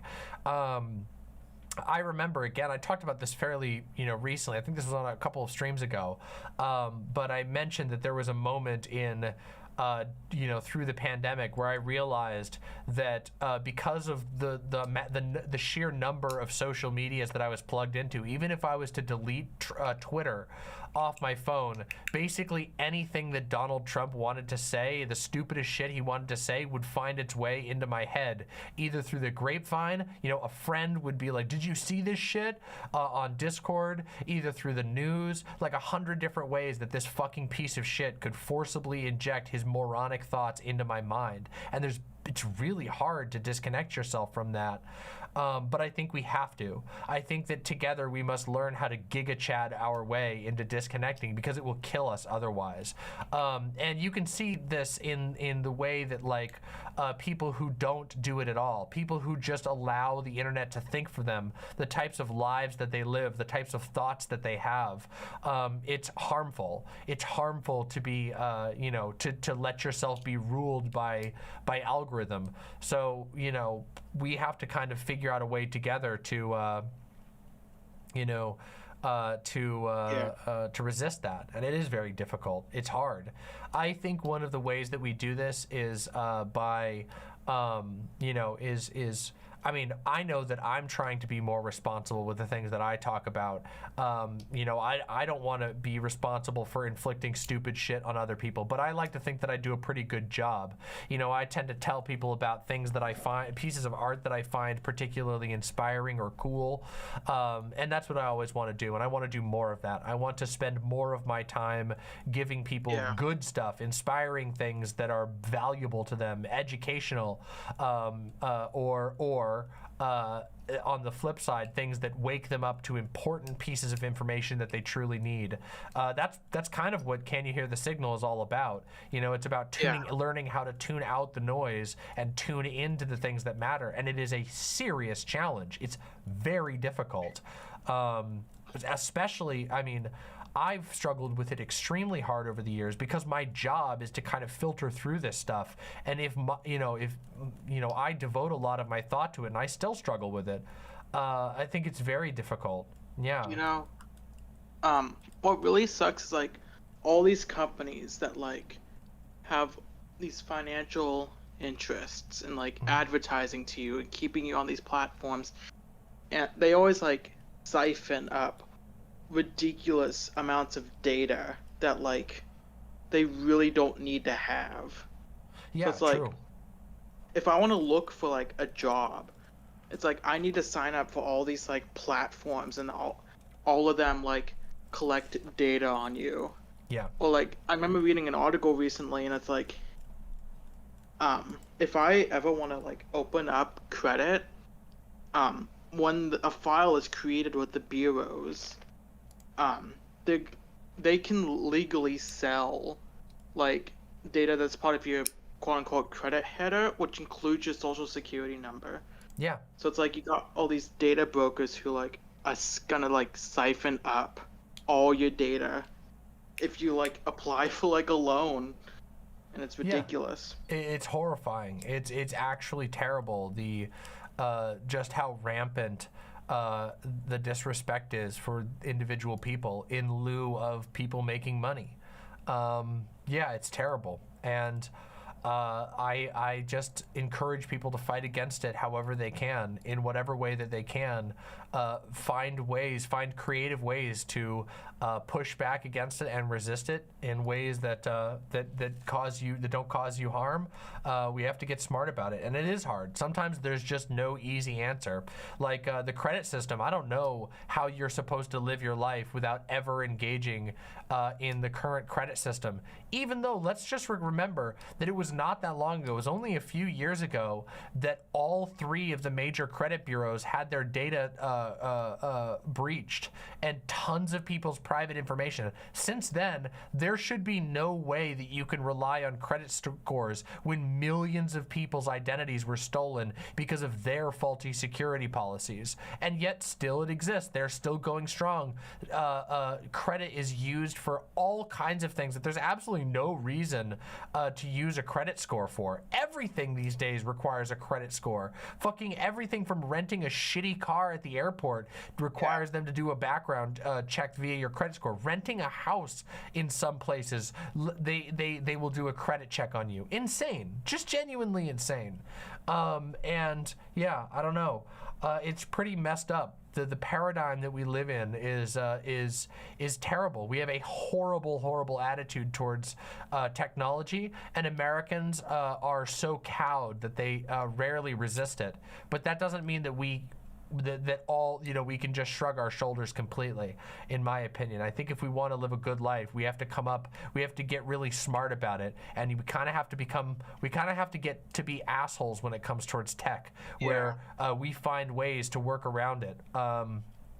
We have to fly our skull and crossbones sometimes, and just recognize that we didn't ask to be imprisoned in the digital prison, but we didn't ask for that, so we didn't have any say in it. So I'm not going to feel bad about finding ways to poke holes in it. I certainly, believe very strongly in finding every way we can to poke holes in these abusive and horrible systems. sometimes, you know, things like social media, the only way to win is to not play, you know, or to play in such a way that you're basically not, that you're barely participating. Like to have a social media page that you barely use, that you like, you know, for me, my Twitter page is basically where I retweet nice things that people say about my content, and I occasionally retweet, you know, a promotion for my content. That's about it. And I barely use it for anything else anymore. And what sucks is, like, if you want to, like, escape the system, like, get yourself off all these, like, data lists, stop having this crap constantly put in your face, and it's like, it's such a pain in the ass. It's very difficult. It's such an onerous process that, like, yeah, a lot of people just don't have the time or the resources to, like, go through that process and, like, get out of the box. Yeah, it's like, it's chains. You are in chains. And honestly, you know, there's been some stuff that I've found to be very inspiring. You know, the Invisible Committee writes about you know, technological chains, the chains that are put on us by, you know, Google, Apple, Facebook, and Amazon. And I found reading their stuff to be very cathartic, to recognize how many people really do hate this shit, and how many other people are trying to find ways to break off the chains and make it easier to break off those chains. You know, sometimes it's very difficult, and other things it's very hard, but the fact of the matter is that we live in an economic system that puts everyone in chains from the moment that they're born. From the moment that you're born, you know, your parents might be accidentally selling data on you without you even knowing it, and it sucks. It absolutely sucks, but it also that knowledge should also free you to know that this world is not friendly to you, that you were not asked your permission or your consent for any of this, and therefore you don't have to respect it. You can treat it like the hostility with the very hostility that it truly is. That we live in a hostile system, a system that does not care for us, and that we have to build things that, you know, that we are engaged in a fight. We are engaged in a struggle against further chains. And it is hard. It can be exhausting at times, and sometimes it can be very discouraging. But that's why we have to build each other up and encourage one another to keep creating new solutions, to keep making it easier for people to find their way to fight these things, to resist these things. Yeah. And it sucks because, like, the internet was, like, originally created to allow people free access to like a digital library. Like, it was supposed to open people up to, like, be able to access information at a much greater scale than ever before. And it's like, it's so much, it's not like, I don't always feel like it makes it easier, because, like, just there's so much crap. And it's like the original vision of the internet. I think it comes and goes in waves, right? Like, for a brief time, there are you know, there's a development that is uncaptured, that is in its free state, and people are able to use it to find all kinds of information to grow their lives, and then it gets recaptured and commodified and turned purely into something to be used for for you know, a rich person's gain. And I think that's a constant struggle, and will be as long, for perhaps forever, but at least for as long as we are you know, in this type of system, in a system where profits are always put first, and people, you know, are unwilling to fight back against that, and it is hard. I mean, hell, one of my favorite artists, Hideo Kojima, writes about a lot of these topics in many of his games. Specifically, I mean, in Death Stranding, it's so on the nose. Your cell phone, your smartphone is not a smartphone. It's literally a handcuffs that cuff you to your bed, that you can receive a call directly into your brain from your boss at any time of the day, and you can't turn that call down. It just, you might be fighting a monster, you might be taking a piss, you might be trying to sleep, and yeah, like he's very blunt about the way that technology has invaded our lives, and I think that like bringing attention to that is good. That people should feel rage and anger and should want to resist this crap, you know. But it's not easy. But I want to believe that we can continue. I do believe that we can continue to fight against it. That we can make it as hard as possible for people to put us into further chains at every angle that we can. And we might not be able to avoid all of them, but we can certainly as hell not make it easy. And the more of us who make it hard, the more expensive it becomes to try and put these chains on everyone. You know, the internet has so much potential, but it's crazy how over time at one point I truly believed like that the internet was like the key to our future, that the internet was going to be a way, and now and more as time goes on, I fear that the internet is our damnation. And I know that's not new. I know that there's been many inventions that have been like that in the past where people have at first, you know, thought it would be something great. But I mean, the way that I even just personally used to experience the internet and the way that versus how it is now, it's changed so rapidly from something of enjoyment, of majority enjoyment, to something of majority get the fuck off of me.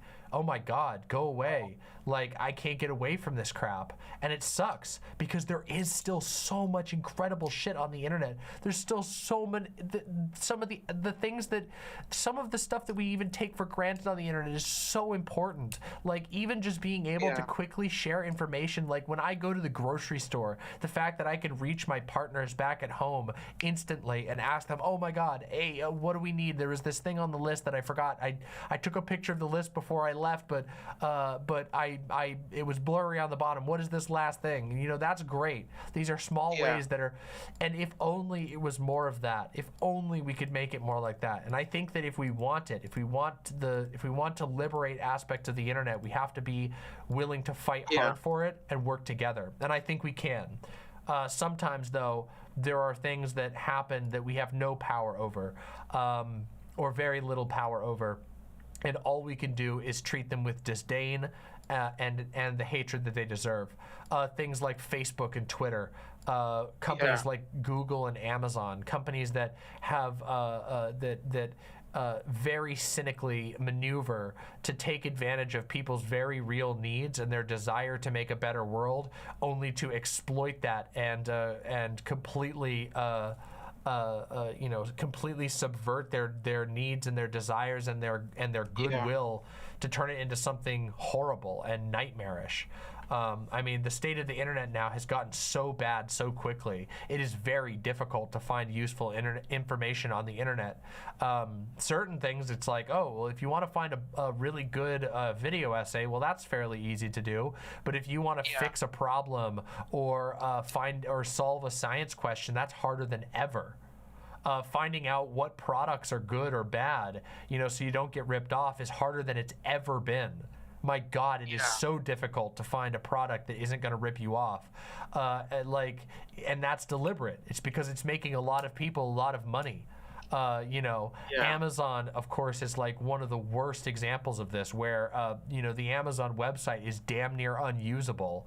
If you're trying to find something new, you have to go find somewhere else because they will serve you pages of manipulated results, which is whatever product makes them the most money, you know, and they don't fucking care. They'll load that they'll look the other way while it gets loaded up with fake ads. They'll do all kinds of manipulative shit, like you know, poaching a product and putting it on Amazon Basics, and then, you know, oh, it's our platform, we can serve you in Amazon Basics first no matter what.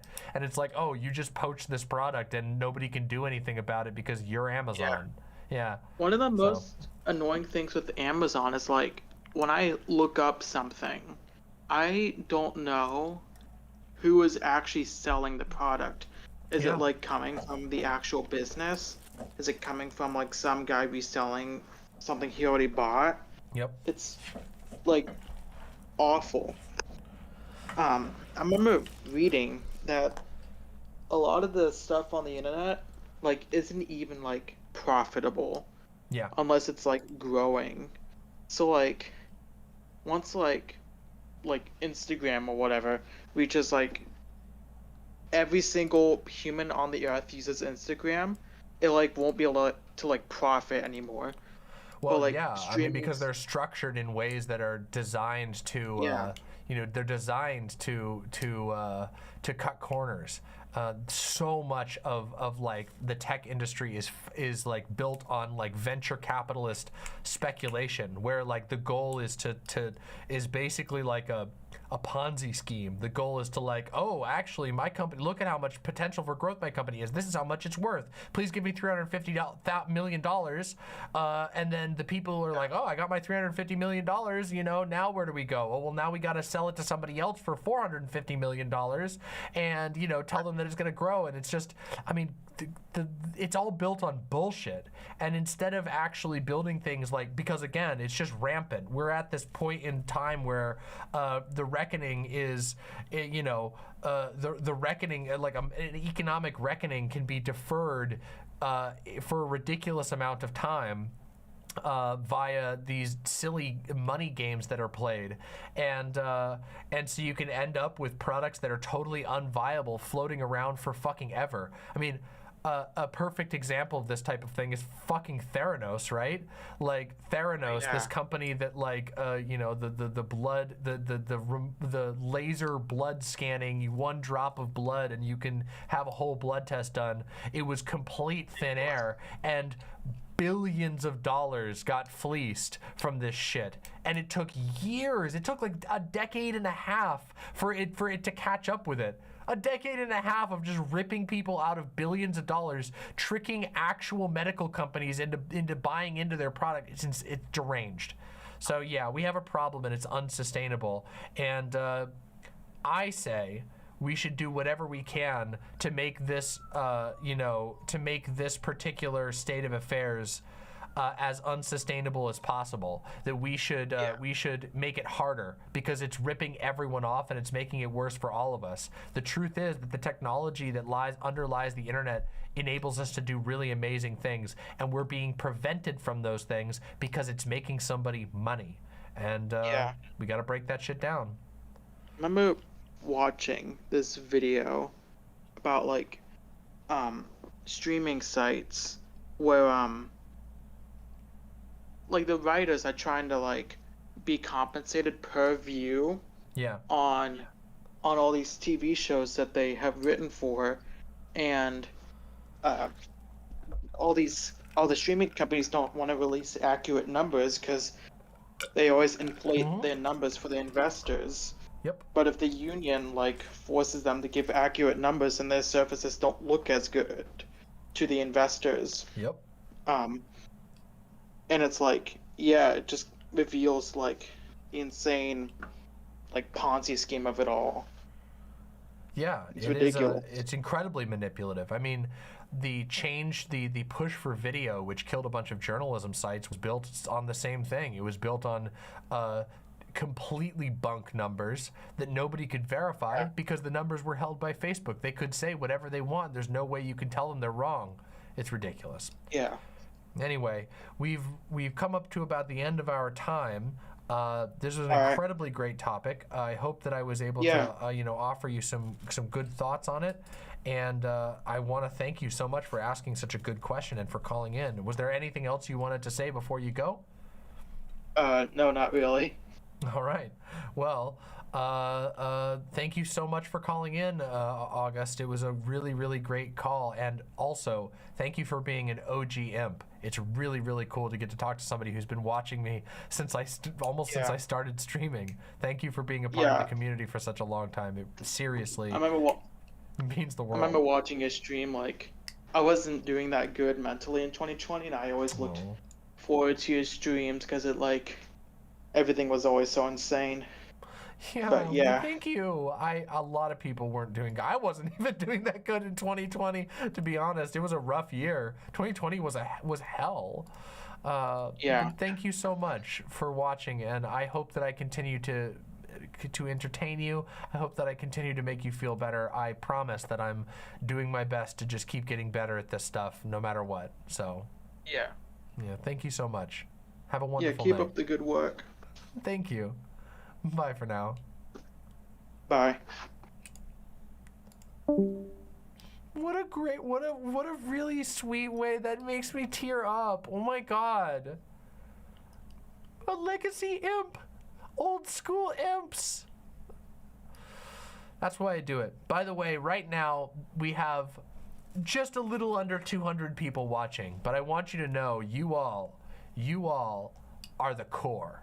If you're listening right now to the Demon Mama stream on Sunday at 8:30 p.m.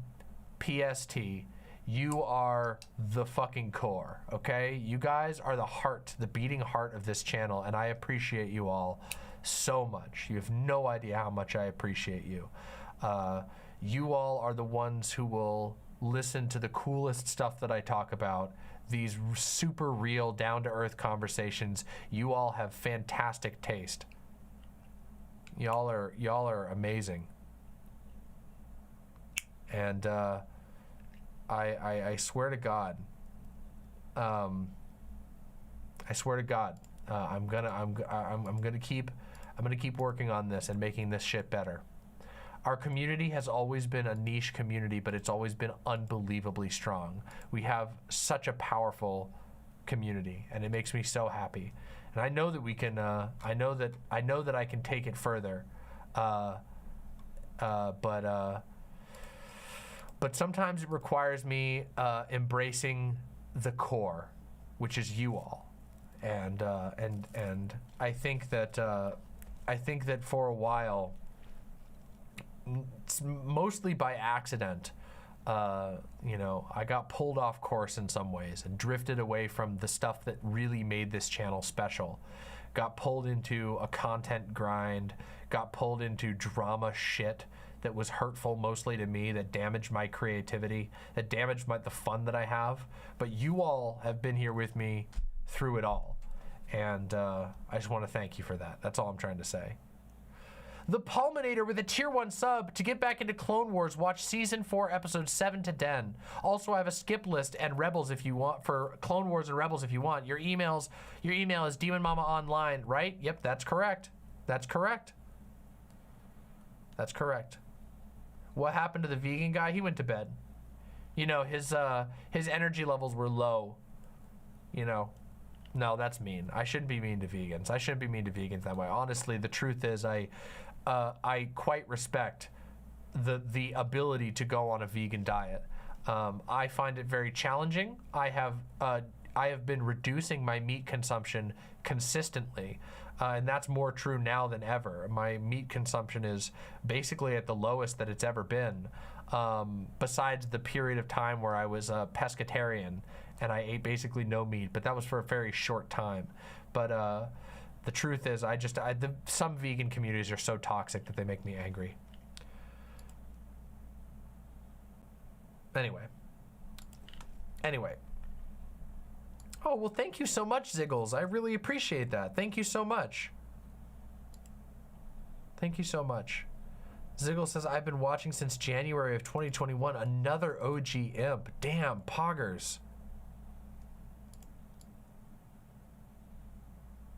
Oh, Sophie, that's so sad, but also really, really adorable. Oh. That's so cute. That is sad, though. Some of those really made me cry. He was such a good boy. I got to meet him, I got to meet Daniil. I felt lucky. I got to pet Daniil a whole bunch. Yeah.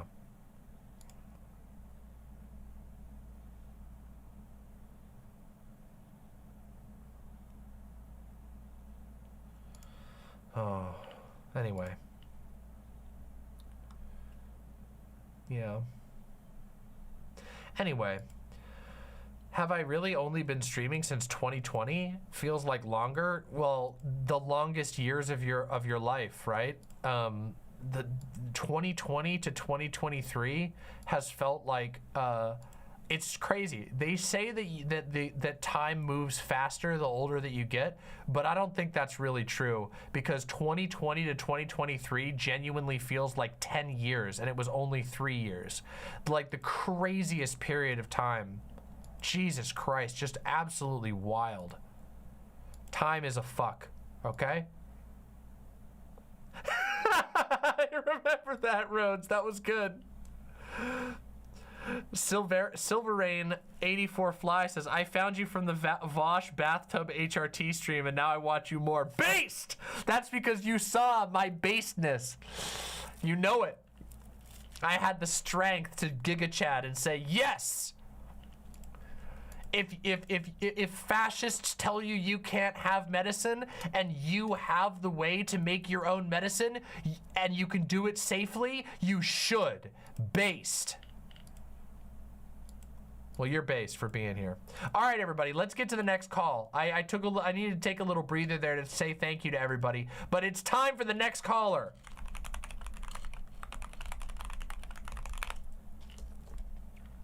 Oh, damn, Techno Gal. Oh my goodness.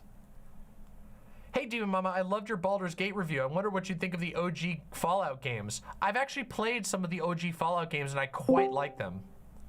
Hello, hello, hello. Hi. Hi, Niatigra. Yes, hello. Pronouns I'm real quick? they, them. They, them. Based. Good selection. Real quick, can you just can you talk into your mic at like a normal tone real quick? I just want to make sure we got our levels balanced. Sure thing. Neopets was a website invented in 1999 by 2 people in Europe. Okay, that's awesome. Okay, perfect. That was actually super helpful the way you just did that. That was awesome. I just have that way about it. Well, thank you so much. Thank you for calling in. Welcome to the show. Hi, thanks for having me. I've been meaning to drop into one of these for a while. It's just disabilities make time hard, and then living situations also make time hard. So I kind of float around from spaces to spaces, but I've actually been around since, I think, mid-2020. Damn. I was introduced to you via a Vosh stream at some point, or maybe even a YouTube recommendation. I was like, hey, this looks cool. And then I just, explored, and I was like, oh, wow, okay, wait a minute. I can go and, watch live. So I started doing that. Yeah, so I remember you being a part really of this cool. community. I feel like we've talked together a couple times on some of these call-in streams. Yeah. Yeah. So thanks for being an one OG time, imp. We have so many OG imps here. It's awesome. It's been a pleasure the whole time. Yay! I actually, That makes me one of feel the things good. I remember is that I think I sent you stickers in a yellow envelope or something, Yes. and when I saw them on your shelf in the background, I was like, oh. I still have those. I have a box of stuff that fans have sent me. Now some stuff I put up on display, but other things like stickers I will usually store in the box unless I have a real good place to put them. And Of course, honestly, I'm the same way with stickers. yeah, a lot of that stuff is probably going to find a permanent home once I move into a place that I actually own. I can't, we don't have the place I'm at, we rent at a nice little spot, but I'm hoping to someday buy a house and have a place that's mine, and then I'll probably put up more permanent stuff, and stickers will go down on furniture that's going to stay there for years and stuff like that. But I have a whole box of incredible treasures that have been sent to me from fans, and I remember you sending me those stickers. I actually, I keep forgetting to send it when I have the money to, but I don't know if I've shown you this, but I made a Cult of the Lamb sculpture, and I keep meaning to send it to you. I have the box literally in my art room right now, and I'm like, oh, I need to send that out, and then I just forget it exists. I remember you posting the pictures of it on the server. It's so cute. It's so well done. Thank you. I do mean to get that to you eventually. It will Oh, happen. cool. Well, take your time. No rush. No rush. Yeah. I appreciate that. But one of the things I actually was wanting to discuss is one, just to pop in and say hi, actually get to talk to you, and and thank you for being an influence on how I view how I consume political content as a whole, because no problem. I tend to be a bit naive and gullible, and because I'm I'm autistic, and I try to assume the best of people, but you just can't do that always. And whenever I started watching your channel and Vosh and other channels, just, you know, sporadically, I was like, oh, I need to actually like think critically about this. And I really appreciate the work that you do, because it helps me kind of reel back in from, okay, I need to not try to be nice person whenever this person is actually trying to hurt somebody, you know? Yeah, well, you're very welcome. I am also somebody who very often assumes the best in people, and so I feel like the least I can do online is lend my analysis to when I find people who I think are harmful, to make my case clear and make it make sense. There's a lot of vibes-based reasoning on the internet these days, and I try to make things not just vibes-based. I try to make things, you know, facts-based. I try to come with the receipts, and I appreciate that. That's I'm happy that that's been useful to you, and I will continue to do that. That's, you know, something I'm fairly devoted to. So, the directed like action versus just rage and turmoil has been really, really helpful and has resonated with me quite a bit, because it's like you can be angry, but you got to do something. Yeah, I mean, I think that well, you know, I believe very much in using our energy and actions to make the world a better place, however we can.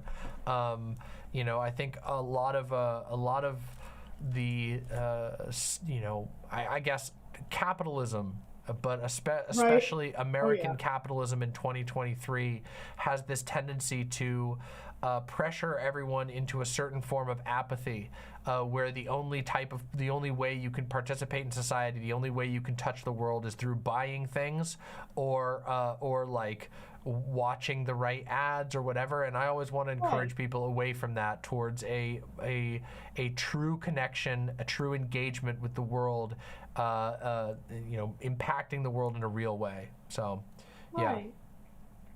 Is it okay if I talk about, because as I mentioned briefly before, I'm an artist, and I've been an artist lifelong, but recently I found a very specific, I suppose, reason or goal with my art.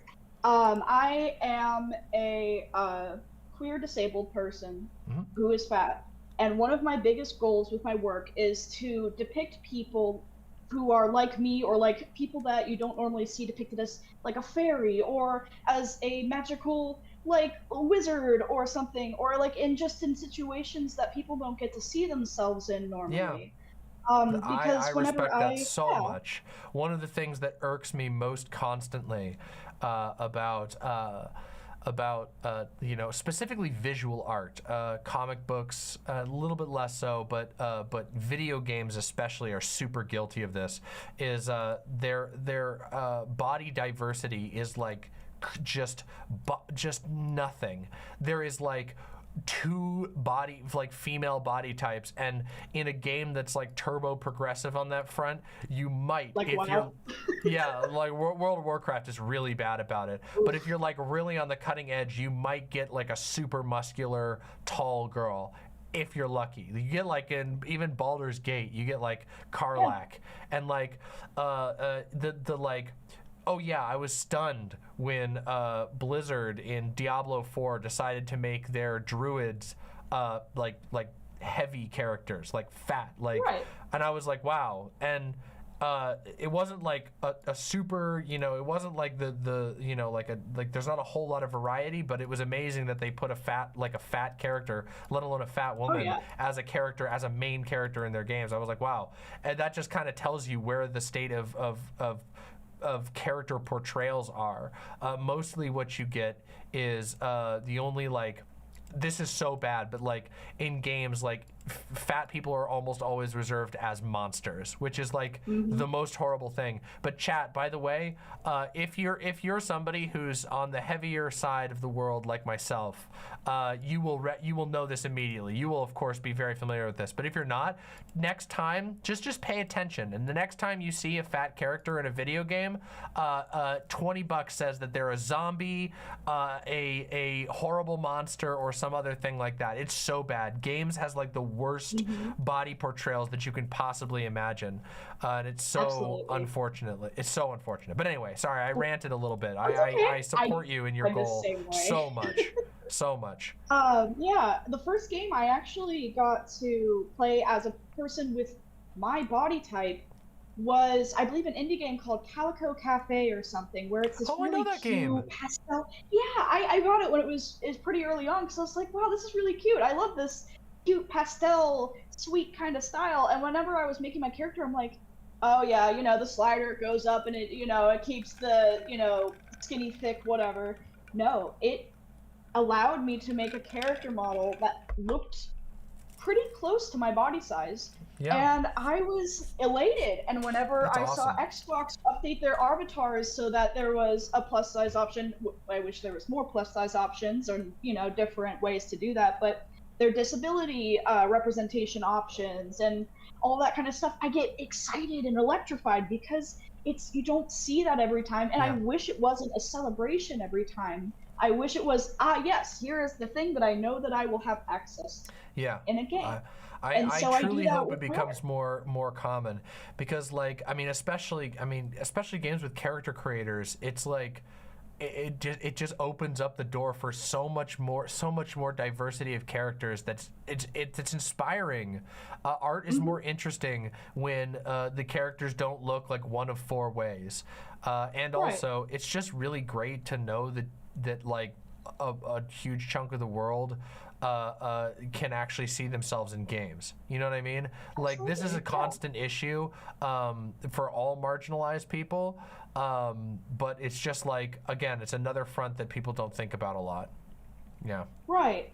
One of my pieces that I've done recently that's, and if you don't have to see it, it probably can't go up on stream because it's a little risque. Not necessarily super risque, but a recent piece that I did that I just fell in love with as soon as I got the line art done was a fat, hairy fairy. He's gorgeous, and the way he turned out, every time I look at him, I just can't help but be like, I made this, you know? And I hope that with this piece, maybe somebody who wishes they could see themselves as a fairy, but are like, you know, fairies are skinny and super light-skinned and all dainty, and it's like, they don't have to be, though. They don't. No. You know? No. Elves don't have to be skinny. That's true. You know, nothing says, other than an arbitrary rule that I've kind of, and I'm sure many people resonate with this, felt that it's like, oh, well, you know, skinny default. And it's like, but what if you could make it different? And that's kind of my goal. Let's just say elves in particular have a big problem on multiple fronts of being elves are beautiful, and when they say that, they're like, oh, that means they have fair skin, blonde hair, blue eyes, they're skinny. Right. I'm like, oh my god, uh-oh. Yeah, elves. Yeah, elves. Let's just say people have been a bit fucky with elves in the past, especially. Elves are one of those. Yeah, yikes. Yeah, it's oof. Yeah.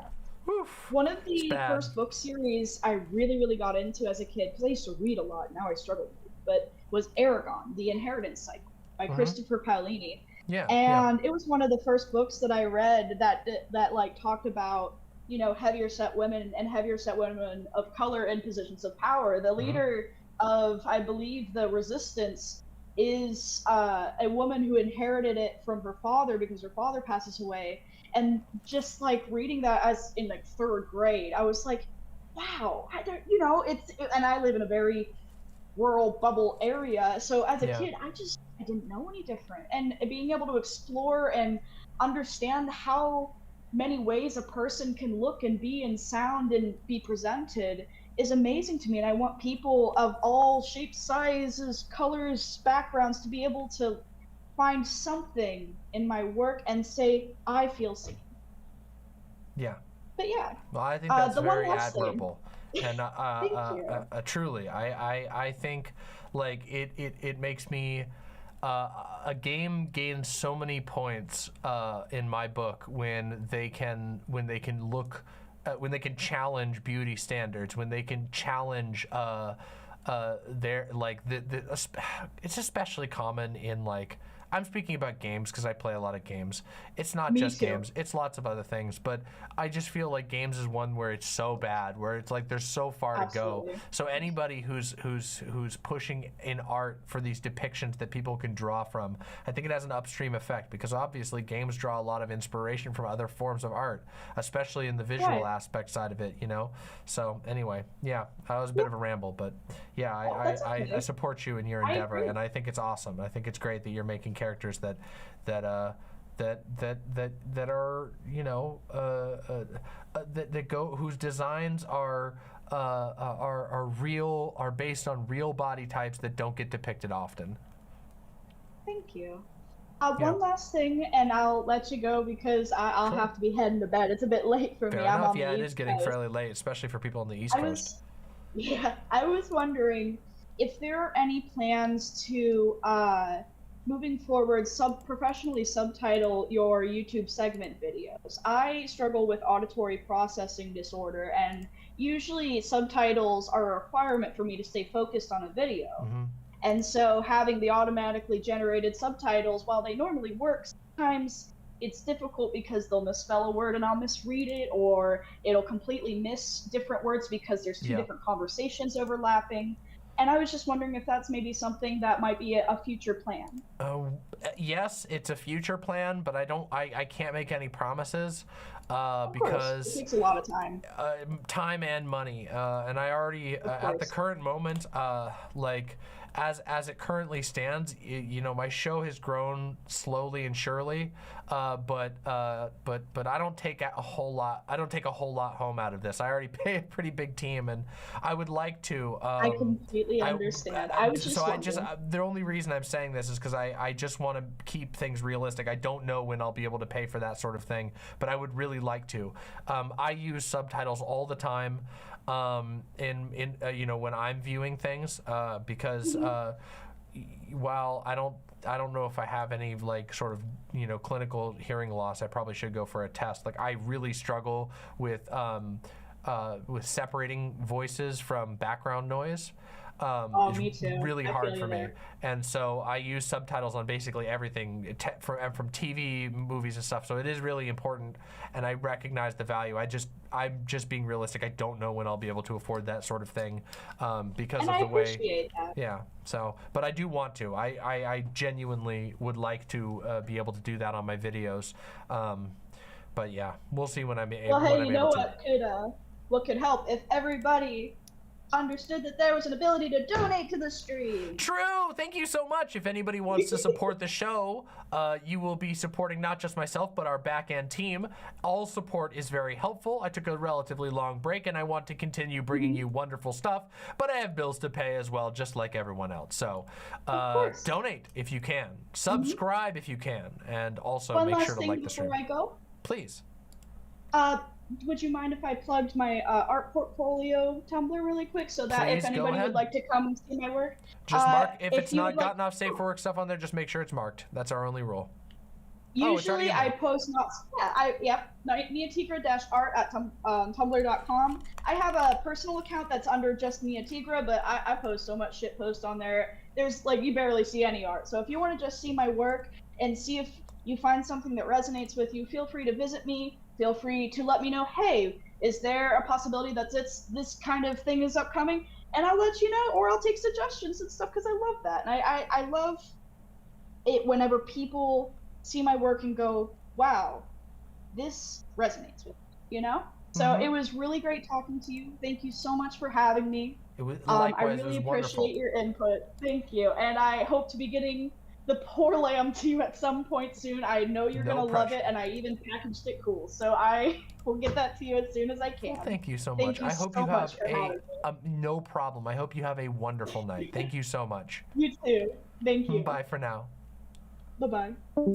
Yay! What a great conversation. Seriously though, be brave. Depict our fat characters. Depict our characters who are hairier than other characters. Depict our disabled characters. Depict our trans characters. Come on, get bold with your depictions. Artists, I'm calling upon you. Thank you very, very much, Hippie Punk, for the subscription. Thank you very, very much. Thank you very, very much. All right. Let me stretch real quick. Oh my goodness. Oh. Okay.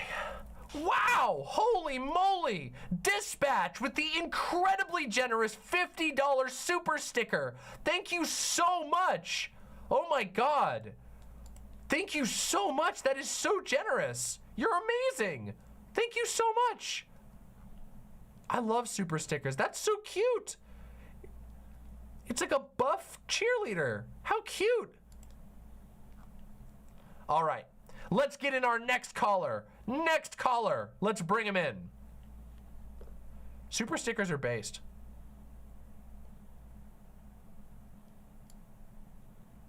One moment. Let me see who the next caller is. Oh, I should probably open up the list. Hold on, there's a, where is it here? I can peer into the list. No, wait, it's not here. It's the other way. Oh. Hello, hello, hello. Hello. Hi. One moment. Hi. Just I am the audio. hearing noise from two sources at once. Okay, there we go. That'll fix that. All right. 10-letter name. Pronouns? Oh, she, her. She, her, based. Oh, sorry. Is it okay if I turn my camera on? I am not doing cameras tonight, so I apologize. I don't have it set up for us to do cameras. It was only for audio tonight. Normally, I'll have to let people know in advance if we want to do camera stuff, because unfortunately, my setup is not conducive to just jumping into cameras. Unfortunately, it's kind of silly, but sorry about that. That's okay. Welcome to the show. Thank you so much for calling in. And I look forward to a nice conversation. What would you like to talk about tonight? Well, I wanted to talk about an experience that I had with a friend I caught up with last night, where you and your channel and your content came up in a very inspiring way. That wow. All right. Yeah, and like sorry, I had it all prepared in my head, and now I'm here talking, and it's all buzzing around. No worries, no pressure at all. We got plenty of time, so you can tell the story or whatever, however you'd like. Okay, so I was just looking for something to do on my Sunday, because it's currently Monday over here in Australia. Based Australia. Oh, thank you. And I was just walking around looking for something to do, and I happened to spot my friend, and Tom, blah blah blah blah. We walk up, we start chatting. Several hours later, and several free beers, where I'm having a drunken rant, telling someone off about their very misguided grasp of gender and patriarchy, seeming to think that this construct is something that essentially saying, hey, men and women are both being oppressed by gender as the construct. They're not. It's not happening because it makes men better and they like it. It's happening because, well, the system. I don't need to. Anyway. And my friend was saying, well, it's time to get, trying to get an Uber home, or did you want to maybe see how far we want to walk and keep this conversation going? And we were walking. It was a bloody 12-kilometer walk. It was a long conversation. Oh my God. But as we were crossing the walking bridge over the Brisbane River, and I'd said to him, like, hey, do you mind if I just share some stuff that's been happening in life? Well, not stuff that's been happening, stuff that I've sort of recontextualized for myself. And I was just talking to him about all the stuff. I won't go into those details here. But we got to a point where I turned to him and I'd said, back in 2020, in like December, I started watching this streamer by the name of Demon Mama, and doing the spiel, and it said the thing that made me think, yeah, wow, this is where I want to be. This is content that I want to be seeing regularly. Was when you were explaining the one rule to everybody. Hey, and, thank you. Yeah, and I did a preamble to him saying that, like, you know, she said that you, dear viewer, are taking the time out of your very busy life to watch a trans anarchist talk about global politics. And the chances are that if that's something that is worth your time and your mind, we need everyone like you, and we can't afford to lose a single one of you. Yep. So do not fucking die.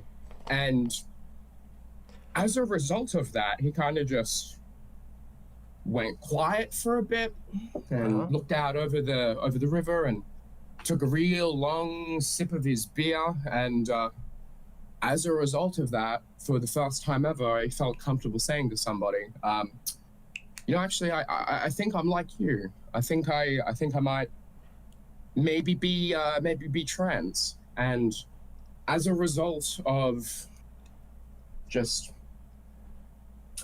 sorry, I'm getting a bit emotional in my mind, remembering just the moment. It just as a result of talking about your content with a dear friend, I was able to help them have the confidence that it's okay to let someone know. And it's scary, but you know, it's not going to be the end of the world, because just no, we're in this together, you know? And yeah. And you making it safe enough for your friend to talk about that is super, super valuable. And that's, I mean, again, like, I try to bring attention to this type of stuff all the time, but like, when there are, you know, when you exist as a part of a fairly small group of people who are fairly marginalized, our actions go a long way. One trans person be carrying on carrying on the spirit of making other trans people feel safe, you can connect to a ton of people, because there's not so many of us all together to begin with. So each one of us that does that makes other trans people feel safe, that's willing to support other trans people, goes a really long way. And you know, sometimes it can feel, you know, we can feel small, but our actions can be really big and really important and make huge changes in others' lives. Anyway, I didn't want to derail from your story, but I felt like the audience should understand that. Like, I talk about, you know, how important it is that people are willing to, in a time like this, you know, when we have places all over the world that are becoming hostile to trans people, how single acts of support and solidarity can be life-changing and in the long run world-changing. Yeah. Well, the reason that I wanted to share that story today, well, I was very excited to see that it was a call-in stream. I wanted to share that story was because I'll keep the detail at the start of here brief, because we don't need to. I don't need to expose the viewers to those details. But specifically, Rule 1 has been the reason that I am still here having this conversation on 2 separate occasions. And on both of those occasions, unfortunately, my mind was in a space where I thought that maybe everything would be better if I wasn't here anymore.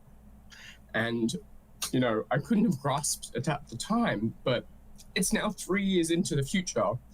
And exclusively because I am here and I kept going through everything, now there is another trans person who sees that they can be happy one day. And maybe they wouldn't if I wasn't here to do that. And just Imps chat, it's always worth it and important to still be here and to keep going. Hold the fuck on and keep fighting. Every single one of us that holds on and keeps fighting, every single one of us that makes the decision to not just hold on, but to hold on and know why it's worth holding on. Why another trans person living is a good thing and a beautiful thing for this world. It has downstream effects that are hard to comprehend even in the moment, and that is the absolute motivation behind why I repeat Rule 1 so often. Do not fucking die. I want people to understand.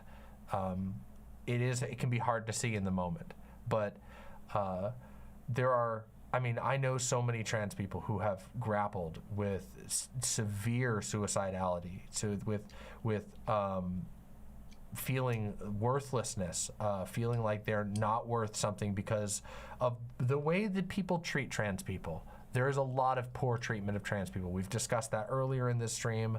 I discuss it all the time, and it's a lie. It's a goddamn lie. The idea that you're not worth anything because you're trans is a fucking lie. In fact, I would argue it increases your value. I think trans people are interesting and amazing, and I want as many of them to be around as possible. And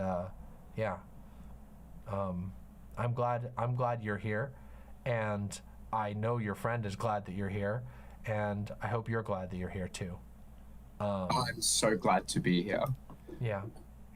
As I've been saying to my close personal friends in IRL recently, slap my ass and call me Iggy Pop because I got a lust for life. Good. That's fire. The fire to live is a wonderful thing. The passion for life itself. It's all about the love of the game, baby. It's worth it.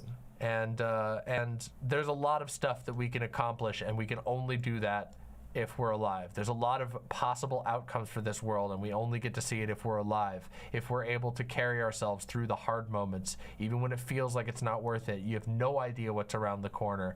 And we are stronger if we're all in this together, and if we're around to build alliances, to pull off ridiculous hijinks, to get one over on our enemies. We can only do that if we're living and breathing. So do not fucking die. Rule number 1.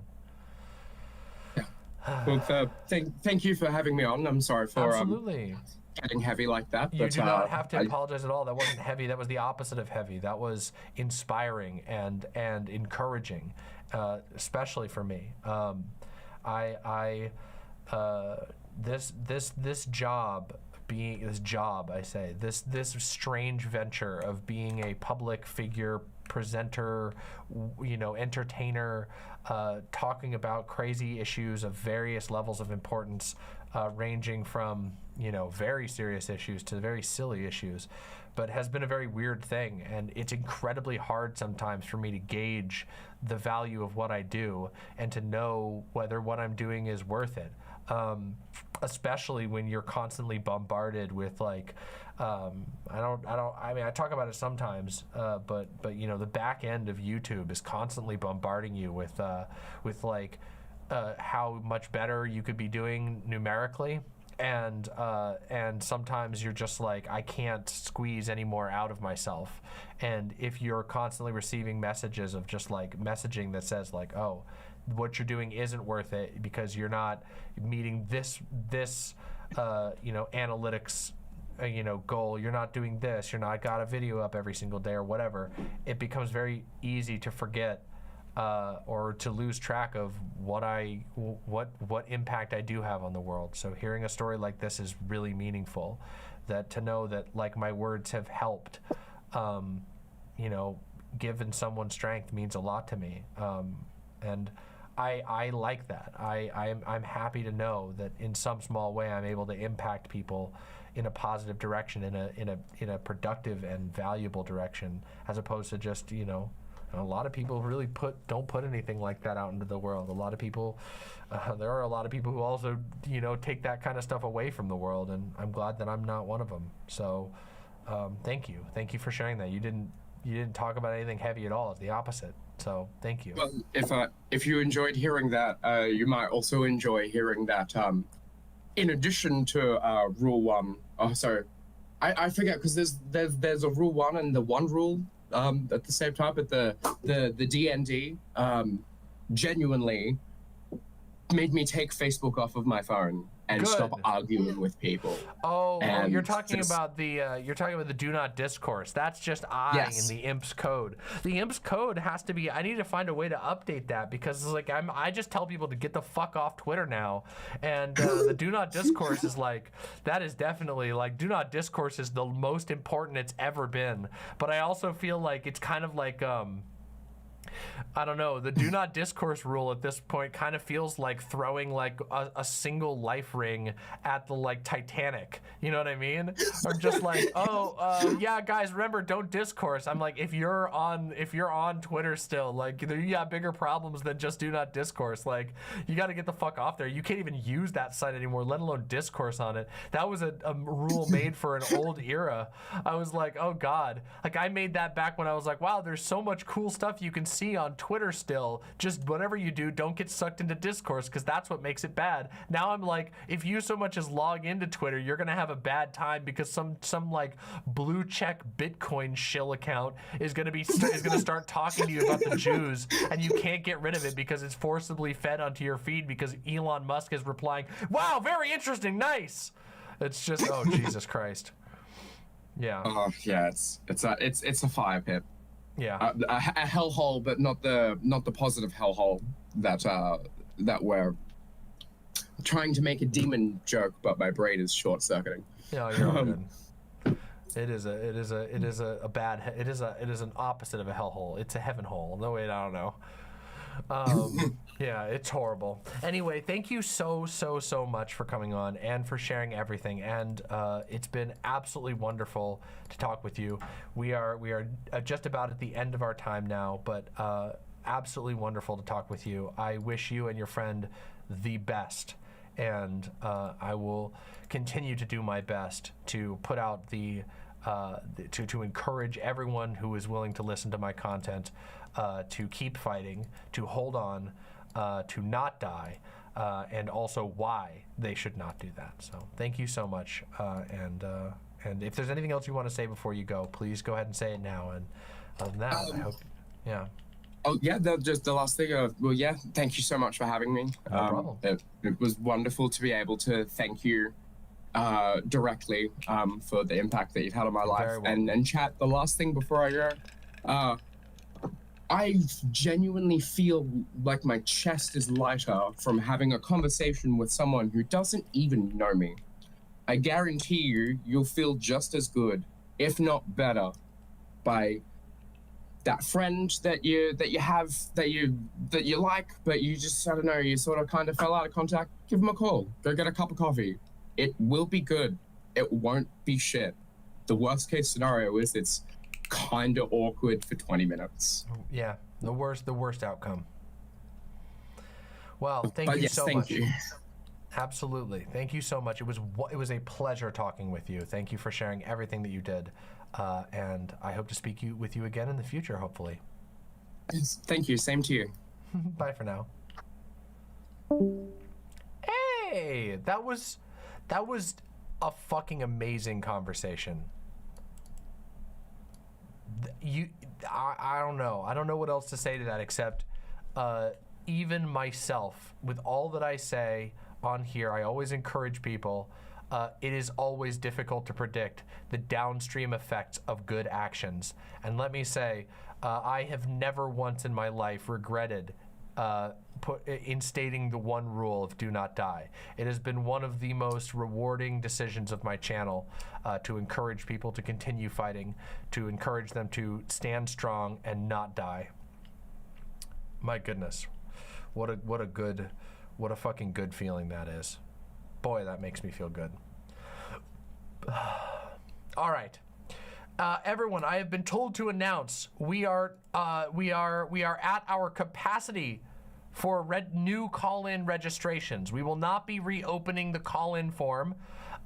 We have everybody who is in line currently. If you have registered, stay in line.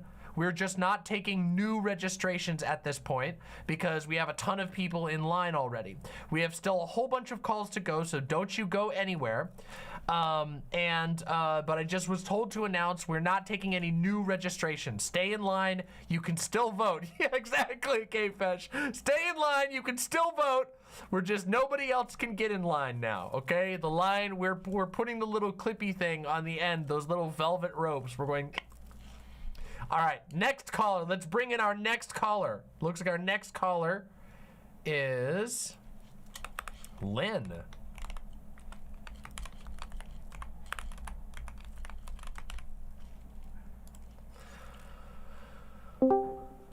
Hello, hello, hello, Lynn. Welcome to the show. Thank you. Hello. Thank you so much. I just want to start out with some positive news. Okay, all right. I'm always here for positive news. In the electoral front, I'm in Arizona. Based. And I volunteered at Art Center. And the machine to register people and talk about democracy is already fully in motion. Half of the tables at this event I was at yesterday were just all about registering people to vote and talking about, it was like 3 blocks from where they had long guns at the ballot boxes. So they were talking about, no, there was nothing wrong with the election and no fist fights broke out. So that's good. That's very good news. Getting people, straightening out the reality distortion effects. Exactly. Well, that's great I want to hear. to talk about. Oh, sure. I want to talk about. I used to create content for kids on YouTube, and I also have my own website. And so basically, the purpose of this content. I used to live in both Thailand and China. I was an international school teacher. Okay, cool. And I myself am dyslexic, so I wanted to make content that was visual and like had lots of accommodations for kids learning English, kids with dyslexia, all that kind of stuff. And history especially is this difficult topic because it's like processes that are human that aren't necessarily like illustrating a physics textbook sort of thing. Yep. And especially, I started my channel, I think in 2014, 2015. And the goal kind of, especially through the 2016 weirdness that we had, definitely became kind of talking about empathy and all these other things inside of like videos that would be shown in classrooms. Yeah. So it's been pretty successful. It was pretty successful at that. But I get so frustrated. Essentially, it just wasn't monetarily possible for me to continue doing it. Okay. But there's just a massive hole in, there's no progressive kids content, especially about history. Like Rush Limbaugh made a whole series about American history. Prager Kids now is being terrible. And it's just kind of exhausting and saddening that you just sort of need like this massive well of money in order to start something. Yeah, I was gonna say that's kind of the advantage that conservatives have always had on that front, which is that they have enormous donor bases. That as it turns out, like billionaire conservatives who have a vested interest in no one who might criticize their enterprises ever getting a voice will dump millions of dollars into the pocket of someone like Dennis Prager to make a kid show that says that maybe the Confederacy wasn't so bad or whatever. Like that kind of stuff is very hard to compete against because the money isn't there in the same way. I think that I think that there's probably some like libs that could be reached and convinced to make like socially progressive stuff, but it's always going to be hard because they're going to be limited as to what they're going to be able to, what they're going to back. They're never going to let you make something that challenges like the basic core concepts of, say, capitalism or something like that.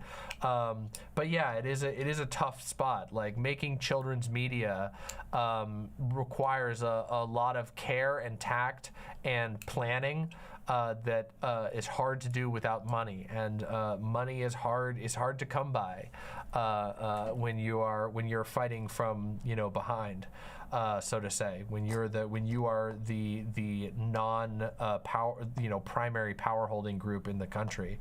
Yeah, that is really difficult. It's incredibly difficult to fight against groups like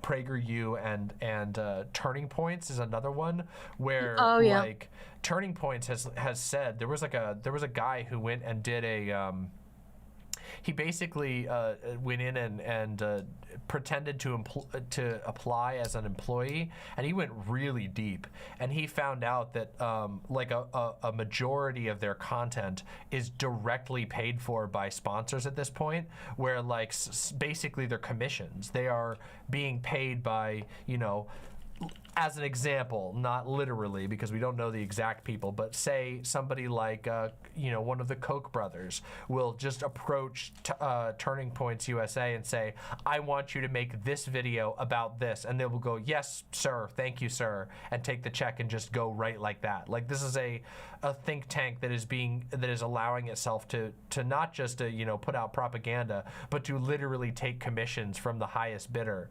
and that's pretty hard to grapple with. Additionally, like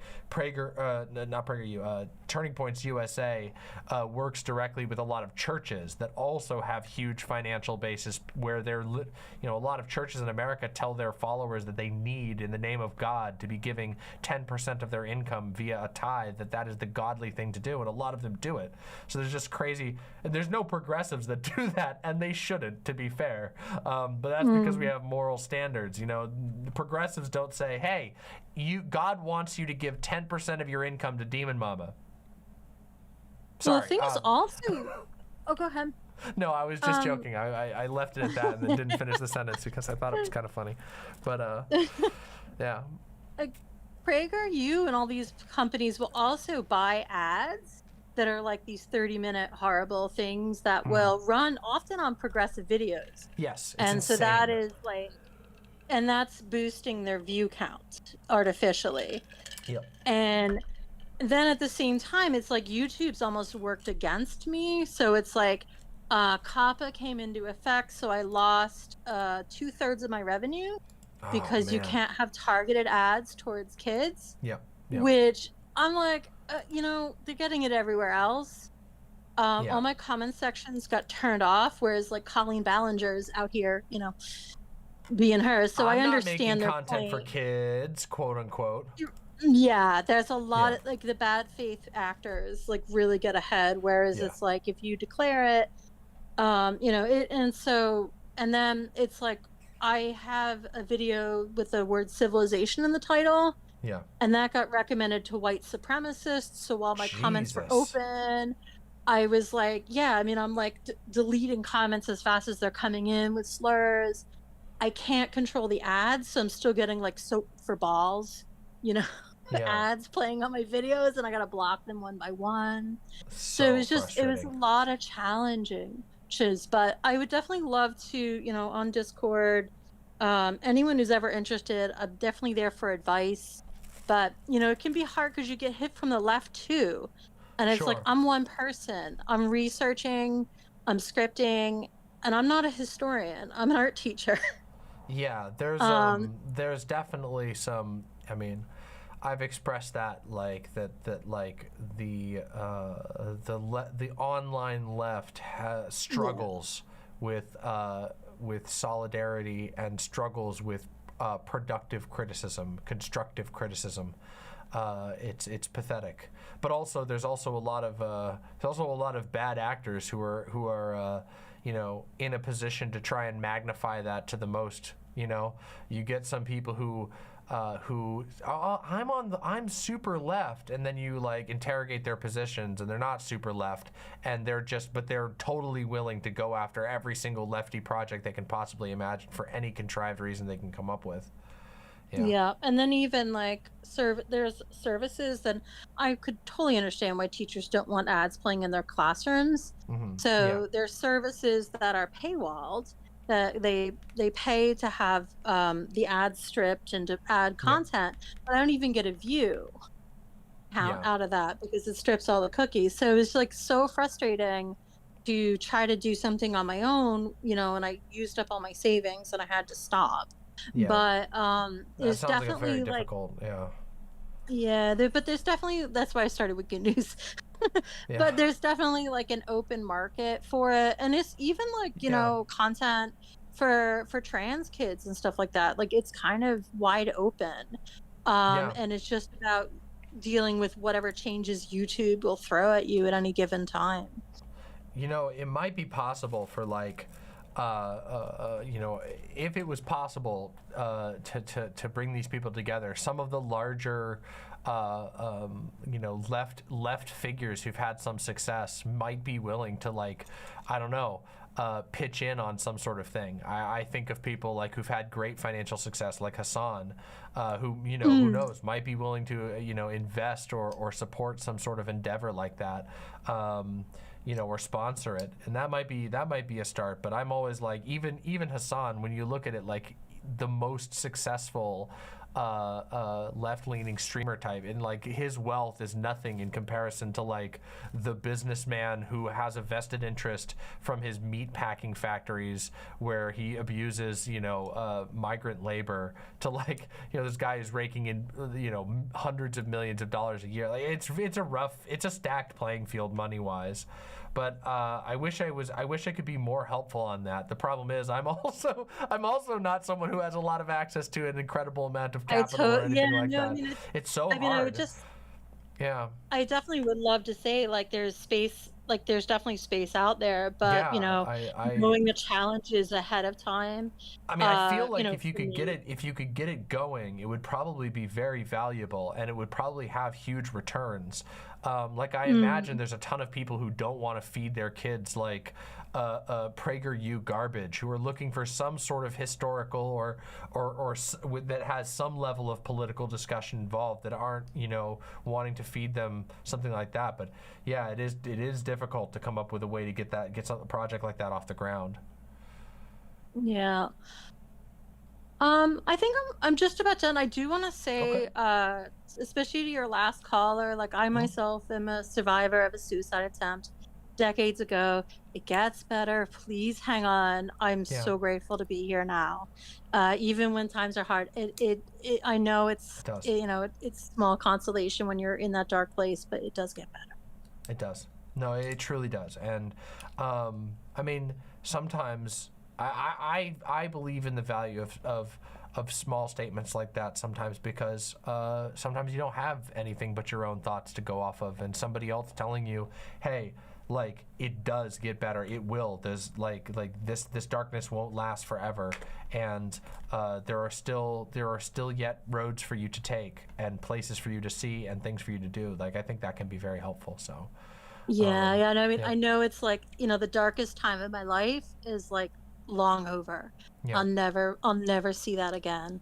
So well, that's good to hear. I appreciate you so much, Demon Mama. I appreciate you kicking too. a lot of Thank you ass so out much for here. coming in. I wish there was more I could say about like how you get more, because I do think I think you're right. I think there's room for it, like, obviously, and I think it's important. I would love to have anything other than these, you know, anything that could counter the messages of a PragerU kids show. That shit makes me sick. But it is so definitely a struggle. to see. It's a struggle. No, it's a struggle to not have, you know, the amount of. I mean, on one hand, you always know that, this corporate shit comes with strings attached. That's why these companies like PragerU are willing to do it, because they have no fucking morals. But like, yeah. Anyway, thank you so much for calling in. Thank you for telling us about everything. Thank you for making the attempt to and making things that actually did reach people, because they did. Even if it didn't, even if you couldn't keep going forever, it means a lot. So thank you so much for calling in. Thank you too. Bye bye. Have a wonderful night. Bye. You too.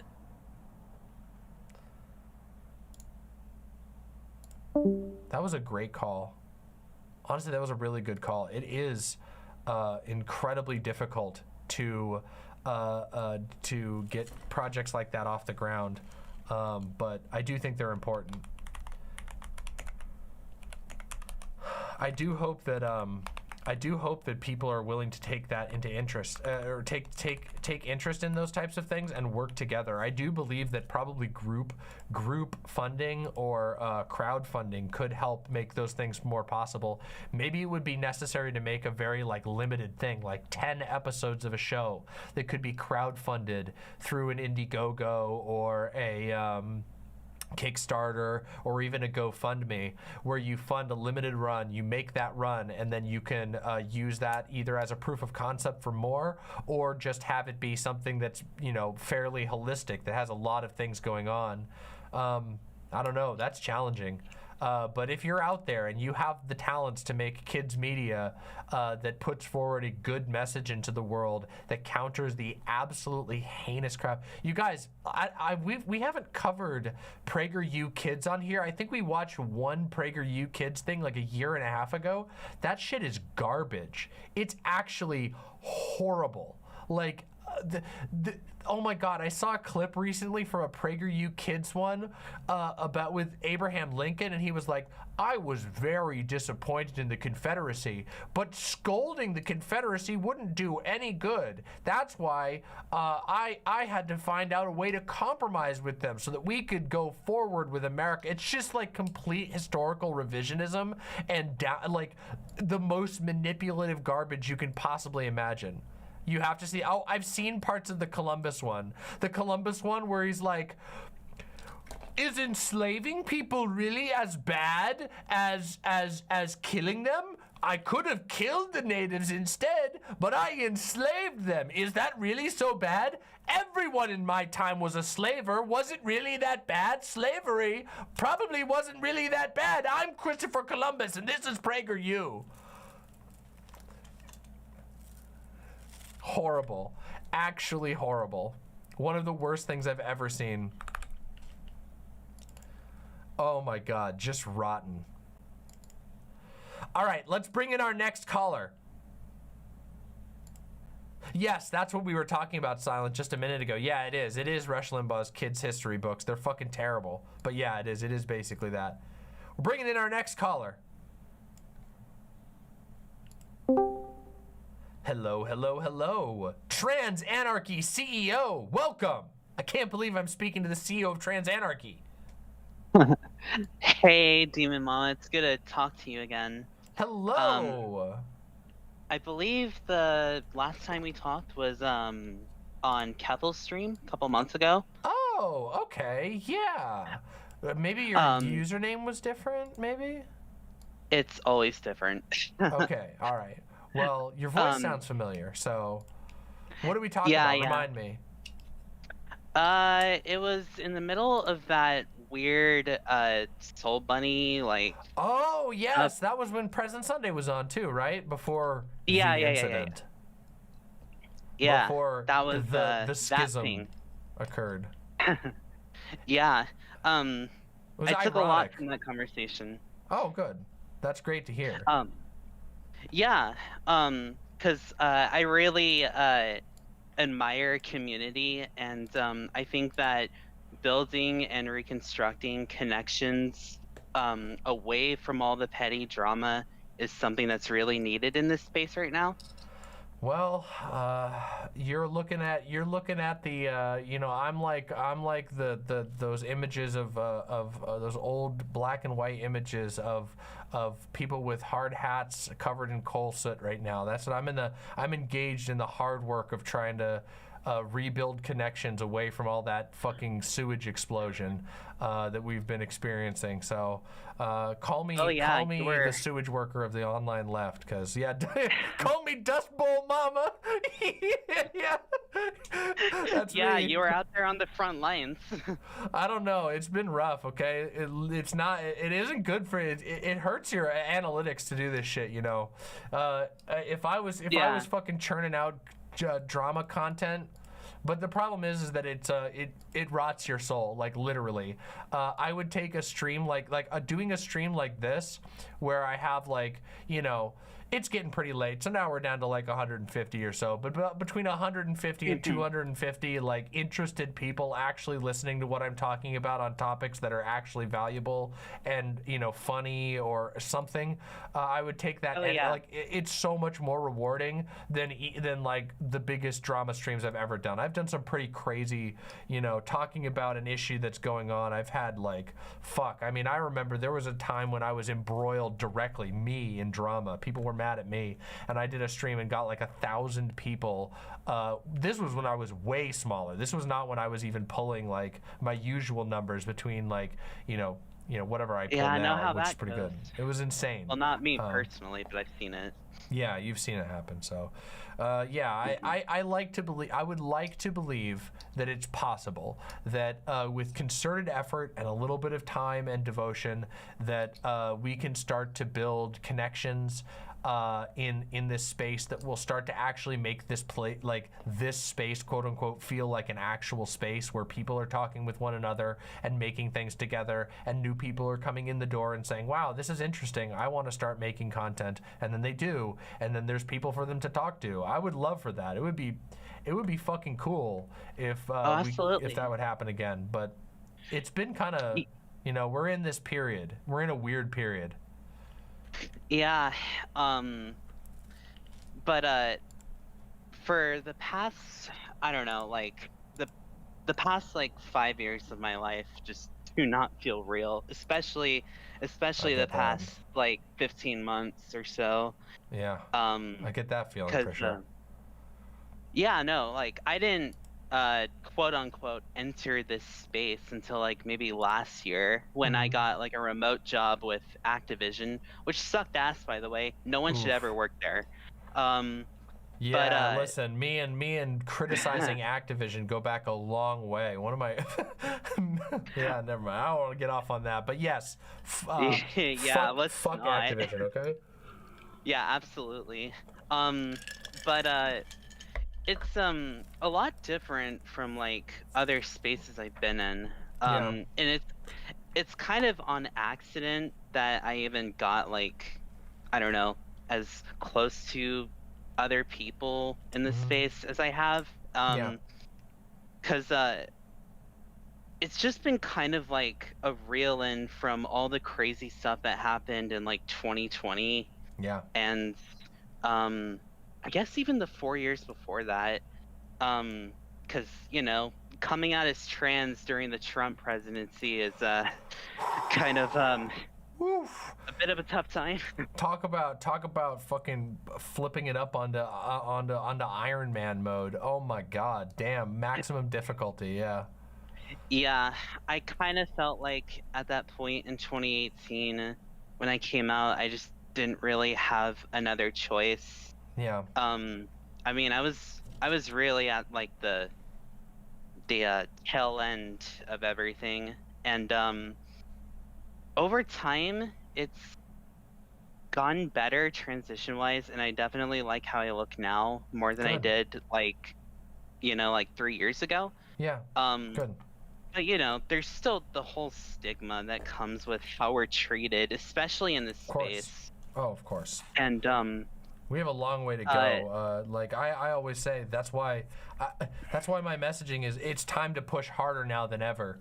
We have a long way to go. We need to get our energy up and going. Fucking everybody's got to fight in this shit. Let's push this shit.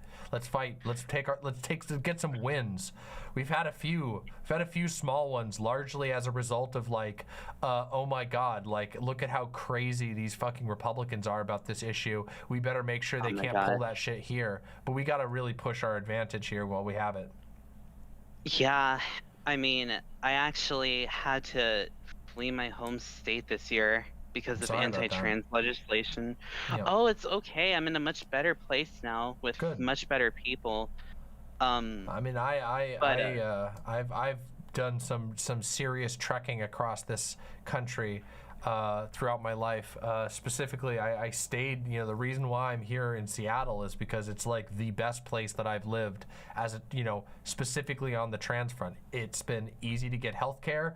The healthcare professionals here are incredibly well educated as far as by comparison to the rest of the country. There's a lot of other trans people here, which is great, which means you're gonna, you see a lot of other trans people just out and about, and the average citizen around here is very familiar with trans people and doesn't seem to be insane about it. So like, yeah, I completely understand like coming to a place specifically for that reason. Yeah, absolutely. And I guess in a way, this like getting involved in these spaces, like even just as like a community member, it's just been kind of like not like a substitute for activism or anything, but just like it's been more of like a cathartic release. Yeah. And I didn't really have much to say last time we were on the call together, just because like, it was all still happening and I couldn't really process it at all. Sure. But like it's a lot different from real life activism because I feel like barely any overlaps. Yeah, there's definitely overlap, but There's some, but yeah. Yeah, and the thing about IRL organizing, it's really great, and it's really good to get involved with like a community all fighting for the same cause, because like I remember in 2020, like after Derek Chauvin killed George Floyd, there was a lot going on in like the city I was from, and because we actually had I mean, I don't live there anymore because fuck Texas, but like we already had yeah. we already had like a protest set for that weekend, because there was a police involved killing the month before that. And there's just so many memories of that summer that burn into my brain. I witnessed like a lot of I witnessed a lot of police violence in person, and ever since like one particular big event happened during that time. Sorry, I don't know how much you like allow for like triggering topics or anything. I didn't really hear the last two conversations. Obviously, I mean, we talk about all kinds of stuff on here. If it's something like very visceral, then just give people a warning. But otherwise, we talk about all kinds of serious stuff on here all the time, so don't worry about it too much. I got you. All right, cool. Just want to see if we're on the same page. But it was a lot to deal with.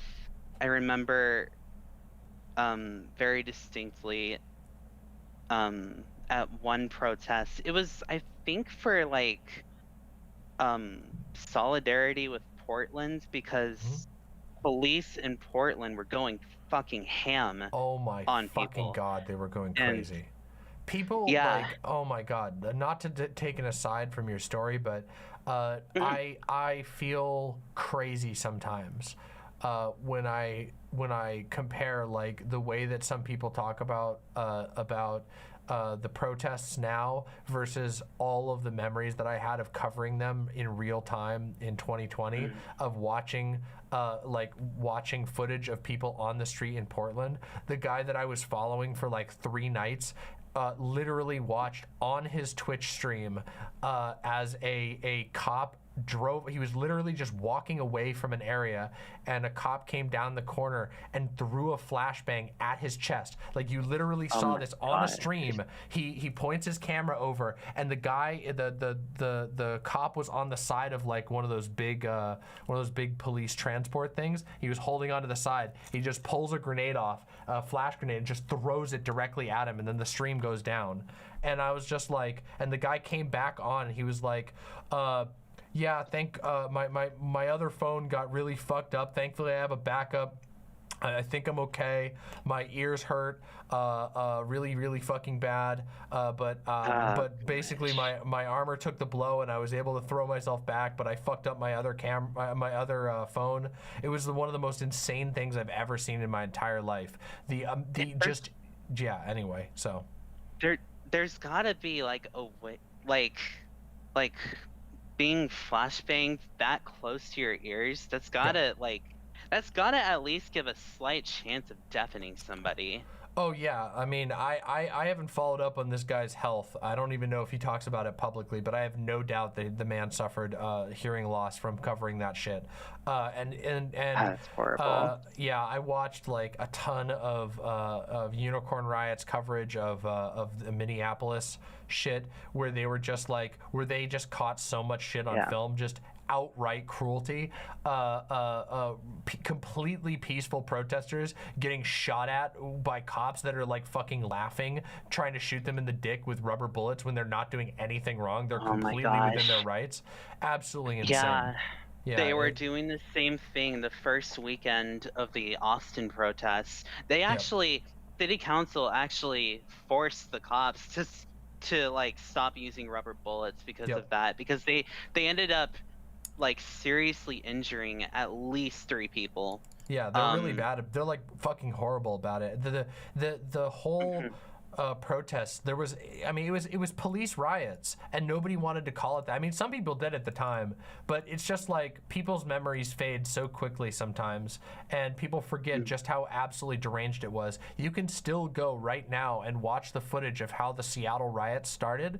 All that anybody talks about is like, oh my God, Chaz Chop, but nobody remembers how it started, which was cops going fucking insane, pressing an enormous crowd of largely everyday people. These are not like people who've been at a protest before. These are people there in their fucking sandals and t-shirts and whatever, who were just mad about what was going on, who showed up to make their voices heard.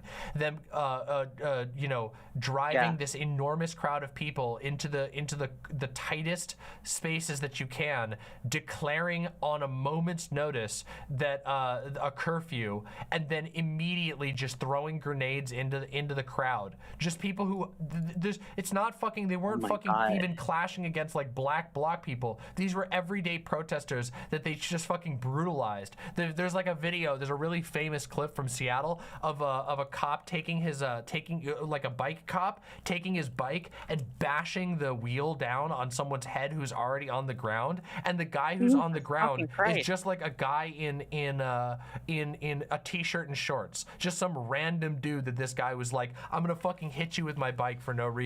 Fucking insane. That is insane. No. I'm always down to rant about cops, but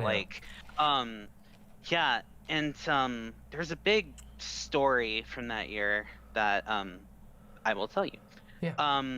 So June 27th, 2020, there was a big protest around I think it was like I think it was like initially a counter protest against Back the Blue people.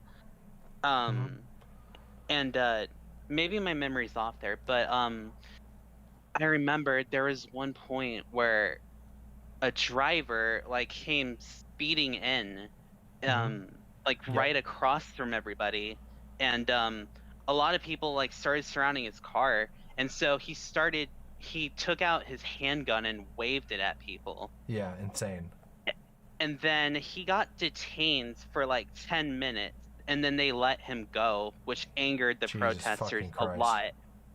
And after that, a young individual named Garrett Foster began open carrying to protect his wife, or his fiance, who was a quadruple amputee. He started open carrying because Texas has pretty lenient laws with that stuff, you know. Constitutional carry or whatever. Yeah, and for several weeks, we were just kind of going to the same events, but then on July 25th, there was sorry, I get my heart starts racing when It's I okay. talk It's about intense. It's okay. Don't hurt yourself, but share freely. this. But there was there was a Uber driver, and he took a right turn into the crowd while we were crossing an intersection, and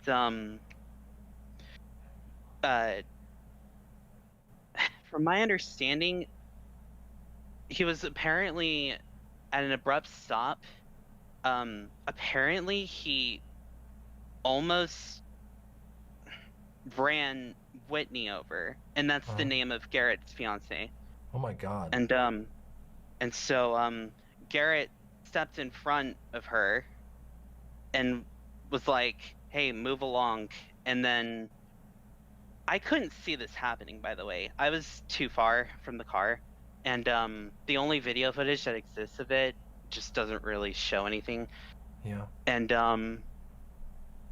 5 gunshots were fired, and Garrett passed away. Oh my God. And just like for the past few years, I've just kind of been coping with the fact that I witnessed a literal murder. Yeah. And the guy who did it, Daniel Perry, is serving 25 years now. Wow. And ever since then, I've not been able to approach activism the same way. And yeah, that's also why I get really, really angry online when I see people like, you know, LARPing as like, you know, these big activists or whatever, and like romanticizing the protests, because all I can think about is what happened that night. Yeah. And it just gets too much, you know? Yeah, I understand that. And you know, I don't know. There's you can only give so much to any fight. You got to fight how you can. And stuff like that is fucking traumatizing. And you know, however, and it came however, whatever works for, you know, whatever works for you. It sounds to me like you're still interested and are finding ways to be able to make the world a better place in your own way. But you got to do it. You got to be able to take care of yourself and whatever. Like, not everyone can jump right back into activism or whatever. Yeah, and you know, it all started out with like I'm pretty sure most of chat can relate to this, but Bernie Sanders kind of like got me like into it a little bit more seriously. Yeah. And because before that I was like a libertarian-ish, whatever, like kind of uncertain about like what exactly I was up like against or wasn't against. And then there was also just like there weren't really any streamers back then either. Well, I mean there were, but like some, but like political streamers, streaming was like super not a thing. Yeah, the only thing you could really get was like the Young Turks, which I mean obviously they suck now. But their show was structured like a TV show, you know? And of course, like Sam Cedar was like streaming, but again, another show that's structured like a TV show or a radio show. There wasn't a lot of this like the type of streaming that we have now. And I don't know what the future holds, you know? Political streaming, specifically on the left, it's in a weird place. I think it's it's still something that's a little bit in its infancy in a way. Yeah, I mean, I think its first era has perhaps ended, and we're in the period where the second era is going to begin, and I don't know where that's going to go. We'll have to see, I guess. There's also just this weird mix of like politics and drama, because I feel like sometimes drama kind of evolves from the politics that we're forced to be around. And that's true. I mean, I think there's a problem.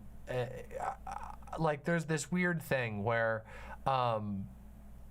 the politics and drama thing. Some of it is like what you would understand as very natural drama, where it's like, okay, two people disagree strongly on an issue and they have multiple fights about it, which creates a long-standing beef, which creates, you know, like a story where there's like these two people, they've always fought about this issue. That's like a fairly understandable type of drama that appears. Yeah, but then there's absolutely. also like, because of the incentives at play, there's like this tendency for people who are ostensibly political content creators and dress themselves in the trappings of being about politics and about political issues, but then it ends up actually being that like mostly what they're talking about is like the quibbles of personalities that are vaguely in a space. And I think that aspect of it is like sort of the product of the way that this first era of online political streaming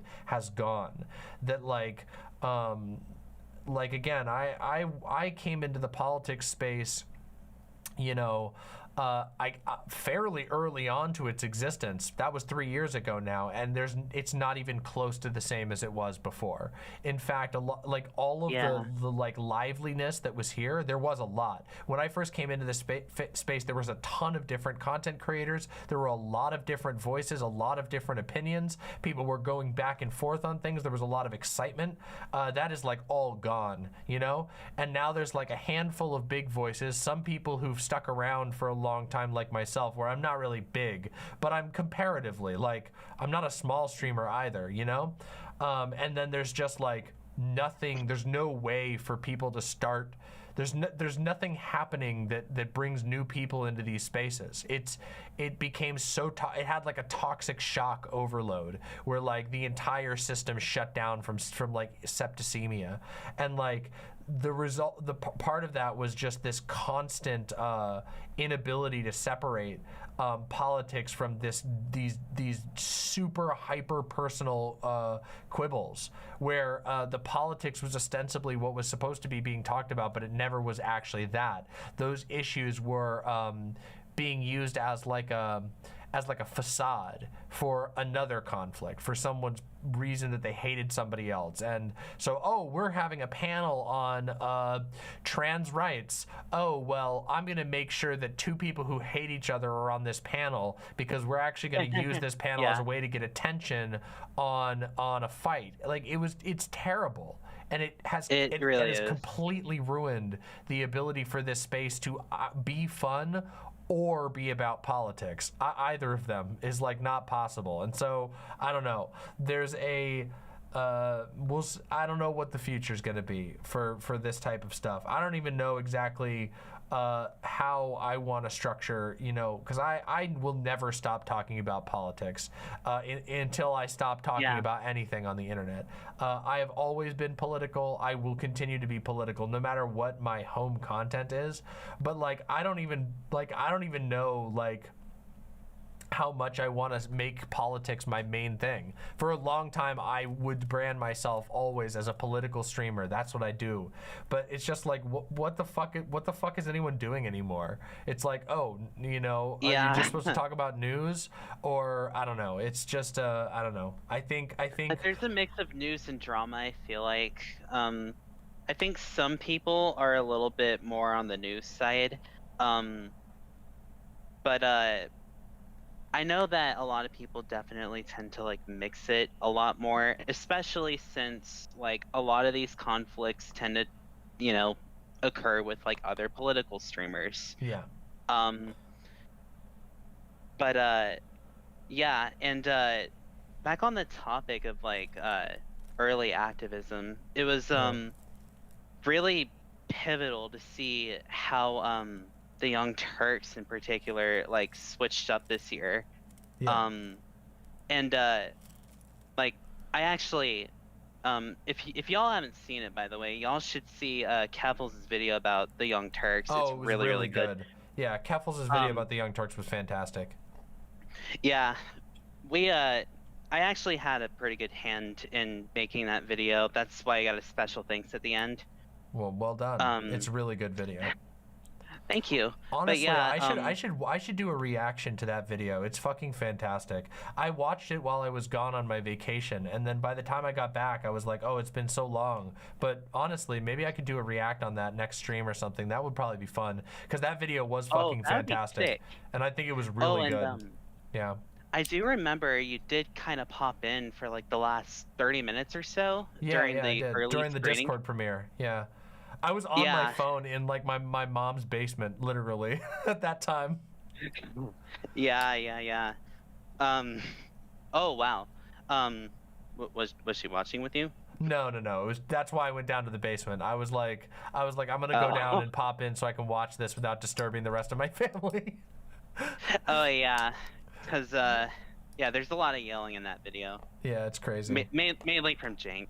Yeah, Jank you know is a he likes blowhard. yelling. Yeah, he's a bloviator. Yeah. Yeah. Well, I don't want to cut this off too early, but we're about on the end of our time slot here, and there are a couple other people in line. But I want to say, I like to think, I at least am putting my mind right now to what could be built. What could a highly political, actually living space that isn't just a sewage bin look like?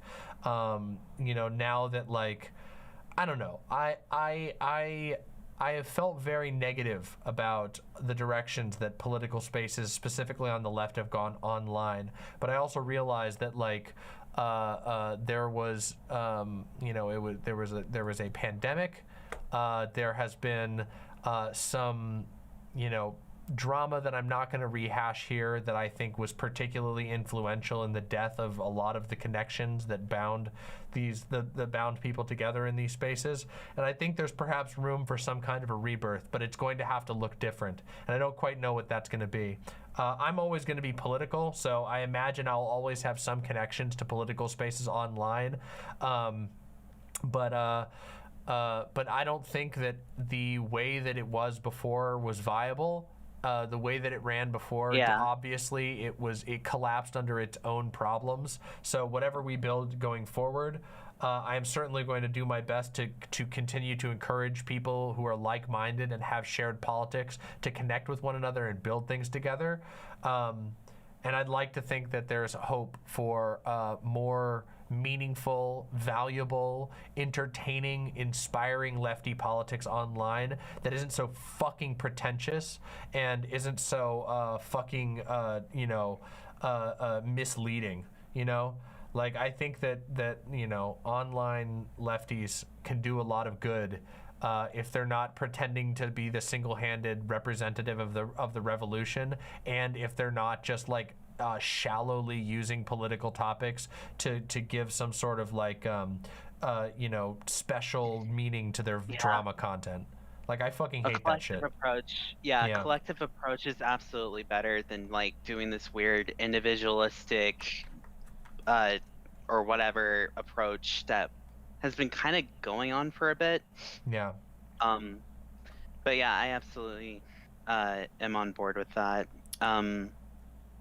But yeah. Well, thank you so much for calling in. Nervous. Oh, you did just Yeah, no, fine. of course. Thank you for sharing everything that you did. I know some of that was really fucking hard to revisit, I'm sure, but also I really Didn't value mean to talking turn with into you. a therapy session. No, it didn't turn into a therapy session at all. You did just fine.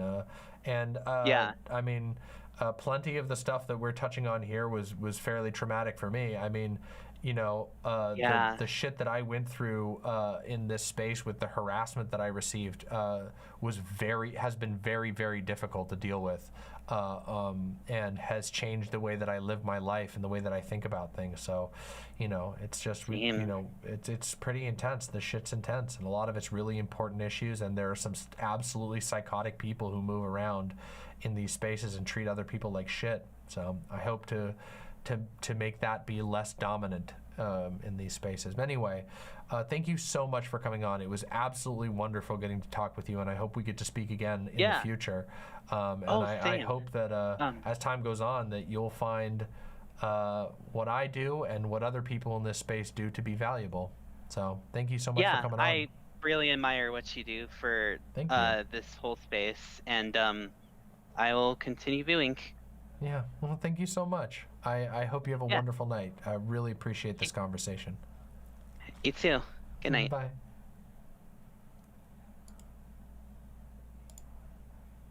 Wow, that was a good conversation. People who go to IRL protests, people who do that shit, they're braver than the troops. Literally, a lot of the time. Literally. All right, we're gonna move. We gotta get. I've been going long on a couple of these calls, so I'm gonna move right on to the next caller. Let's do it.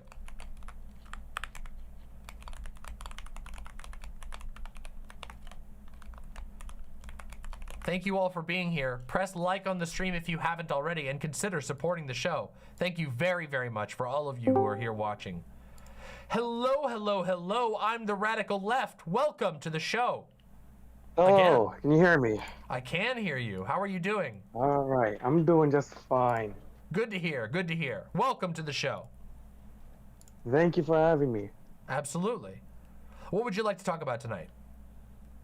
I got a few topics that I'd like to discuss. All right, hit me with them. Let's start with the very first one. I want a bit of a update on a discourse that we had like years ago now. Oh wow. Can't Get Pride. Can't Get Pride. Ah yes, the classic. Yes. I've changed my mind. I agree with you now. Yes, yes, you should agree with me. My position is the based position, and you have raised your baseness quotient by agreeing with me. Yes, we got him. We got him.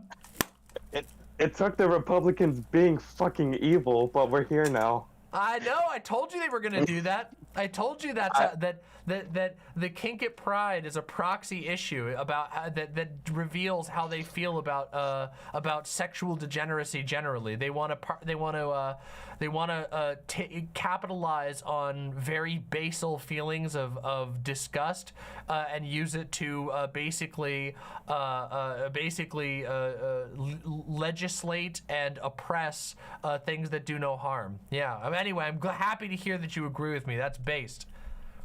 Yeah, and I ended up agreeing with you more so literally today because of a tweet that blew up like, I think it was yesterday or today. Oh. It was from that poster, that furry blue wolf poster, like trans rights or whatever it was. Okay. And seeing everybody freaking react to it with like pure hatred and disgust, like this is what getting trans people killed. Like, really? I mean, I guess furries can be a bit alienating at times, but like, really? You're really gonna pin the blame of trans death and like people like hating a on random furry being like trans people are based? Yeah. Man, people like, are crazy. It was a poster of a freaking furry. I'm pretty sure your chat was. Oh, wait a second. I know. Wait, Doe commented on this too. Doe was like, "What the fuck is wrong with you people?" Yeah. By the way, I'm pretty sure. Yeah. People who react like that, people who react like that, just so you know, those are your enemies. People who see like a kid make a furry poster that says trans rights are based, and then they respond by saying, "You're making trans people look bad." Those are your enemies. They may be wearing sheep's clothing, but they are wolves. Pay close attention to the frauds who behave like that. That's all I'm gonna say. Okay? Yeah, exactly. Like, I get furries can be a bit alienating at times, but this is not like the hill to die on. It is not. It is people being disgustingly cruel because they have not processed their adulthood. They don't know they don't know that just because a kid does something cringy that doesn't mean you're supposed to be cruel to them. Yeah, it's only pathetic people behave like that, and based people like myself will go, "You're doing just fine, kid. You and your blue wolf, it's good that your heart is in the right place." That's why people like Demon Mama look out for the fucking little guy. Seriously. So people may call you cringe, but you have to remember that the people calling you cringe are also 16, and they are 16-year-old bullies. Except for when they're not. Sometimes they're like 40-year-old women who haven't figured out their lives and are stupid pieces of shit on the internet because they're failure and they're coping for their own failures. That's a possibility too. Yeah, I really do get the impression that a lot of them are just young and haven't realized it yet. Yeah, except for the ones who aren't, and those people should be especially the people who aren't, the people who are 40-year-old women who are coping with their own failures. Those people should do some introspection and perhaps log off. Exactly. Oh God. Yeah. Man. But it kind of makes you realize how reactionary some people really are, where they'll be like, oh, I'm super socially progressive, and then like a furry who's hurting nobody, who maybe at worst is guilty of a little bit of cringe, and they're like, time to put you in the gas chamber, and you're like, whoa, what the fuck? Yeah. The Hitler particles. The Hitler particles are out of control. I get times are tough right now with trans people, and they're trying their best, especially the younger ones who haven't figured or faced this before. They're trying to figure out, okay, what's the best possible strategy to not die, and that's a pretty fair strategy to have to not die. That's one of your rules, after all. You know, some people just have no empathy. Some people just really don't, and some people will try to like put a progressive coat of paint on the fact that they have no empathy and that they just actually aren't as committed to their values as they like to pretend. Like I don't know. Again, it's the kink and pride thing. It's like, oh yeah, I was fine with you having rights and being a real person until you wore an outfit that I felt weird about. And then I became fucking Mussolini. Yeah, you lost all your rights once you wore that dog mask. It's like, what? Yeah, the dog. Yeah, exactly. It's pathetic. And the thing that I like about the whole thing that makes, you know, people with kink at pride and the furries and all of them really based is that they make these people reveal themselves. By doing something completely harmless, they make people reveal themselves for their, you know, malformed opinions. And I don't know. Yeah. So. Yeah, like at the very beginning of all this, like years ago, I thought we were losing people. No, they were never with us to begin with. They just pretended to, or they just thought they were with us. Nobody who's going to be convinced that trans people don't deserve rights because of a fursuit is ever going to be on your side. No amount of compromise with that person is going to get them to agree that trans people actually do deserve rights, as long as they don't wear a fursuit. No. That will never happen. The only people who do that are liberals who don't have enough conviction to actually stand by their principles. It's people who are afraid. They're, you know, like I said, it's liberals who don't actually have the conviction to stand by their principles. It's the same people who get mad about neopronouns, the exact same shit. They're like, oh, you know, neopronouns people are harming the trans movement. No, they're not. Neopronouns people are like a 0.1% of a 0.1% of the population. They're an incredibly small demographic. You are caving in with the most deranged reactionaries by joining in against them. Some freak on 4chan is like, oh my God, look at these psychos with their neopronouns. And then you're like, oh, well, I don't want to lose that 4chaner. Like, what? No, dude, they're a fucking Nazi. Shut the fuck up. The neopronoun person is not hurting anybody. Yeah, exactly. Like, seriously, literally, fucking pronouns. It's fucking pronouns. Ambiguity. Yeah, it is. It's the fucking pronouns thing. It's just like, no, you're not going to compromise with that guy. Stop it. Stop pretending. Take the side of the people who aren't doing anything wrong, who are perfectly well within their rights, and you know, be a based. Be based and chad and spine pilled and stand up for people who didn't, you know, for people who are being treated poorly for doing anything wrong. But, you know, there's some people in the world who aren't necessarily like a school bully, but who will stand there next to the school bully because they're afraid they're going to get hit by the school bully. So the school bully is picking on some kid, and they're just going to stand there and look the other way because they're like, well, thank God I'm not getting picked on. And even though that only empowers the bully, and the person who's getting picked on is innocent, they didn't do anything wrong, some people just don't have the courage to actually stand up. Well, good news is Demon Mama is not that person. Demon Mama is the person who will stand up, because I'm not fucking afraid of bullies.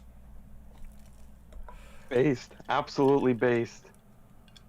We really shouldn't be like ceding ground to these people at all.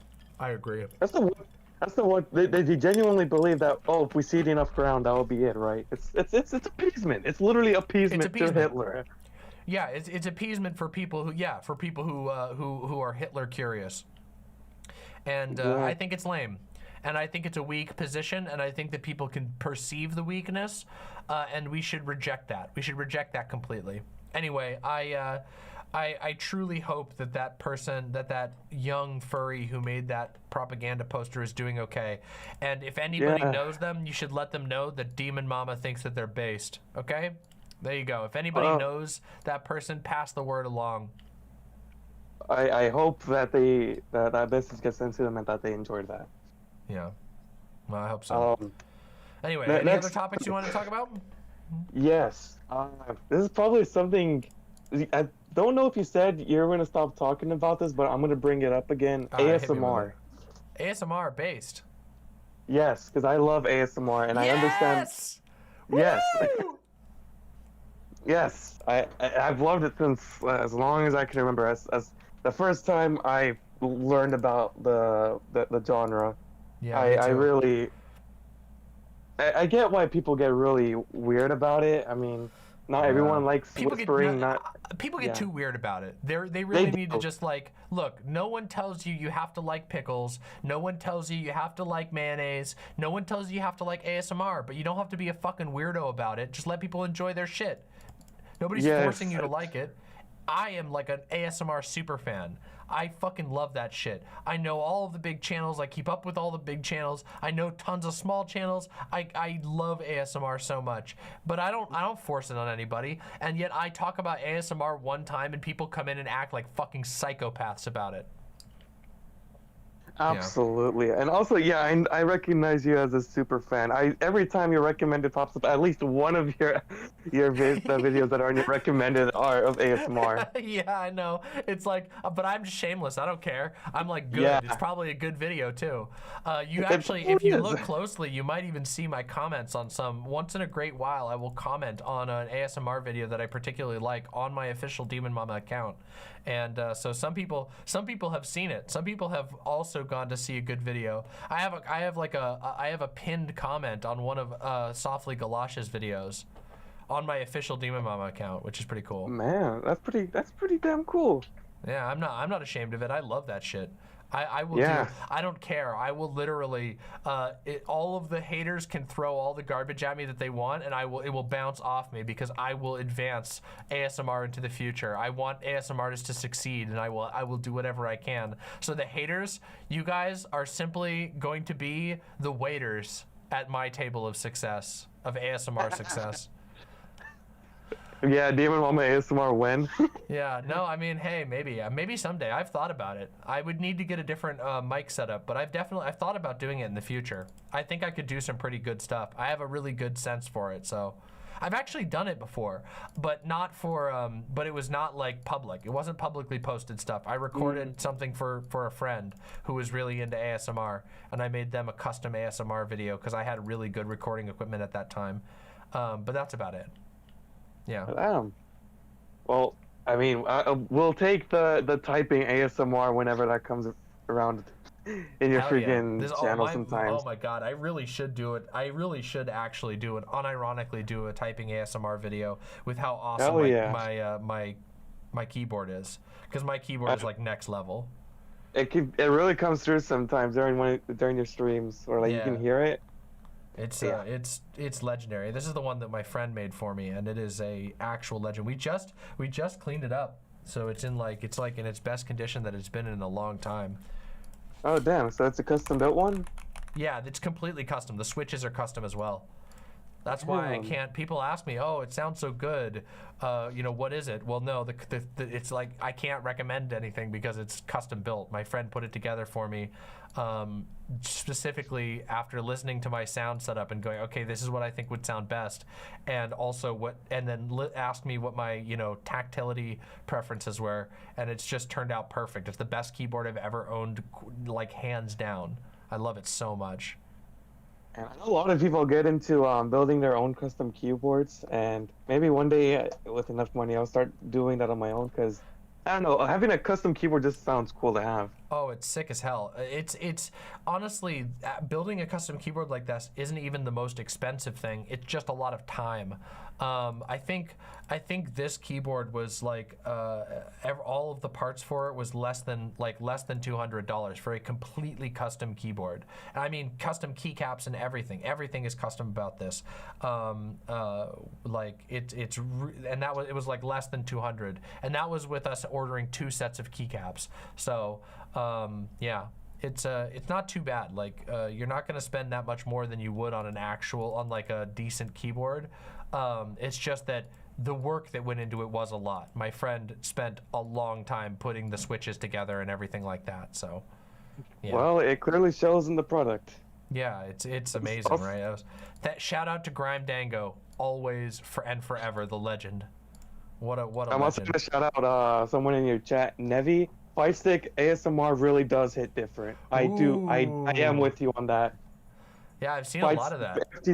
FGC ASMR, fight stick ASMR. I actually have a fight stick. It's not that good, but it gets the job done. That's awesome. Damn, banger. It's pretty fun. Banger taste. Oh man, I was listening to ASMR. Well, actually, I was listening to ASMR earlier today. You ever heard of a Neil Chuckmuck ASMR? Neil damn it. A Neil Chuckmuck. It's not spelled like it sounds. He's a Turkish barber who does barber and masseuse. Very popular. His channel's blown up recently. Let me see if I can I can send it. I'll post it in chat and you can go check it out. I don't know if you like the barber and massage type stuff, but I'll certainly check it out. Chuckmuck ASMR. Put it on my, here we go. Yeah, here, I'll just post it in chat, and anybody who's interested in this can go check it out. This guy's channel is amazing. First of all, here, I posted it in chat. Neil Chuckmuck ASMR TV. This guy does his audio quality is legendary, and he posts like crazy, because he has like a lot of people come to visit him, because that's what happens with these barber masseuse ones. Once you start doing it, once you get the reputation out there, people will flood in from all over the place. So he gets a ton of them, but he's amazing. I was listening to one of his videos earlier and it was fucking amazing. It was absolutely incredible. Yeah, he just did today he posted a scalp massage video that was I think it was called, let me see. It was ASMR massage therapy will help you sleep. And it is fucking so good. It is, oh god, his shit is so good. In this one, he has a little thing. He has a little thing that scrapes, it's a little soap shaver. It's like a tool that shaves the soap into little powders, because he has a dry shampoo. Oh, incredible. Just amazing, okay? Just absolutely incredible. Legendary, okay? Seriously. Yeah, I'll absolutely make sure to check it out. I haven't even posted on it. I posted it on my notepad, and make sure to save that now. I hope you enjoy it. Especially, this is definitely more for the people who like the barbershop type stuff, but he's real good. He's his channel's grown so much. He's getting almost 300,000 views on his videos these days. That's fucking awesome. Anyway, thank you for being a fellow ASMR appreciator and for giving me an excuse to talk about something that I love so much, because I fucking love ASMR. And hey, no weird comments this time on your chat. So not this time. We might get them in the comments, but we'll see. Maybe. We'll see. Yeah. One more thing. Motivation to start content creation. I even have this planned out, an entire video, a bit of a script planned out, an outline at least. Yeah. And where the hell do I start after that? After getting that basic outline? You've got your script outlined. Okay, so it depends. So do you have editing experience? None at all. Okay. Do you have video recording experience? Yes. Okay. So all right. So here's what you want to do then. My next recommendation would be, if you've already got your script settled out, and I would record a first draft of the video, and depending on how that goes, you can decide whether you like it enough to edit it or whether you want to reshoot it. If you've got your audio set up already, obviously I'm gonna assume that you've got most of your like technical steps ready. Like if you've got a mic set up, if you've got a camera set up, if not, get that shit set up, do some research, watch a couple of YouTube videos about how to build a basic good sounding audio setup, get your camera set up, and then record a first draft. Then you can decide whether you want to learn editing to edit yourself, which is certainly very rewarding. I personally think I don't like editing these days, but I know how to edit, and I learned how to edit, and it was very valuable to me. And it's not too hard to start learning the basics of editing.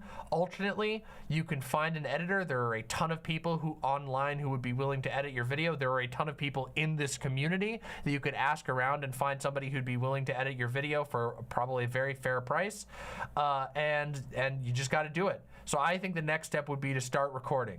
If you've got your outline and script all ready and good to go, you got to just take the first step and put it onto video. And if you don't like it, you can just reshoot it. But if you start doing it, you'll start making progress. You got to get that ball rolling. For me, when I was like, okay, I'm gonna start streaming, I just started streaming. My first stream was like literally to 4 people, and I wasn't even, I wore a mask. I didn't even have like my face out there on the internet. The first time I streamed, I actually had, I had like a mask because I wasn't ready to put my face on the internet. And then my second stream ever, I put my actual face out there, and there was like 5 people watching. One of them was not somebody that I knew immediately. And then after that, I just slowly kept learning. Every stream that I did, I would, try something new or correct something that I didn't like, and slowly you get the feel for it. Same thing goes for videos. You just got to start putting them out there. And you always got to remember, if you feel like you don't end up liking the way a video turned out in the end, you can always just remake it. There's nothing stopping you from going back and revisiting it. In fact, people often think that's really cool. Yeah. So, yeah. All right. Thank you for that. Yeah. Nothing will get you closer to being a content creator than creating the content, even if it sucks. People here, OG Imps, will tell you, my early streams, I used to have a fucking mattress in the background. My backdrop looked nothing like this fucking slick-ass background. My backdrop looks amazing these days. My last backdrop still looked amazing by comparison. But 2 backdrops before was bare wall and a fucking shitty mattress, like, with a covering on it in the background, because I was just like, I need to get to making things. I know the only way for me to learn this shit is to just make it, even if it's imperfect. Yeah. Gayfesh says, yep. After your protest sign. What's that? Yeah, that's right. That was before the protest sign was after I'd started streaming. Gayfesh was probably started watching. Gayfesh was one of the first viewers of my stream, and probably started watching after, because the protest was something that happened after I'd started shooting episodes. And then I remember the day that I put it in, and I told people about the protest I went to. But yeah, it was literally like, it was so scuffed. It was so fucking scuffed. But seriously, learning by experience will not only make you feel like you're making headway in the world, because you are, but also you will start learning things really quickly. You'll figure out stuff that you want to change, which will give you energy, and it will give you very specific things to work on for your next video. Yeah. Yeah, absolutely. All right. Thank you for that. One more thing, one final thing, and then sure. I'll get off your hair. When the hell is that debate boot camp that you were talking about like a year ago actually like getting started? Debate boot camp? Concept. Yes, you mentioned it like a year or 2 ago by now, and this was something that I brought to your attention first, or at least I put it in your Discord server. And this was been like years ago. I'm sorry, I don't remember this. I probably should do something like that. Honestly, that would be pretty cool. Maybe what I should do is I should become, maybe now that I'm like retired from being a direct debater, maybe I should become a coach, and I should just like host conversations on my channel and then judge the results and try to give feedback to people. That might be cool. I don't know. Yeah, I'll try and think about it. I don't remember talking about that. I apologize. There's been a lot that's happened in the last few years, and some of my ideas I don't end up doing because there's just like a lot of ideas that come my way. But hey, you never know. Fair.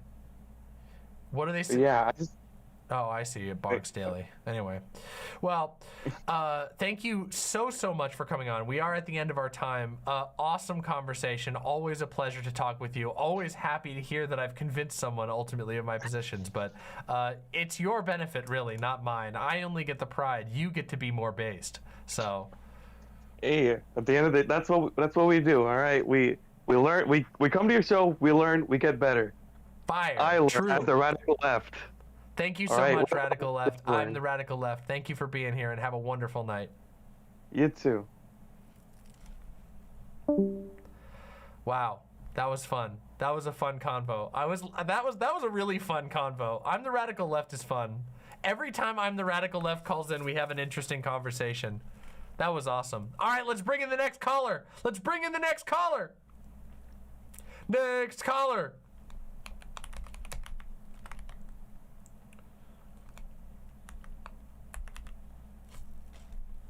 Next caller, next caller, next caller.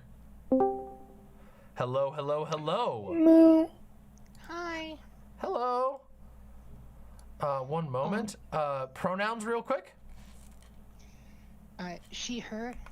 Okay, based. That's what I thought, but I didn't know for sure. Based, and real quick, can you give me your standard talking voice so I can adjust the audio?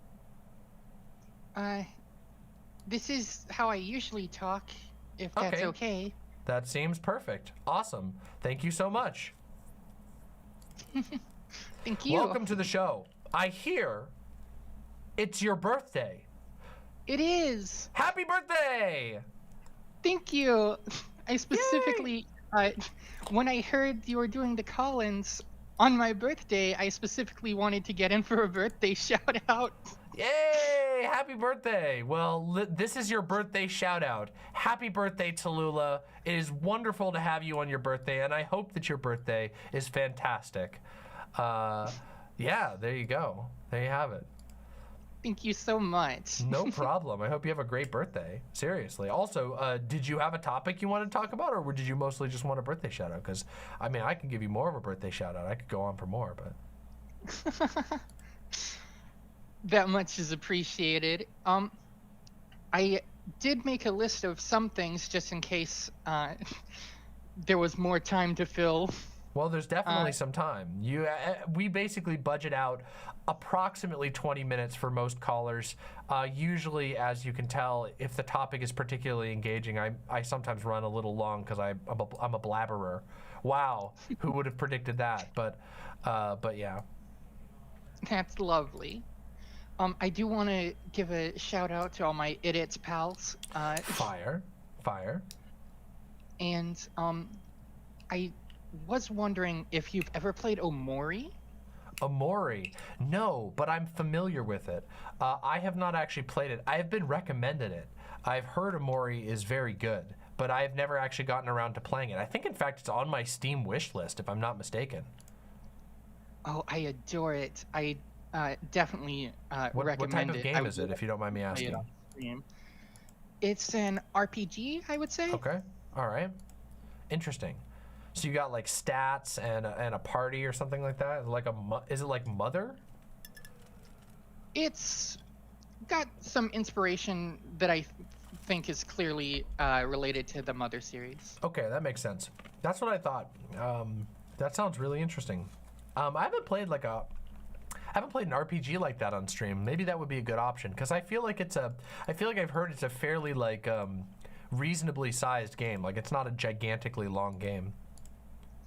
Yes, it depends largely on the route you take. It does have multiple endings as well. Okay. And it deals with some interesting subjects, I think. Okay. Like what? Well, content warning, of course, but it deals with suicidality, depression, what's the word? Dissociation. All right. Okay. So it's a heavy game. All right, that's good to know. I mean, I do tend to prefer games that are fairly heavy in subject. I mean, everybody knows my favorite game is Pathologic 2, and that game is like reaving your soul with pain. It's one of the most painful and heavy games. Why are people mad at me about saying that? Why are people mad? Windleby, what are you mad about? I'm sorry, I don't mean to yell at Chad. They're mad at me about something, but anyway. So, okay, Amori. All right, I'll have to check that out at some point. Thank you for the recommendation. I appreciate that a lot. Thank you for hearing it out. No problem. Happy to. So, there was, I do have a list up, and the next thing on the list of subjects, I made sure to put all the more spicy stuff at the bottom. Okay. But well, you should do the spicy stuff first, because if I end up getting mad about it, then we'll run out of time. We'll run out of time if it's at the end. Well, we don't have to get to the spicy stuff. Oh, well, I mean, I'm okay with spice. We've had a lot of chill conversations. You want to hit me with spicy shit? Hit me with spicy shit.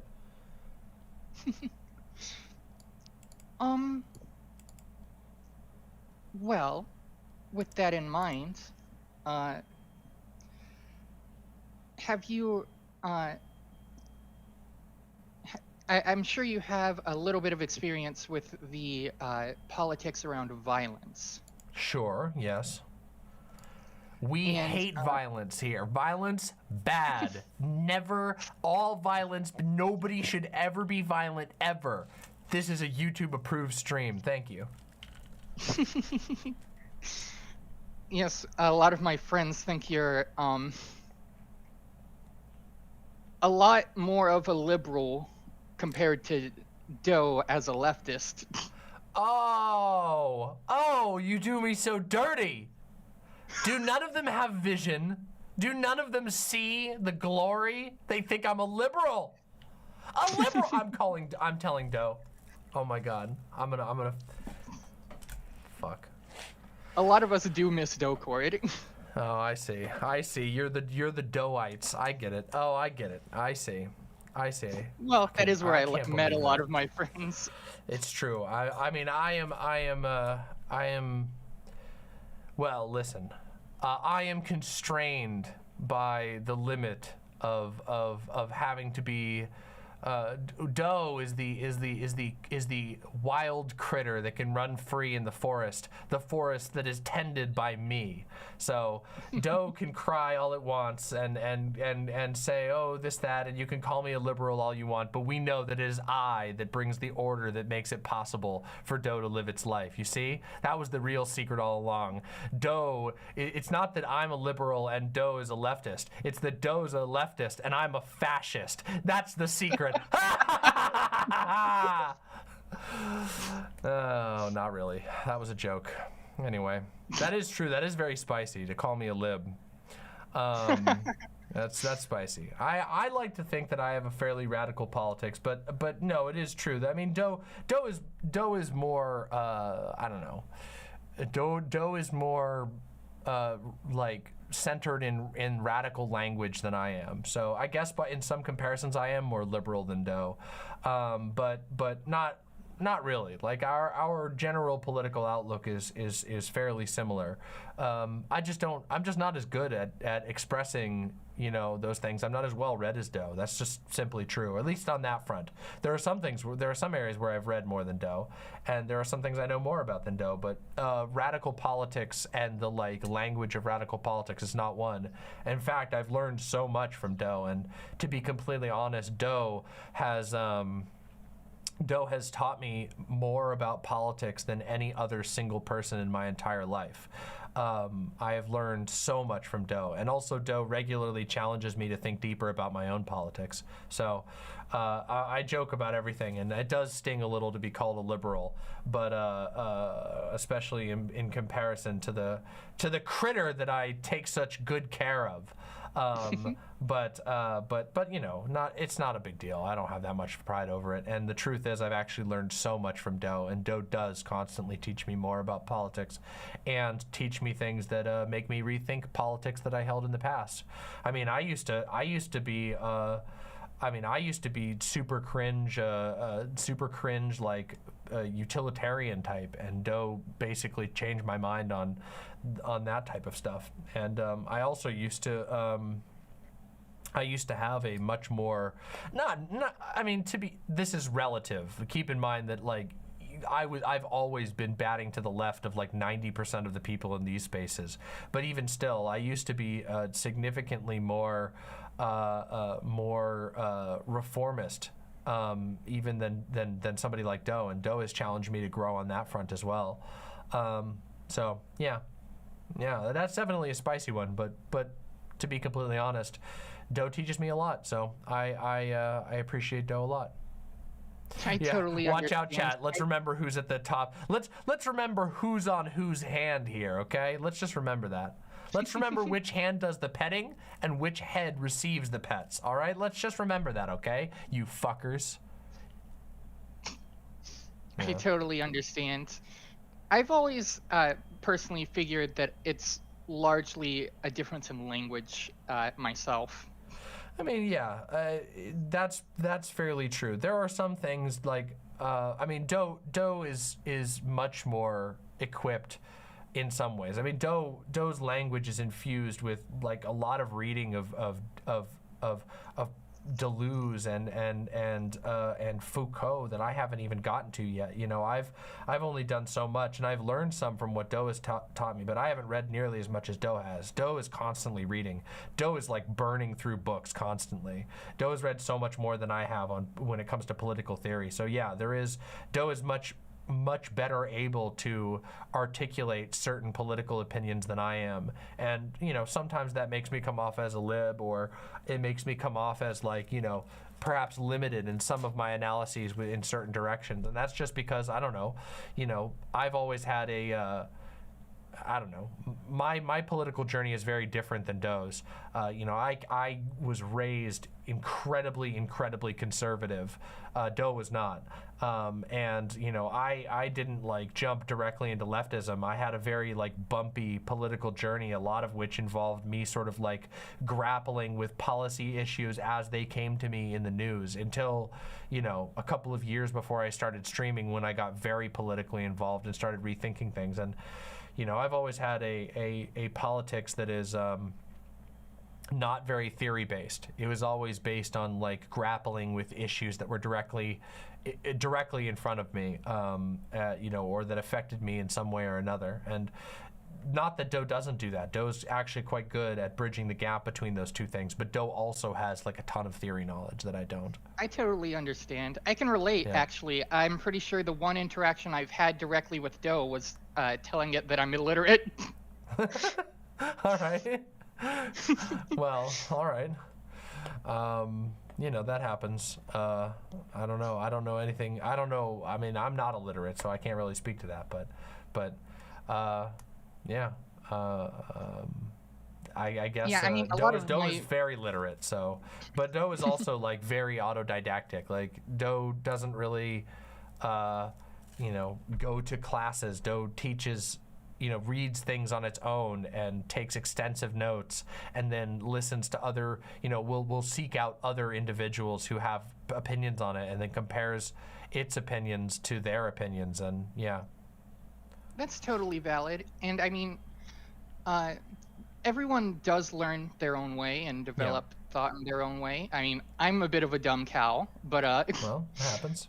Nothing wrong with that. And yeah, a lot of my I would say stances are informed by my experiences as well. And I think that it is important for a lot of people to understand something to experience it. Sure. Because it just seems like a lot of the way at least general society trains most people to think is by only their immediate experiences and makes it pretty limited. Yeah. Yeah, I mean, I think that, like, I mean, there's many ways to know to know a subject, and the direct experience is one particular way, but it's not the only way. And also, you know, while direct experience with a particular subject or whatever can often confer a lot of like a deep knowledge of that thing, it can also be that can also be used as a way to argue against you know, empathy. Like, for example, like, just by pure reality, a lot of people aren't going to have personally the trans experience, but that doesn't mean that they should you know, they should be completely ignorant of all of it, you know what I mean, or that they should behave like they are, because there might be shared experiences therein, even if they haven't lived that life, if that makes sense. Of course, absolutely. Yeah. And I do apologize for slightly off tracking on talking about Doe a little bit, but I was meaning to I love segue. Doe. Doe is always a welcome topic on this channel. Obviously, Doe's a huge part of my life. I spend most of every day hanging out with Doe. That's what I do. We talk about all kinds of stuff. We talk about politics all the time. We go back and forth with stuff. We argue about shit. Yeah, it's great. You know, Yes, I spend a Doe lot of is time with great. Doe. Yeah, Doe is wonderful. I love it very much. I was meaning to transition from the on the political aspect of violence to the. I do know that you and Vaush in particular are very heavy on being armed. Yes. Yeah. Being prepared for violence, Sure. or at least that's the implication. Yeah, I mean, I think that I mean, I think that you should. I think it's wise to be on even footing with the people that hate you, if you can. I don't think it's a wise choice, at least personally. I don't think it's a wise choice to abstain. I mean, if you have a good reason for it, obviously, if you're like if you don't trust yourself to own a firearm, that's perfectly fine. But I don't feel like abstaining from gun ownership when literally every transphobe in the country is a gun owner for the most part. You know what I mean? Or at least is okay with it. So yeah, that is a position that I hold. I don't think that you should restrain yourself from that type of power just because of a moral dignity, or it's not even that. It's just some people are like, no, like guns are no good and they're bad and they do hurt people. I'm like, yeah, that's true. They're not going anywhere. Our society is inundated with them. So yeah, I would like to make sure that my household has equal footing with others. And also I think that changes the political calculation of a lot of our opponents. You know, Republicans constantly joke about how, well, you know, liberals, they're all stupid. You're gonna go into their house and you're gonna have to fight. They're gonna, want to fight against you with their vegetarian fork. And you're like, what? And it's just like they have this concept that like liberals are like incapable of defending themselves. Well, they don't have that concept about leftists anymore, because a bunch of the most popular leftist figures are very loud about the fact that they're, responsibly armed. And that's a good thing. It removes one area where they can feel like they have superiority and they have to go, God damn it, I don't get to feel stronger than them. The fascist mentality requires them like constantly amping up their own sense of superiority and strength. And if you don't give that, then it deflates them. That you're particularly weak. What's that? And I think through that they are particularly weak. Oh, of course, absolutely. Their need to puff their chests, the like bravado and machismo that they exude constantly is a cover for their deep insecurity, their actual true weakness. Yeah. So, yep. That's why I mean, their fascist favorite activity is fucking targeting and harassing children on the internet. They love doing that shit. But yeah, they're weak. Several ways. Yeah. Yep. And along with being ready for violence, what do you think on willingness for violence? willingness for violence. I mean, I don't know. It depends, right? Like, I think like, I don't know. It depends on what you're dealing with, right? Like, I don't know. I think that people should be willing to defend themselves. I think that people should be willing to protect themselves. But yeah, I don't know. I can understand, like, I mean, I'm not a particularly violent person. I'm not going around constantly looking for a fight or whatever. I don't like the idea of hurting people. Well, depends on the context, but I don't, you know, I'm not excited. I love animals, and I don't like, you know, I don't even like hunting or anything like that. If somebody threatens my critters or myself or the people that I love, I am ready to fight against that, and I think that people should be. I think that we're constantly taught in our society to basically be as passive as possible, that we should allow people to physically harm us before we're willing to fight back.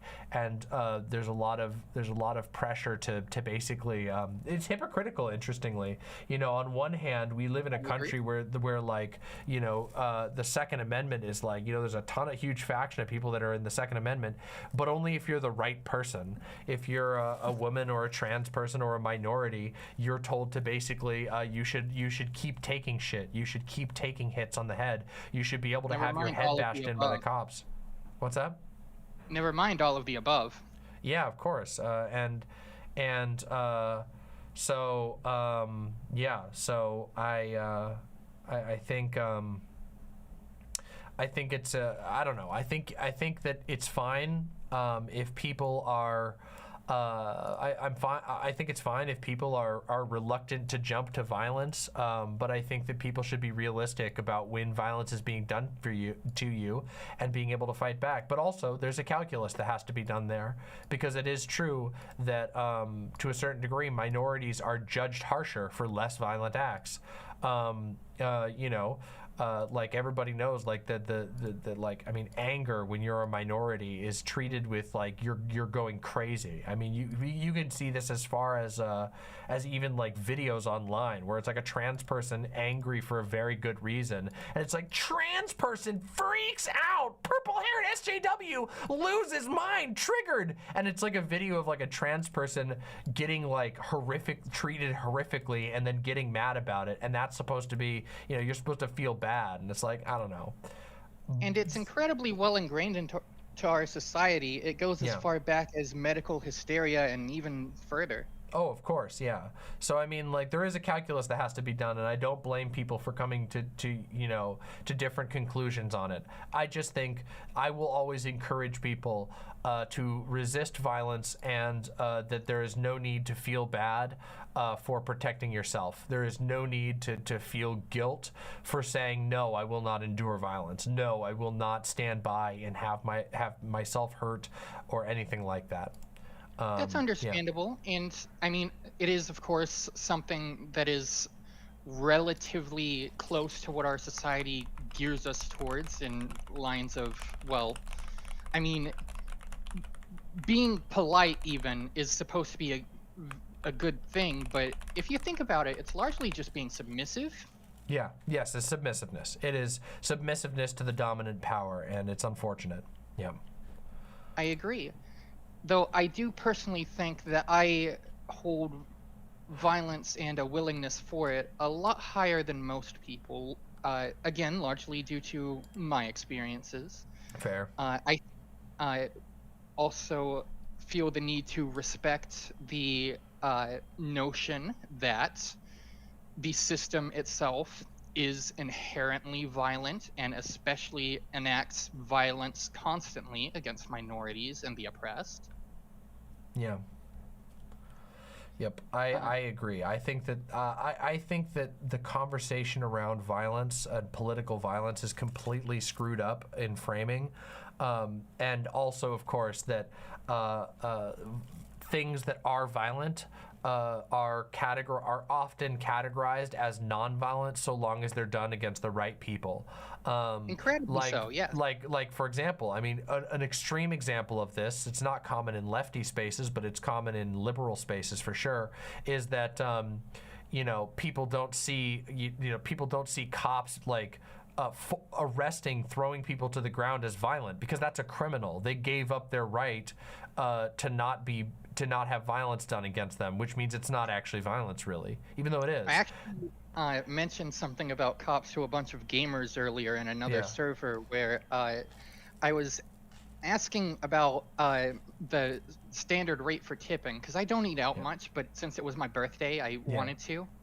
And somehow that got onto the ethics of tipping, and I was like, man, the whole system is pretty bad. It's very terrible for workers. And then someone commented like, it's necessary, etc., etc. And I was like, actually, you know what? I totally agree. We should make everyone work for tips, especially cops. And of course, that's. I bet they're gonna get a ton. I bet those cops are gonna get a ton of tips. Oh man, yeah. I mean, I don't know. It's people. I mean, there are people out. There's a lot of people out there who if you ask them, are prisons violent? They will say they will not know how to respond, or they will say no, even though a prison is forcibly shoving someone in a cage. The like American view on violence is completely deranged, and as a result, it makes the conversation around political violence a very difficult one to have. Where if you try to call this out, people get actively angry about it, and they also treat you like you're like I don't know. Standing in a crowded mall with a bomb jacket on, you know, just for saying no. Actually, the status quo is fairly violent, and I can't blame people for wanting to resist that. Yeah, I totally understand, and personally agree and relate to that notion, as I personally am quite invested in violence. I even describe myself as pro-violence in a semi-sarcastic way. Yeah, well, that's definitely not going to win you any friends on the internet, but I completely understand where you're coming from. It also probably won't get you any friends in the YouTube algorithm, but that's just what you got to cope with when it's like this, you know. Yeah, I totally know what you mean there. It's definitely, what's the word, a divisive topic. Yeah, but I mean, sometimes you have to take a divisive position like that in order to push the rhetoric. But that's one that's like that's a hard one to engage with. Like I said, the status quo for the American understanding of violence is just totally fucked. It's like you're talking to toddlers. If people, like Americans, again, they can't even acknowledge that prisons are violent. They won't even do I mean, Republicans sometimes will just be like, yeah, hell yeah, prisons are violent and they should be. But in every way. like, yeah, the American lib is like, no, prisons are taking care of the bad people. They're anti-violence. And you're like, no, dude, like, come on, admit it. You're locking people up. You are doing violence. You see that violence is necessary, but analyze that. And they can't sit with it. They just can't do it. It's like, largely people run into the issue that thinking that stopping violence cannot itself be violent. Right. Like, oh, well, then I guess you don't think the nuclear bomb was violent because they said, oh, well, it stopped further war then. No, it's fucking violent. It's absolutely fucking violent. You need to sit with that. You need to own that. But it's incredible violence, even. Like, that... Insane violence, yeah. That was a very extreme example deliberately, because I'm like, no, like, something doesn't stop being violence just because you feel like you did it for the right reason or whatever. Of course, and I think that is something people need to come to grips with to understand very much, honestly. Yeah. And it's something I've had a lot of personal experience with as a homeless person and a survivor. Yeah. And having the necessity in making space for myself, having a space being able to reach out and I have caseworkers now. I live in a shelter, and that it takes a lot. It's not something that's easy to do by any means, and that's not even just the system making it difficult to do, like directly, but it also indirectly trains us to see seeking help as a negative. We're drawing something from other people. Yeah, the atmosphere around, oh God, our culture is sick when it comes to asking for help. Truly sick. Absolutely. Yeah. Well, Talula, we are now just a little over our time, but this has been a very good conversation, even the spicy topic. And I appreciate you a lot for calling in. And I want to say again, happy birthday, seriously. I hope your birthday is as good as it can possibly be. And I really appreciate you calling in and talking to me. It was a good topic. Definitely spicy ones, but good. Oh, I didn't get to the spicy ones, actually. Oh my God, you had spicier, I see. Oh man, you were gonna get my channel TOS, weren't you? Not necessarily. All right. Well, maybe next time we can talk about the more spicy ones. Maybe let me know what else you want to talk about. Maybe we can set up another conversation or something, because this was a pretty good one. So thank you very much. Absolutely. Even just quickly copy the list and find some way to send it to you if you You like. can probably just DM it to me. Oh shit, no, my DMs are closed. But just ping me on the server. Just drop it in general chat and ping @Mama. I normally don't tell people to ping me, but you can go ahead and do it in the Discord. Absolutely. If any of these spark your interest, let me know. I'd be glad to set up a time to chat about them. Again, I am particularly emphatic about some of these. All right. And I, of course, would love to discuss it anytime. All right. All right. Well, thank you very, very much, and I hope you have a wonderful night. I'll take a look at these as I can. Likewise. Looks like I'm getting a knock on the door anyway, so just at the right time. See you. Bye for now. All right, next caller. Let's bring it. That was a very good conversation. I can't believe I got called a lib. I'm gonna cry about that later. I can't believe it. I fought so hard only to get called a lib. It doesn't matter. Nothing that I do matter. No matter what, I will always be called a lib. Ah, well. Welcome to the show, Proving Beetle. What are your pronouns? He, him. That he/they. Okay, that's he/they technically. Wait, sorry. What was that? He/they? You said? Yeah, that's Based. the pronouns. Okay. All right, there we go. We got you. We got your pronouns up on the screen. We are ready to go. Welcome to the show. Thank you so much for coming on. Yeah, it's actually pretty nice to be here. I've waited all night. It's almost 11 where I am right now. I'm in the same exact time zone as you. I'm literally just up above. Crap, just unmuted for a sec. I'm just right above you on Vancouver Island. That's where I live. Cool. Nice. So I want to talk about a lot of stuff, of course. All right, hit me with it.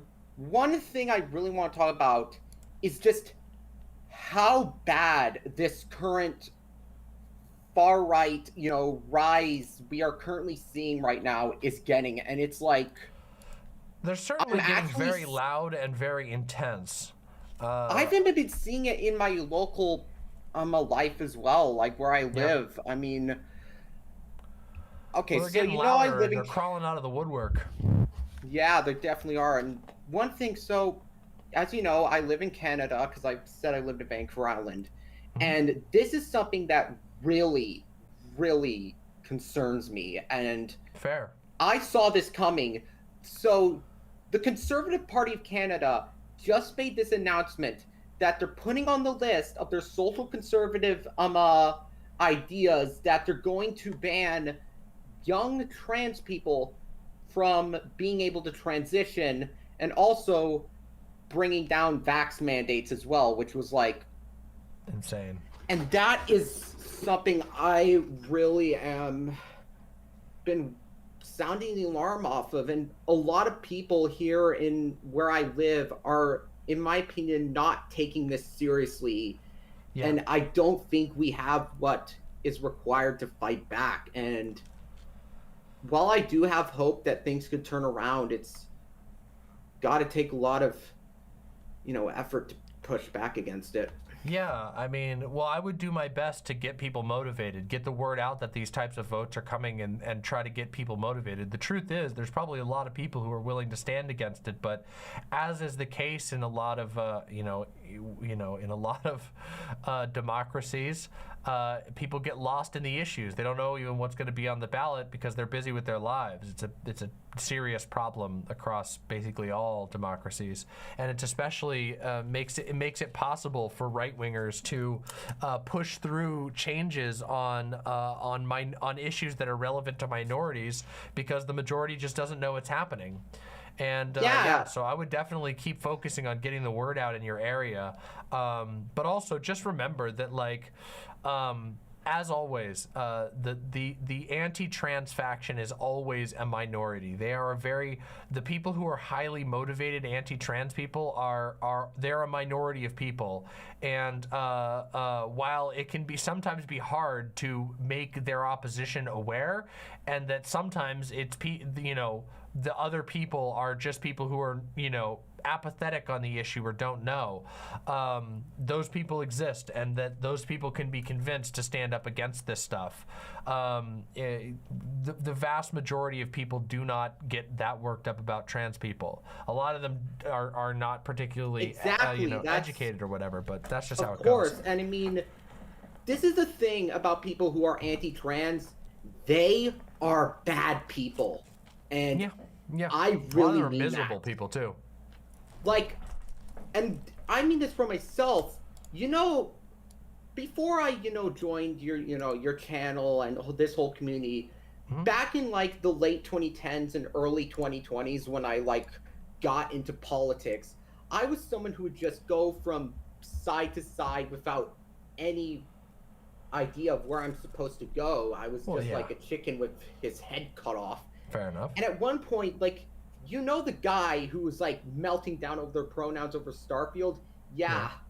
I used to watch that guy and a lot of those content creators from that. A lot of people did. But also that media critic channels that are just get woke, go broke and stuff.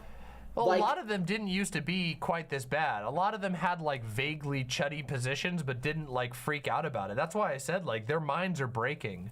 I know a lot of people who used to watch, who used to at least check out, that pronouns guy, heel versus babyface or whatever his name was.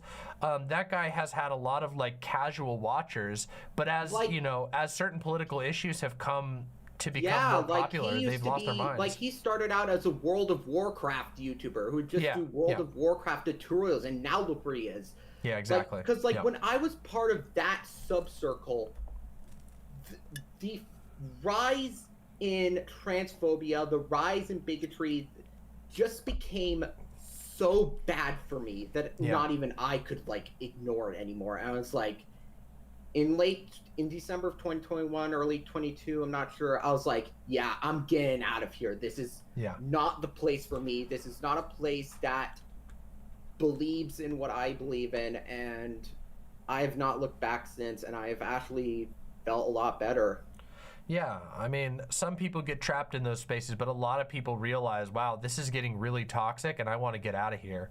And I'm happy that people get the fuck out of there because honestly, again, a lot of these channels are riding off of popularity from before. They were popular for something else, and now they're getting really worked up about some political issue.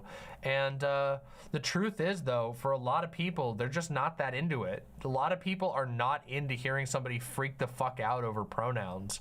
That's just not what they're into or interested in. And that's the thing we can take some solace in, is the fact that to a lot of people that shit is a turnoff, And it's definitely gonna get a lot more people onto the side of trans people and queer people. Yeah, and I think in the long run other it does. marginalized folks. Yeah, I don't think that most people have that type of rage in their heart. And especially if there are other people who are countering the narrative, if there are people who are pushing back against them, then those people will find those other voices, and they'll find communities that are just more enjoyable to be in on a very basic level. That, Definitely. Oh, thank God, I mean, now I can hang out in a community like, where I've been in, like, consider myself part of the furry fandom, and I'm happy that they don't tolerate this type of shit. Yeah, like, yeah, exactly. Yep. And that's another thing, because these anti-trans people, they believe in other stuff. They believe in white supremacy. They do not care about it's never just trans stuff. It's never just trans issues. Just that these people and the far right in general just want the world to be a miserable place for their hierarchical agenda, and that's it. It does always boil down at the end of the day to their hierarchical worldview supersedes all other things for them. They need to feel like they know their place in the hierarchy, and that is what it boils down to. Yeah, often. and I'm pretty much like, we need to stop with, like, I gotta be on top, I gotta have power over others. And it's like, no, this is not, you know, healthy behavior. This is not something you should think about. People need to learn that we're all just equal, and what's best for us is simply accepting what we have and just doing what we can to make the world a good place for everyone. Yep. And that's what I feel like. I mean, for one example, I mean, this is going to go off topic, but look at what's going on. Like, look what happened with that orca Tokati that I was talking about. The one that just died in Miami Seaquarium. Yeah. Yeah. She was the last out of 47. It's like, okay, you know what the sovereign resident orcas are, right? They're off the coast of Washington. That was the population she was part of. Look at what they're going through with the Snake River dams and the lack of salmon and, you know, and toxins, which are all being caused by capitalism and colonialism. None of these things were an issue before, you know, European settlers came and claimed everything is there as part of their might makes right stuff. Yeah, there is a reckless disregard for all life that is present in these hierarchical ideologies. These hierarchical ideologies that literally only see animals and plants and land as things to be conquered, and other humans as things to be conquered and put below. It's a poisonous way of looking at the world, and it doesn't make them happy either. They feel powerful for a short time, maybe, if they're one of the lucky ones who gets to be at the top of the pyramid, but the entire experience of working, of moving around and living in a world that's that hierarchalized is miserable. And of course, it literally kills. Like you mentioned, these projects are so blind to their impacts that it makes the world a less beautiful and interesting place. It makes it a lonelier place. It makes the world a wasteland, a depressing place to live. The beautiful beings that we share the planet with disappear because of greed, because of incredibly shallow, short-sighted greed.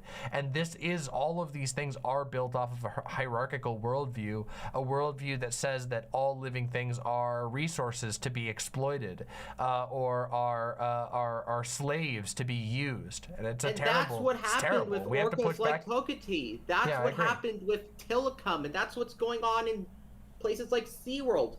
SeaWorld is, in my opinion, is a embodiment of a colonial organization that takes from the wild and claims it as property of the white man. Yeah, they literally have chosen, I mean, they kidnap incredibly intelligent beings, keep them in captivity, and more or less torture them into submission.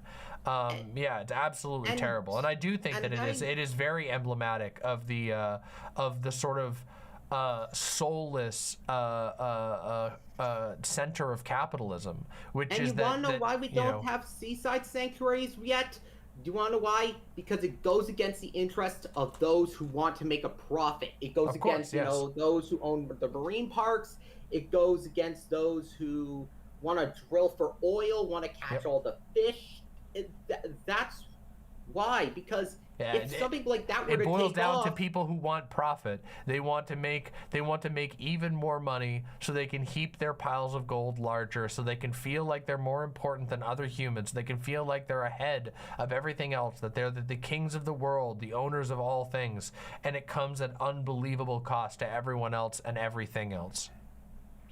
Because this is one thing, I'm planning on writing a novel, and the title of this novel is going to be called, Aqua Heaven, a Marine Afterlife, and basically it's going to be inspired by all of these like cetaceans that I've followed throughout the years, who've died of these like tragic causes, and shows like a world that's better than this, a world that should be like ours. So it's going to basically, what's going to be, as part of its name, it's going to be an afterlife area that's basically the sea of the afterworld.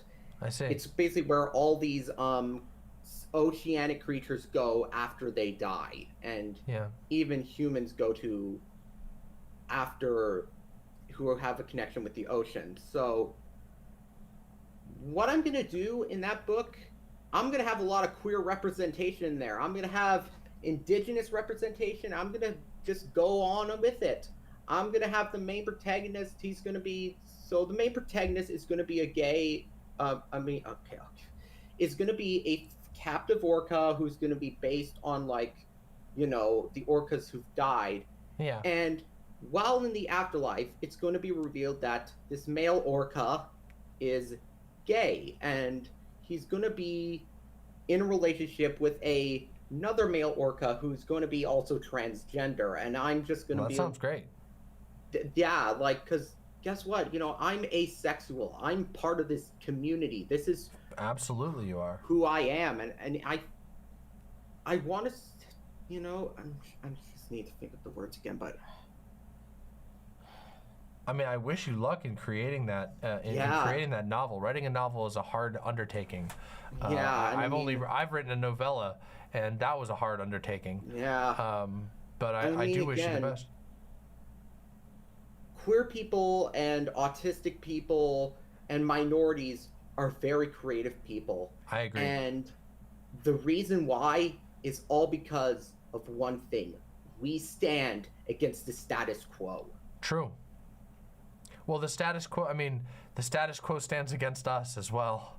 Yeah, it does. And I always want people to recognize that the way that the world works now is hostile to trans people, is hostile to autistic people, is hostile to creative people. It is designed for the status quo. It's designed to make people compliant. It's designed to tell you this is where you belong.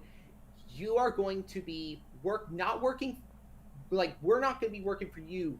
You're going to be working for us. Yes. That's for just our how views, it is a world of dominance, and it is terrible, and it makes us all miserable.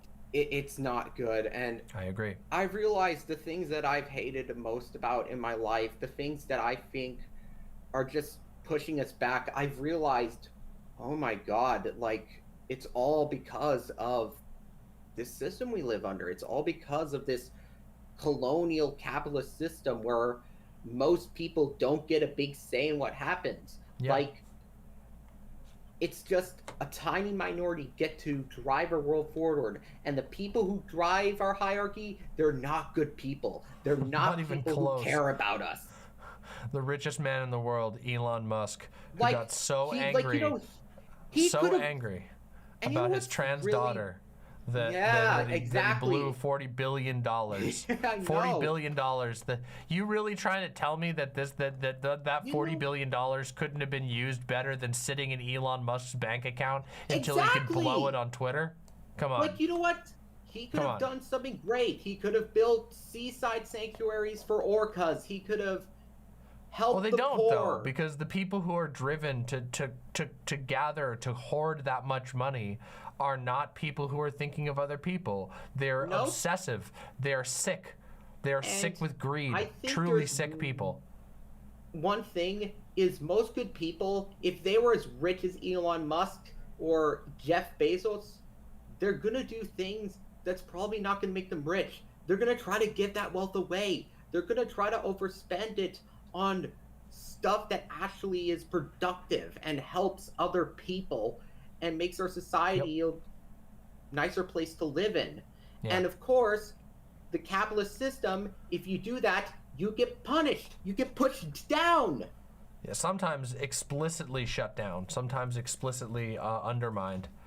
The number of charitable, truly charitable and equitable ventures that have been deliberately undermined because it was hurting somebody else's profit is many. Well, Proving Beetle, it has been absolutely wonderful talking with you. We are at the end of our little time slot. It has been great talking with you, and I truly do wish you luck on your novel. That sounds like it sounds like you've got some great ideas going on. I don't think I've ever read a book where the main character was an orca, and let alone a gay orca, which you're gonna win points for uniqueness if nothing else. And I would love to see that as adapted into a film. I mean, probably not by Hollywood, but more likely an anime adaptation, or maybe just one by an independent studios. Heck, I would definitely like to see one done by, an indigenous animated studio, have amazing. It. So anyway, it's been really nice talking to you. Likewise. Your passion is wonderful to hear, and I hope that you have luck in pushing back that legislation in your area. I feel like there's probably a lot of people who do care about that issue in your area. As long as you can get the word out to them, it'll probably make a big difference. Anyway, thank you so much for calling in. Seriously, you're very welcome, my friend. And always remember, do not die. That's fucking right. Do not fucking die. Thank you so much. Have a wonderful night, Proving Beetle. Good night. See ya. Bye. All right. Next caller coming in is our community's one and only, the legend, JessicaMetal. JessicaMetal. I'm gonna wait till JessicaMetal joins, but I wanted to get the hype going. JessicaMetal! Hello! Hi, Mama! Hi! How you doing? Pretty good. How are you? How's the energy levels? Honestly, I am very tired, and I think we're gonna wrap after this. I don't even think I have enough energy to do Dark Souls, partially because my back is hurting. That's just a reality. My back is sensitive these days to sitting for long periods of time. But we've been going for 7.5 hours. What a banger stream. What an absolute banger stream. I believe it. So, real quick, how's my mic? Is it doing pretty good? It's doing just fine. Okay. Test icicles. It's perfect. You're doing just great. You were actually fairly loud when you came in. I think last time I had adjusted you up, but now I've got you at just the right level. Okay. So yeah, it's been a little while since you and I chatted. Yeah, it has. The last time I was telling you my thrilling tale as a trans woman in the men's LA County. Yeah, you told us that whole story. That was fucking wild. That whole story.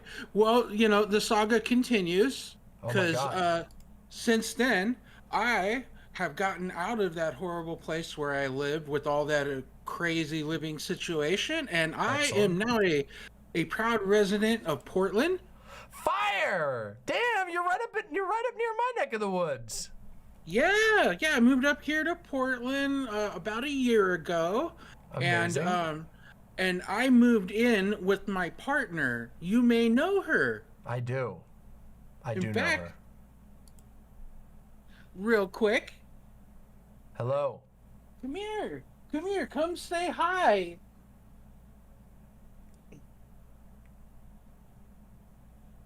Hi, Mama. Hey, how's it going?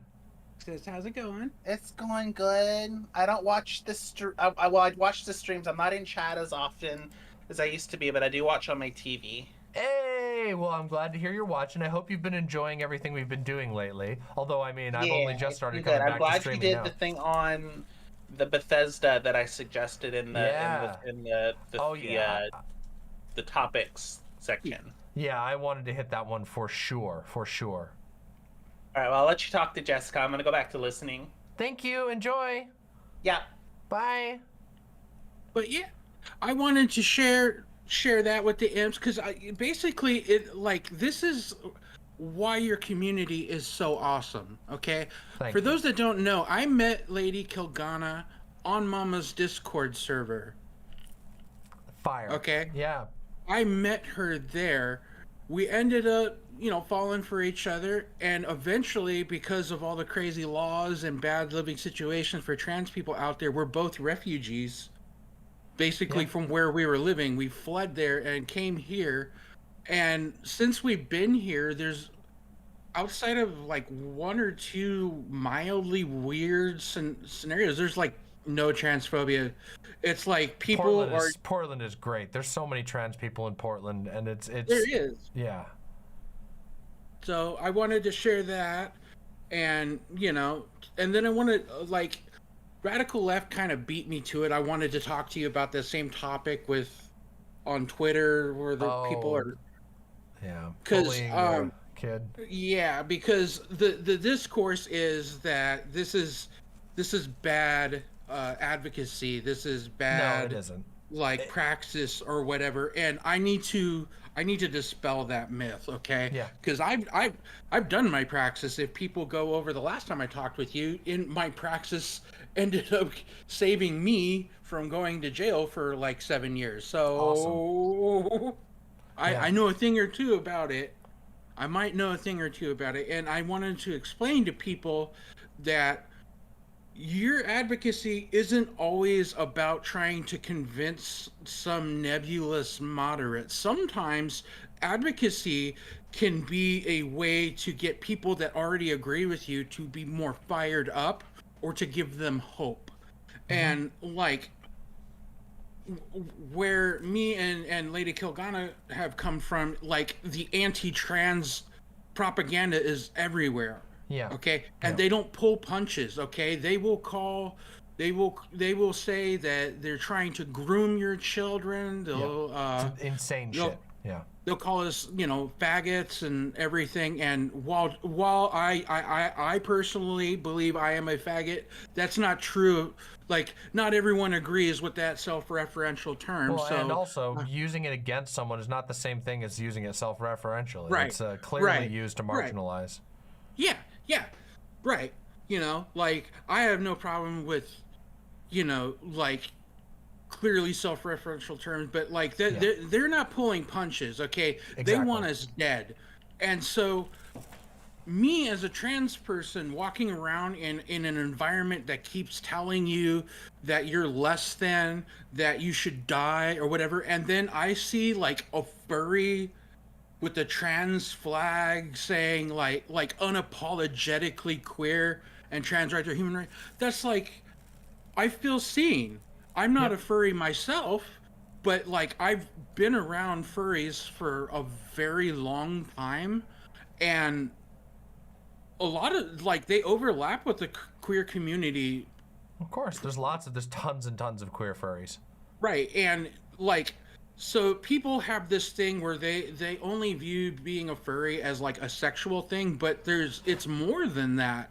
There's some sexualization in there, but there's also just people that love love and not a sexual way, but love and appreciate animals. Yeah. And the overlapping and between being able to humanity make a persona and design a cartoon character. Yeah, and to hang out with their friends who are into it for all kinds of different reasons. Just like every subcommunity, there's a tons of different reasons that people are into it. And even if it was a purely kink community, even if the entire furry community was purely kink, that still wouldn't mean that it was wrong, and that still wouldn't mean that a furry making a pro-trans poster is a bad thing. You have to be on a very special level of paranoia and self-hate to think that that someone has done something bad or has harmed the trans community by for a trans person making a pro-trans image with their interest. I mean, just imagine how it would look if a trans game developer made a video game that at the end of the game or at the beginning of the game had a trans pride flag and said trans rights are human rights, and then everybody on the internet was like, this is bad for trans people because video games are cringe. It would be insane. You would be an insane person, and the people melting down over this are insane people. It's simple as that. A trans furry has every right to share their feelings of pride alongside their interest, and no, it doesn't fucking harm the trans community. And if you think it does, let's see the fucking data on that. Data, put up or shut up. That's what I feel about it. These fucking optics losers, these weak-spined cowards. Oh my god, I can't fucking stand them. I can't fucking stand them. Yeah, like even people that I otherwise agree with politically on a lot of issues are getting into this. Like Brianna Wu's really going hard on this kid. Even so, the fifth. Even so far as putting up posters of I'm trying to end Final Fantasy 8 or 6 or whatever, phobia or whatever, like really making fun of this kid. And I have to be, and when asked seriously, why are you doing this? It's because like, this is serious. We didn't got time for LARP shit. And like, I need How is that people to LARP understand. shit? That's what I want to know. How the fuck is it LARP shit for a young furry to make art that makes them feel good about being trans and being a furry? What on the planet Earth is harmful about that, and how is that LARP shit? You want to know what's LARP shit? Well, I plead the fifth. Yeah, I there's some maybe takes it's a that little I've bit of seen. projection is all I'm saying. There's some takes from her I've seen that are like, I agree with her on most stuff, but there's some takes, well, not more than I disagree is what I'll say. And so like, I don't want to come in here bashing, but like that, she's like the biggest account that was doing this. There's other big accounts from the left that were doing some form of this too, that I'm like otherwise are like pro-trans, but for some reason have jumped in on this. And like, well, because everybody on the internet, especially on Twitter, are a bunch of bloodthirsty losers who are always looking for somebody to make fun of, even if it because you know they can feel better about it. Oh well, thank God it's not me being made fun of. It's like what I said about the school bully. It's the people who will stand on the sidelines or maybe even throw some chocolate milk at the kid who's getting bullied. You know, oh well, thank God it's not me, and as long as I'm helping this other kid get bullied, then the bully won't pick on me. It's pathetic behavior. It's weak. It's collaborative. It's disgusting. It makes me sick. And these people are should be pointed out for what they are. They're standing by and looking the other way, or in the case of people like Brianna Wu, actively participating in pointless internet bullying of a child. Yeah, based on complete nonsense, based on their own cowardice and their own inability to feel confident in their own position. Oh, you think trans rights are being heard because some furry who also happens to be trans said trans rights with a furry image on it? How low must you think of trans people? How low must you think of the cause of trans rights? How absolutely poor must you think of your compatriots that you think that they will stop supporting trans rights because some kid made a poster with their fursona on it that says trans rights? Also, newsflash, I don't know where the fuck people like this have been for the past 100 years, because if you go on Fur Affinity right now and you search furry and trans, half the fucking website is a furry character going like this and holding a little trans flag. So I don't know, I can't help but feel that maybe just a little bit, that the people who are doing this are completely disconnected from the social environment, desperately need to touch grass, desperately need to take a moment doing some self-reflection, and desperately need to reconsider whether they're actually helping anyone or whether they're just desperately trying to shake off their own guilt about their massive failures. Well, not just that. It's just like they have some obvious like personal issues regarding kink and whatever that they're kind of projecting a little bit, I think, because like I've started using furries as a bit of a litmus test as whether or not people are actually trans allies, because even people in the trans community that do the anti-trans or anti-furry shit, too oftentimes they are operating under the same mindset that trans medicalists tend to use for like non-binary people, where they're like, okay, well, we have to throw ourselves, we have to prostrate ourselves before the altar of assimilationism, and we will throw this group of the community under the bus.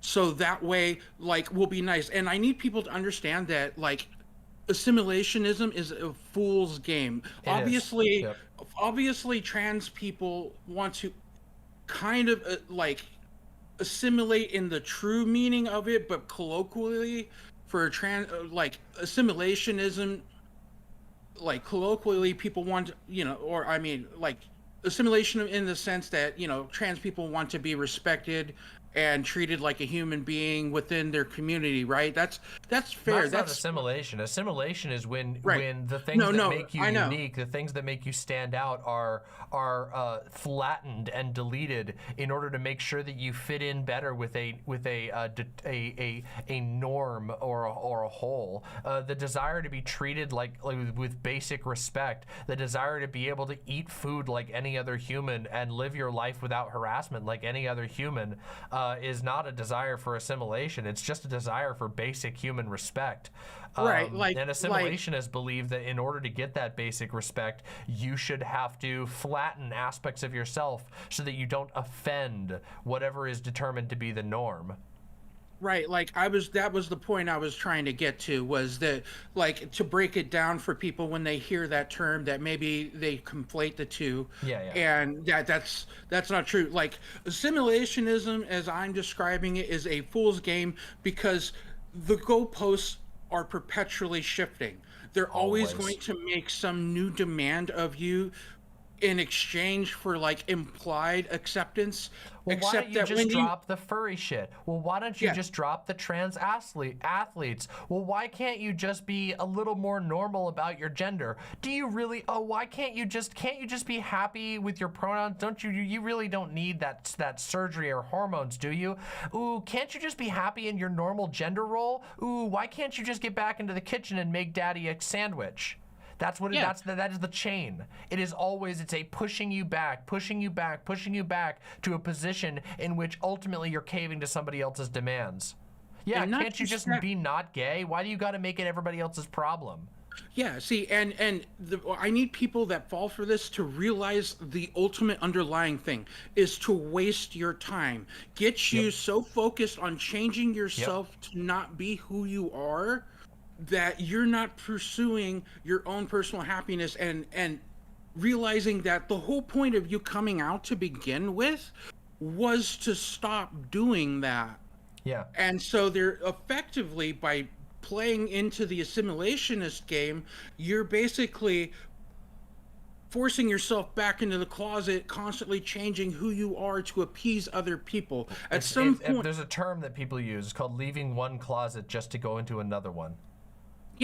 Yeah, and that's why, like, when I see trans people also coming out and doing this, I'm like, I don't know, like, I'm one of the elder queers, and I'm like watching these baby transes do this, and I'm like, please no, don't do this, don't do this. It won't satisfy you. It will make you unhappy. It will make you unhappy, and it will further perpetuate the ultimate goal of, like, you not having any rights, and because they're so busy getting you to, like, sending you on wild goose chases to gain acceptance, that you're not doing what actually needs to be done. And in this case, like, this kid, like, personally, the most cringe thing about the picture was the fact that she used masking tape on a brick wall. Like, it's just gonna blow right off. You know what I mean? She spent all that time making that wonderful piece of art, that this bold fucking statement, and plastering it around town with the worst kind of adhesive ever. Like, that's what offended me. Kid moment. It's a kid moment. And the thing is, and like when people are trying to talk about activism in this way, it kind of reminds me of the Stop Oil Now or whatever, where they went and glued their hand and put soup on paintings and stuff, and everyone was like, "This is optically terrible. This is optically bad." Actually, and it's turns out it's not. Those Stop Oil people have gotten so much discourse going. They've gotten so much conversation started around it, and they didn't hurt anything. The paintings that people were freaking out on had a glass shield in front of it. They weren't ruined. They just made a statement, and everybody got mad about it. Yeah, those paintings are in museums where like little kids with like crap all over their hands smear it on these paintings and stuff. Obviously they're going to protect it, but the point is everyone was optics frogging it so hard that they kind of missed the forest for the trees a little bit. Of course they do. That's what optics frogs do. Optics frogs are cowardly people. They dominate internet discourse because they're whiny and loud. They're completely useless. They do nothing but negate political progress. They sit there and they whine, they go, "Oh no, this looks bad to the fascists who want to burn the world." Shut the fuck up.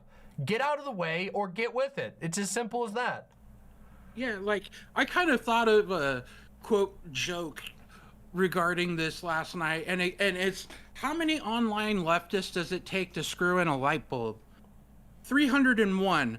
One to like actually screw it in, but it might be a little crooked or whatever, a little bit of the threading might be sticking out, but like but it still works and it actually got it done. And then the other 300 to bitch about how they would have done better, how it will kill the online left. Fucking true.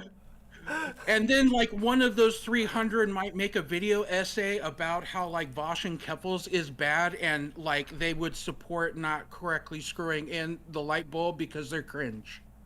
Yeah. It's like oof. Yeah, like it's really bad because like yeah, I could see some people finding it cringe. I don't find it cringe, but I could at least get into the mindset of, okay, yeah, this is a little bit cringe, but you know what? That kid is out there doing something. Yeah, and like I said, it's not always about doing this, appealing to a nebulous fucking moderate. Sometimes it's a state, like it doesn't even need to be like I saved a trans child's life. Sometimes it's just a good fuck you to the haters and reminding them that they don't get to fucking post their anti-trans shit unchallenged, okay? And maybe just like, I want people to remember, if you are offended and you think the trans movement is harmed by a poster with a furry holding a trans flag on it, then just imagine the other types of people that such a person would be against. They must be against so much else. How do you think they would have talked about civil rights protesters disrupting traffic? How do you think they're going to talk about anybody else who does anything more disruptive than putting a furry on a poster? Well, we know what their opinion is. The Hitler particles are flying off the charts. Yeah, and I like when you were talking with on the radical left about this, you were talking about how like these people are not actually allies. They're wolves in sheep's clothing, and there's an element of truth to that, and that's why I started using furries as a bit of a litmus test, because and this goes back to a situation I'm sure you're very familiar with, when a certain other content creator with hatred for feet. Yes. Yeah, in that conversation, I was moderating for you. I was in chat that day, and that was a very amicable conversation. People don't realize that it was a very friendly conversation. And it started about furries. It started about furries. I don't know if you said something like trans rights and furry rights or whatever, and then I did. That person was like, and you're like, I'm gonna argue against this. I don't think furries deserve rights. And I was you're like, you don't think what? Yeah, and that is literally where the convo started to go off the rails. I know that everybody here in chat, the remaining people who are still here watching at the middle of the night, you guys all know this, of course, but I just have the longest history of going to bat for the little guy when it comes to online communities. I have been, from the very beginning, always willing to put my fucking neck on the line for communities that get unfairly bullied, like the furries, by the way. Yeah. Yeah, so ever since that, like, I started actually using furries as kind of a litmus test to see if a person is really accepting of trans, and not because I think that all trans people are furries or whatever. It's just that if you're truly accepting of other groups that maybe you don't fully understand, that is going to carry over between different groups other than just trans people. True. Okay, and fucking true. And if you are unable to because it implies a level of critical thinking that you're willing to, and introspection that you're willing to do, and be like, okay, I'm not even saying you have to accept everything under the sun, obviously, but like, what it is I want people to take a second to like think, okay, how is what I'm doing any different than what people were doing to this one group prior? The neo pronouns discourse, Xanderhall was fucking spot on with it when he talked to Hunter Abalone. He was like this just reminds me of how they treated non-binary people back in Gamergate, and that's fucking true. And it's like that's how they treated trans people basically for fucking the longest time. And it's just a treadmill. They've always got another person that isn't doing any harm that they want to call a degenerate, and I'm against all of that. I'm against all of that shit. The real degenerate is the people who are doing that. Fuck them. Well, I mean, not to try and cut this off, but my back is starting to hurt a lot, so I feel like I should probably start to wrap stream. And this has been awesome talking with you. I really don't want to feel like I'm ending things early. It's been great talking. No, with you. like we go until you're done. It's all you. No. I love the Vaushites are coming in, right? Well, it's okay. They can come in and they can hear my final speech at the very least. Yeah, That's and okay. I get a chance. Welcome. I get a chance to say hello to the Vaushites too. Hi, Vaushites. Come on in, Vaushites. Come on in. You get to hear my final speech, okay? Because I'm going to give a final speech. So come on in and get comfy. Make sure you press like on the stream before you go. I'm going to give a final speech. I hope you guys had fun. Yeah. Yeah, so I'll go ahead and plug, like I said, Vaushites will know this one because STL's take on Vosh's new glasses is a banger, and I have a reply to it on Twitter. Wait, what did STL say about Vosh's new glasses? He said Harry Potter and the tactical slur. They don't look like Harry Potter. Harry Potter has circular glasses. That doesn't make any sense. No, STL is wrong. Also, I'm sorry. This is going to make all the Vaushites very happy. Vosh's new glasses are sick as fuck. I love this new arc. You all need to encourage Vosh to continue getting gayer. More gay. You don't understand. Listen, I know you're all coming in here right now, but I need you to fucking understand. Vosh will grow in power the more gay he gets. You just need to encourage it. If you don't, you're cutting your own favorite creator under, you're undercutting your own favorite creator.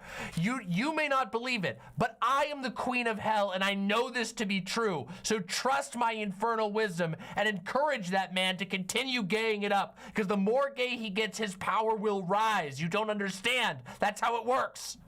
Thank you. Yeah, and so I had a banger response to STLs that you can see if you follow me on Twitter. I refuse to call it X. I will misgender Failson Musk's site every time I get a chance because fuck him. And but yeah, I'm on Twitter at JessicaMetal69. If you want to see my banger response to SCL's take, it's on there. I post memes. I give my opinions on things. I like sharing. I follow an account called Red Pandas Every Hour. I like posting cute pictures of red pandas and cats and other stuff. So feel free to check me out there. And thank you, Mama. It was a good time talking to you. Bye, Mama. Thank you. Bye. Thank you. Well. Thank you, Vosh, for the raid. And welcome to all of the Vaushites. Thank you all for being here and for popping in. We are just at the tail end of a very long and hearty call-in stream in which we talked about a lot of incredible topics, but I have a few things I want to say before the end.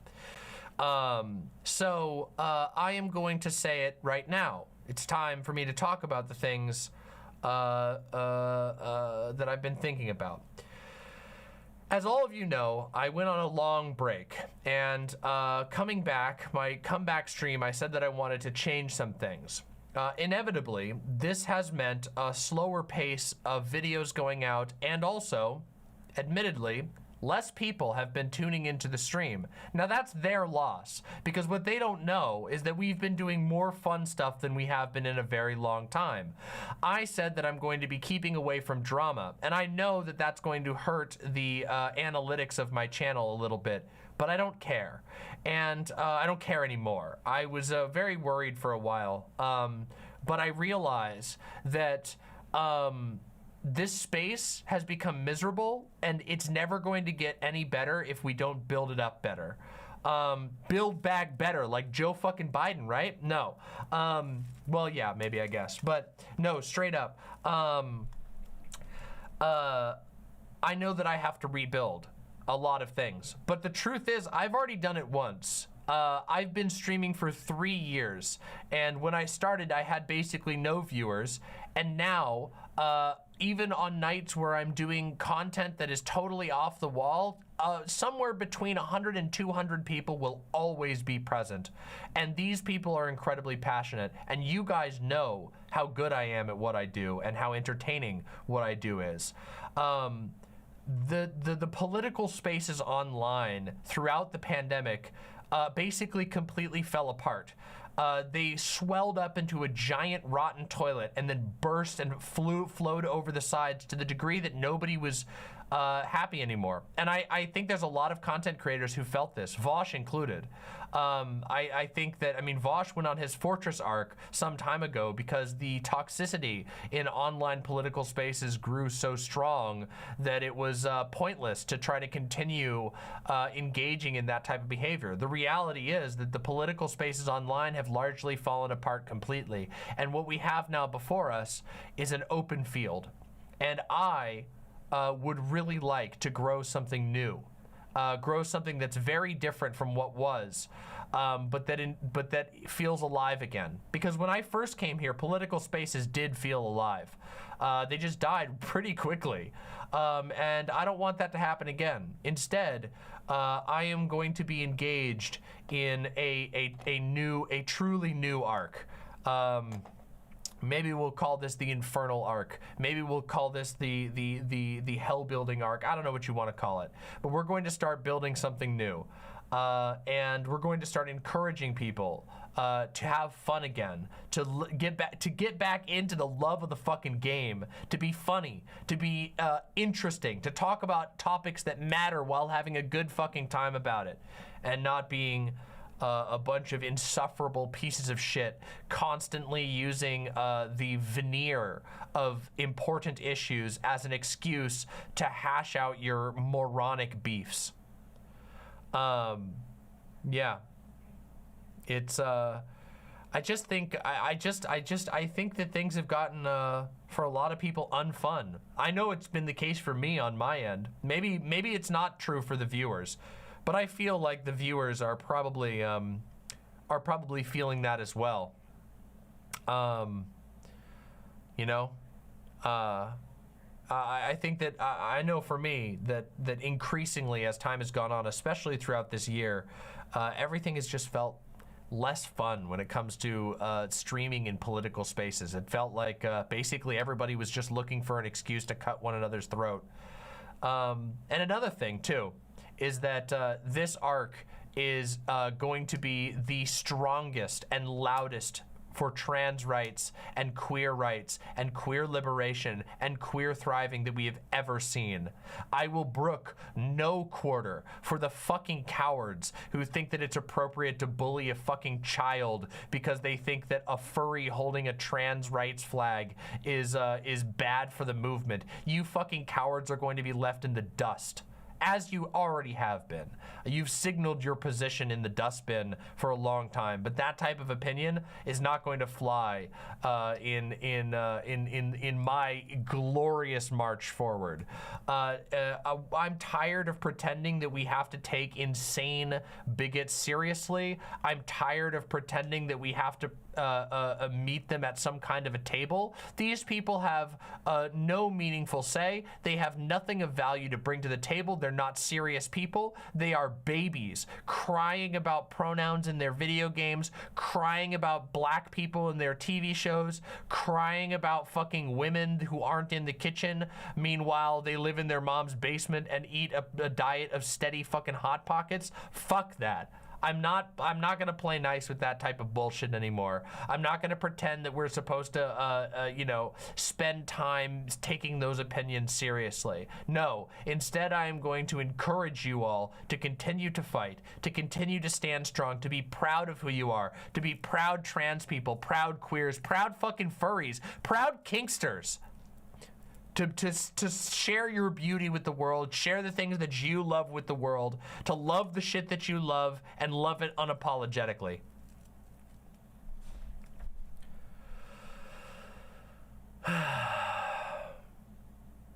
Thank you very much, Steph Audi. I appreciate that.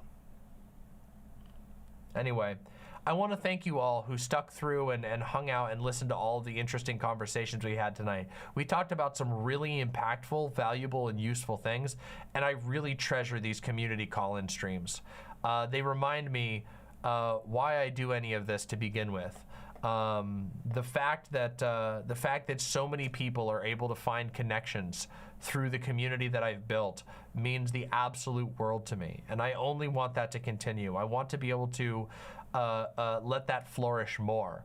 I want my community to continue to be a place where people, especially queer people, can find refuge, can find like-minded individuals, can watch out for one another, can take care of one another, can teach one another. I want my community to flow thriving out of it. My community, I want it to be like a glorious oasis, the waters which flow out of it, bringing life wherever they go. And in truth, that's what my community has been for basically the entire time I've been doing this. My community has constantly brought love and positivity to others, even when people hated me. Even when people made me out to be the villain, my community has always done well on that front, and I want to continue that and make that only stronger. I wish you best on this new arc. Welcome back. Thank you very much. My new arc is it doesn't really. Oh, thank you, Alora. I will read the credits in just a minute. Shrazley says, I used to be a big supporter of some of the bread tubes and found you and Vosh and Keffels from some of the hit pieces made about you. The clear positions and opinion and lack of drama has been so refreshing. Thank you so much. You're very welcome. Yeah, I'm tired of the drama shit. I'm fucking tired of it. It is boring, and everybody's fucking bored of it. I mean, some people will click on it because they feel that they need to be enlisted in an online war between people whose name they recognize, but it's wasteful. It's wasteful and it's stupid, and it's not fun for me. So that's why we're doing Dark Souls. That's why I'm talking about political issues that are important to me. That's why I'm spending a lot of time talking about media that I like and find interesting and why. Yeah, the new arc is one of rebuilding.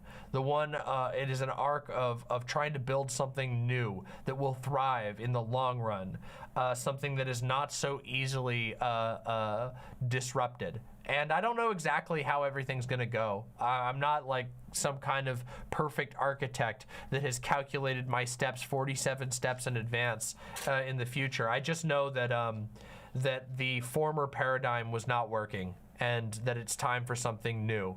And I'm excited for the people who will be here with me as we go forward. The people who are here, who are encouraging, the people who are excited, the people who are ready to move on to bigger and better things. So.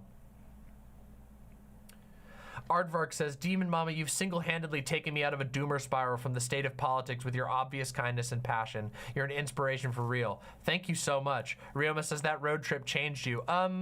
In some ways, yeah. I mean, the road trip gave me a lot of time time to think about a lot of things, and to think about why I was feeling so bad. Like when I left on that road trip, I was at like the lowest. I was at like the lowest point of motivation for streaming. Everything in streaming was feeling so shitty.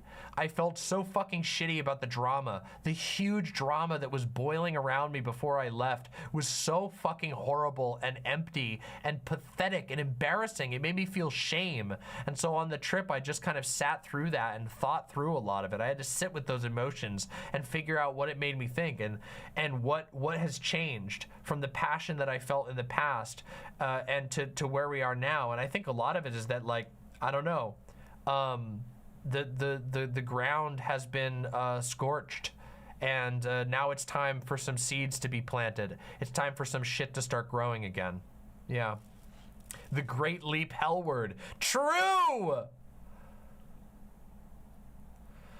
Kazium says, I would point to the Prime Kai's drama and shutting down the Dylan roundtables were a huge floor drop situation for the debate bros. That's been like 2 years now. Well, the debate stuff was debate fell apart for a couple of reasons.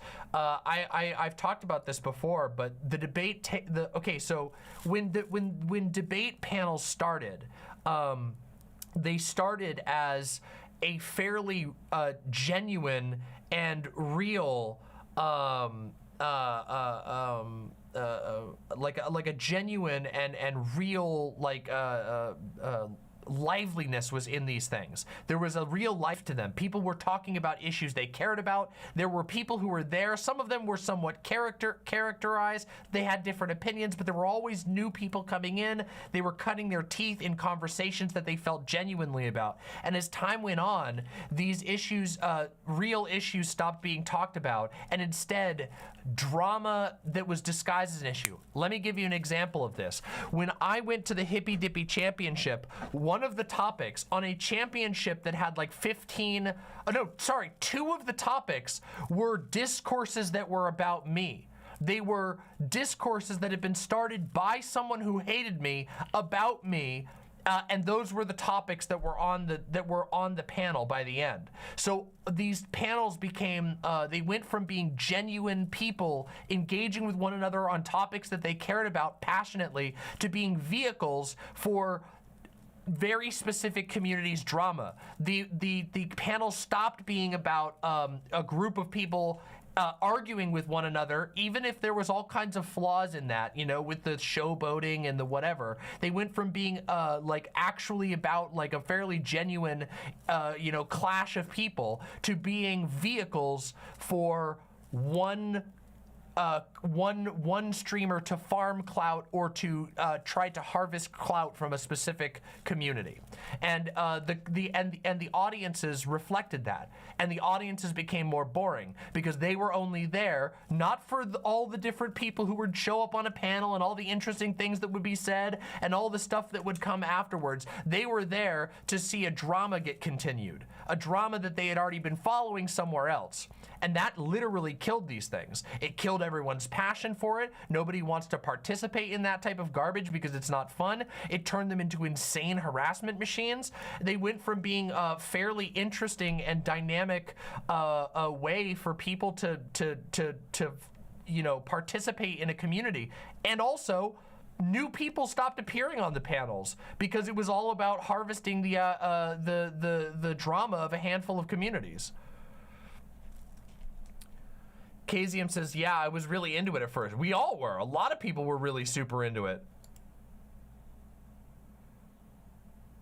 Yeah, that's true, Fought Night. Yep, that's accurate. Everybody literally, what I said was literally lied about. It was just completely misdirected, and I had to call that out and point out that that was a complete lie.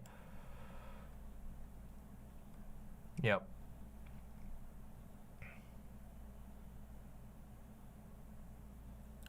Yeah.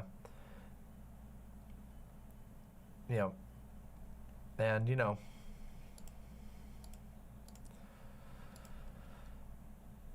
Still live? Yeah, I'm still live. I'm going for a little bit longer, but honestly, I'm getting a little tired. That's just how it goes. So I don't know. There needs to be some new life. I don't know, I miss the fact, okay, here's something, okay? This is something I've been thinking about. You guys can let me know what you think. Have you guys noticed that there's like very little way for people to break in to political content making anymore? Like if you're a new creator and you want to like start making content, which by the way, new people coming into a space keeps a space fresh. In the past, there were already a bunch of different mid-sized shows that you could perhaps have a conversation on, but there was also a bunch of actual panel shows. There were all kinds of different collaborations that were going on. Now it's basically impossible. People who want to break into the space have to do something drastic in order to even have a chance of being heard. Like, I don't know, like I saw somebody talking about how a really small channel went on Jubilee. Jubilee, a show that is literally designed to turn people into clowns. It's a show that is completely slanted and horribly manipulative, and that's horrible. No small creator should go onto Jubilee where they're gonna get dogpiled and have their fucking psyche ruined by 1 million viewers, you know? It's crazy. And yeah, of course, and then there's the other side of it, which is like, yeah, if you try to make it into political streaming, you might get crucified by a bunch of angry and bitter fucking video essayists who all are on the watch out to try and like either manipulate new people to join their side or punish people who don't join their side. It's fucking terrible. The state of affairs is terrible, and that means that there's no like, the water isn't flowing anymore. There aren't new faces, there aren't new conversations being had, there aren't new ideas in a lot of ways, and maybe there's no way to fix it. Maybe that's just the way it is. You know, it is kind of hard to make political content online. It just, you know, there's a lot of hostility to it. The algorithm isn't super friendly to politics. Twitch is super unfriendly to politics. But I like to think that maybe there's some new ideas we could try. Maybe there's some new ways we could do it. I mean, part of the reason that I did my creator signal night and this signal night is because I want to give people an opportunity to have their voice heard in an environment that's not super hostile. Our creator night was awesome. Do you guys remember how many cool people came on and got to shout out their thing and have their voice be heard? And I'm just a small community. I feel like we could make these sort of things more popular and spread so that there's like all kinds of new people coming in, talking about stuff, having conversations with one another, making it feel like a lively place instead of a fucking abandoned mall.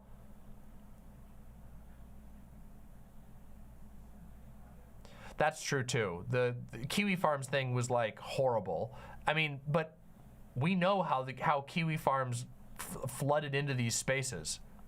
Or at least anybody who wants to go do a little bit of digging can find out how the connections were made to these spaces. Kiwi Farms had their obsessions with certain, I mean, I had a weird Kiwi Farm stalker, but it was one fucking weirdo. The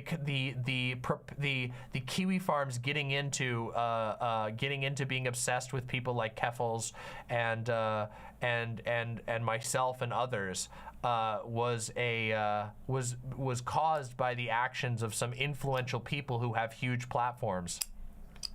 So yeah, and it ramped the toxicity up to an insane level. Yeah. Yep. Yeah, exactly. Thank you, Remy. Demon Mama, the culture bringer. That is my goal. I want us to have a culture here. I want us to shine radiantly so that new people come in and go, wow, look at what they're doing. Look at what these politics creators are doing. It looks like they're having a good fucking time. Do you think people on the outside are looking in and seeing fucking noodle drama and all this fucking garbage and going, wow, those guys look like they're having a great time? No, they're going, what the fuck is that shit? I don't want anything to do with that. Why are people smearing themselves in shit and rolling around in it? Ew. Fuck that. Nah. It's time. It's time for us to stop being boring. It's time for us to stop going, oh, maybe we should play nice with the fascists. Oh, maybe we should play nice with liberals who are playing nice with fascists. Fuck that shit. It's time for the Chad pill. It's time to fucking ramp this shit up and have a better time. Let's have some fucking fun again. Let's see some green, okay? Oh, thank you, Grady HD. For a mother of demons, that outfit is befitting of a goddess. Well, you see, demons are a type of goddess, you know.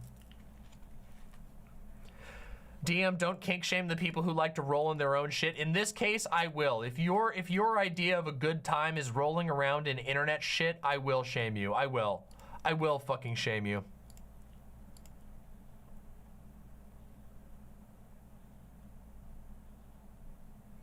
I will.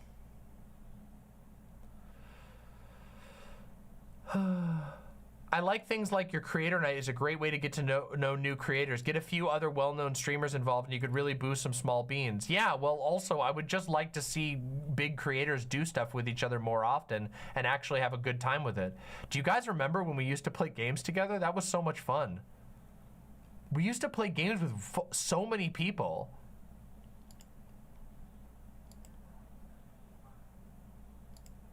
Yeah.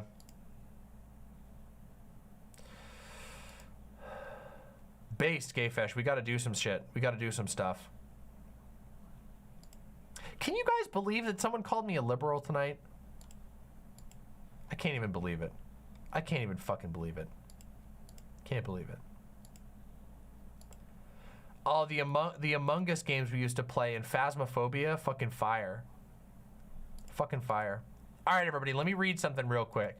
I want to do a credits read real quick. Tonight, first of all, thank you to our incredible Signal Night coordinator, Alora Anafis. Thank you so very much. Secondly, our backup coordinator, JessicaMetal. Thank you so very much. Our signal techs, Alora, Hellish Trans Girl, and JessicaMetal. All three of you, thank you so very much. And thank you to all of my callers, in order. Cherry, Self-Loathing Egomaniac, Punky Gal, Baphomet, Somniostatic, DeliaCore, August, Niatigra, TenLetterName, Lysine, Transanarchyceo, ImTheRadicalLeft, Talula, Proving Beetle, 16, and JessicaMetal. Thank you all. We had 1, 2, 3, 4, 5, 6, 7, 8, 9, 10, 11, 12, 13, 14, 15 callers tonight on this Signal Night. That, my friends, is a success. We did 16 callers over about 8.5 hours of stream, and we talked about some fucking awesome issues. Boy, did we talk about a lot of cool stuff. We talked about, I got called a liberal. We talked about political violence. We talked about assimilationism. We talked about the insanity of fascism. We talked about organizing. We talked about why there's a gap in children's media that's even left-leaning. We talked about so much stuff, and it was fucking awesome. We talked about furries. Hey, Not an Olive, welcome, welcome. A shame that you've come in so late. I know I'm going to be wrapping up a little, fairly soon, but welcome. I hope that you will stick around and check out another Demon Mama stream in the future. Yeah, we'll do another Signal Night in the near future. We do them fairly often. My Signal Nights are, how we connect with the community, how we get people's voices heard, and many, many other things. But I seriously want to shout out, again, a special shout out to Alora and JessicaMetal. Thank you so much for organizing the behind the scenes aspect of this. Without you, it would not be possible. My goodness. Yeah, don't despair. There will be more Signal Nights in the future. We always do more. Vosh talked about furries tonight. Well, I wonder why that is. Could it be? Could it be? Anyway. Well, my back is hurting now. But I want to invite you all of you who are here right now, please consider subscribing to my channel. Definitely join my Discord, discord.gg/demonmama. My Discord is amazing. We have a thriving and awesome community. I have to take care of my back, and I desperately need to eat some food. But I want to say, first of all, thank you all for being here. I hope that you will be with me in this future arc of building that I am engaging, this visionary arc, the life-giving arc, the arc in which we take the scorched earth that has been left of these political spaces and turn them into something thriving. I hope that you will join me for them. And I want to ask you, no. I want to command you one final thing, which is to say, do not fucking die. You understand that? I know you watching, you queers, you transes, you questioning people, you allies, every single one of you who is listening right now, do not fucking die, because I need every single one of you for the fight that is coming. And there is a fight. There is a fight that will decide whether or not people like me get to have basic lives, basic dignity. We have a fight that is coming that will decide whether or not the oceans will continue to rise, whether our environments will burn. There is a fight that is going on right now all around us. And I need every last fucking one of you for it, okay? I need your fucking brains. I need your fucking creativity. I need your fucking souls, okay? So do not fucking die. Thank you all for being here. And I will see you all very, very soon, okay? Good night. What? Oh my soundboard stopped working. Bazinga. Good night, everyone.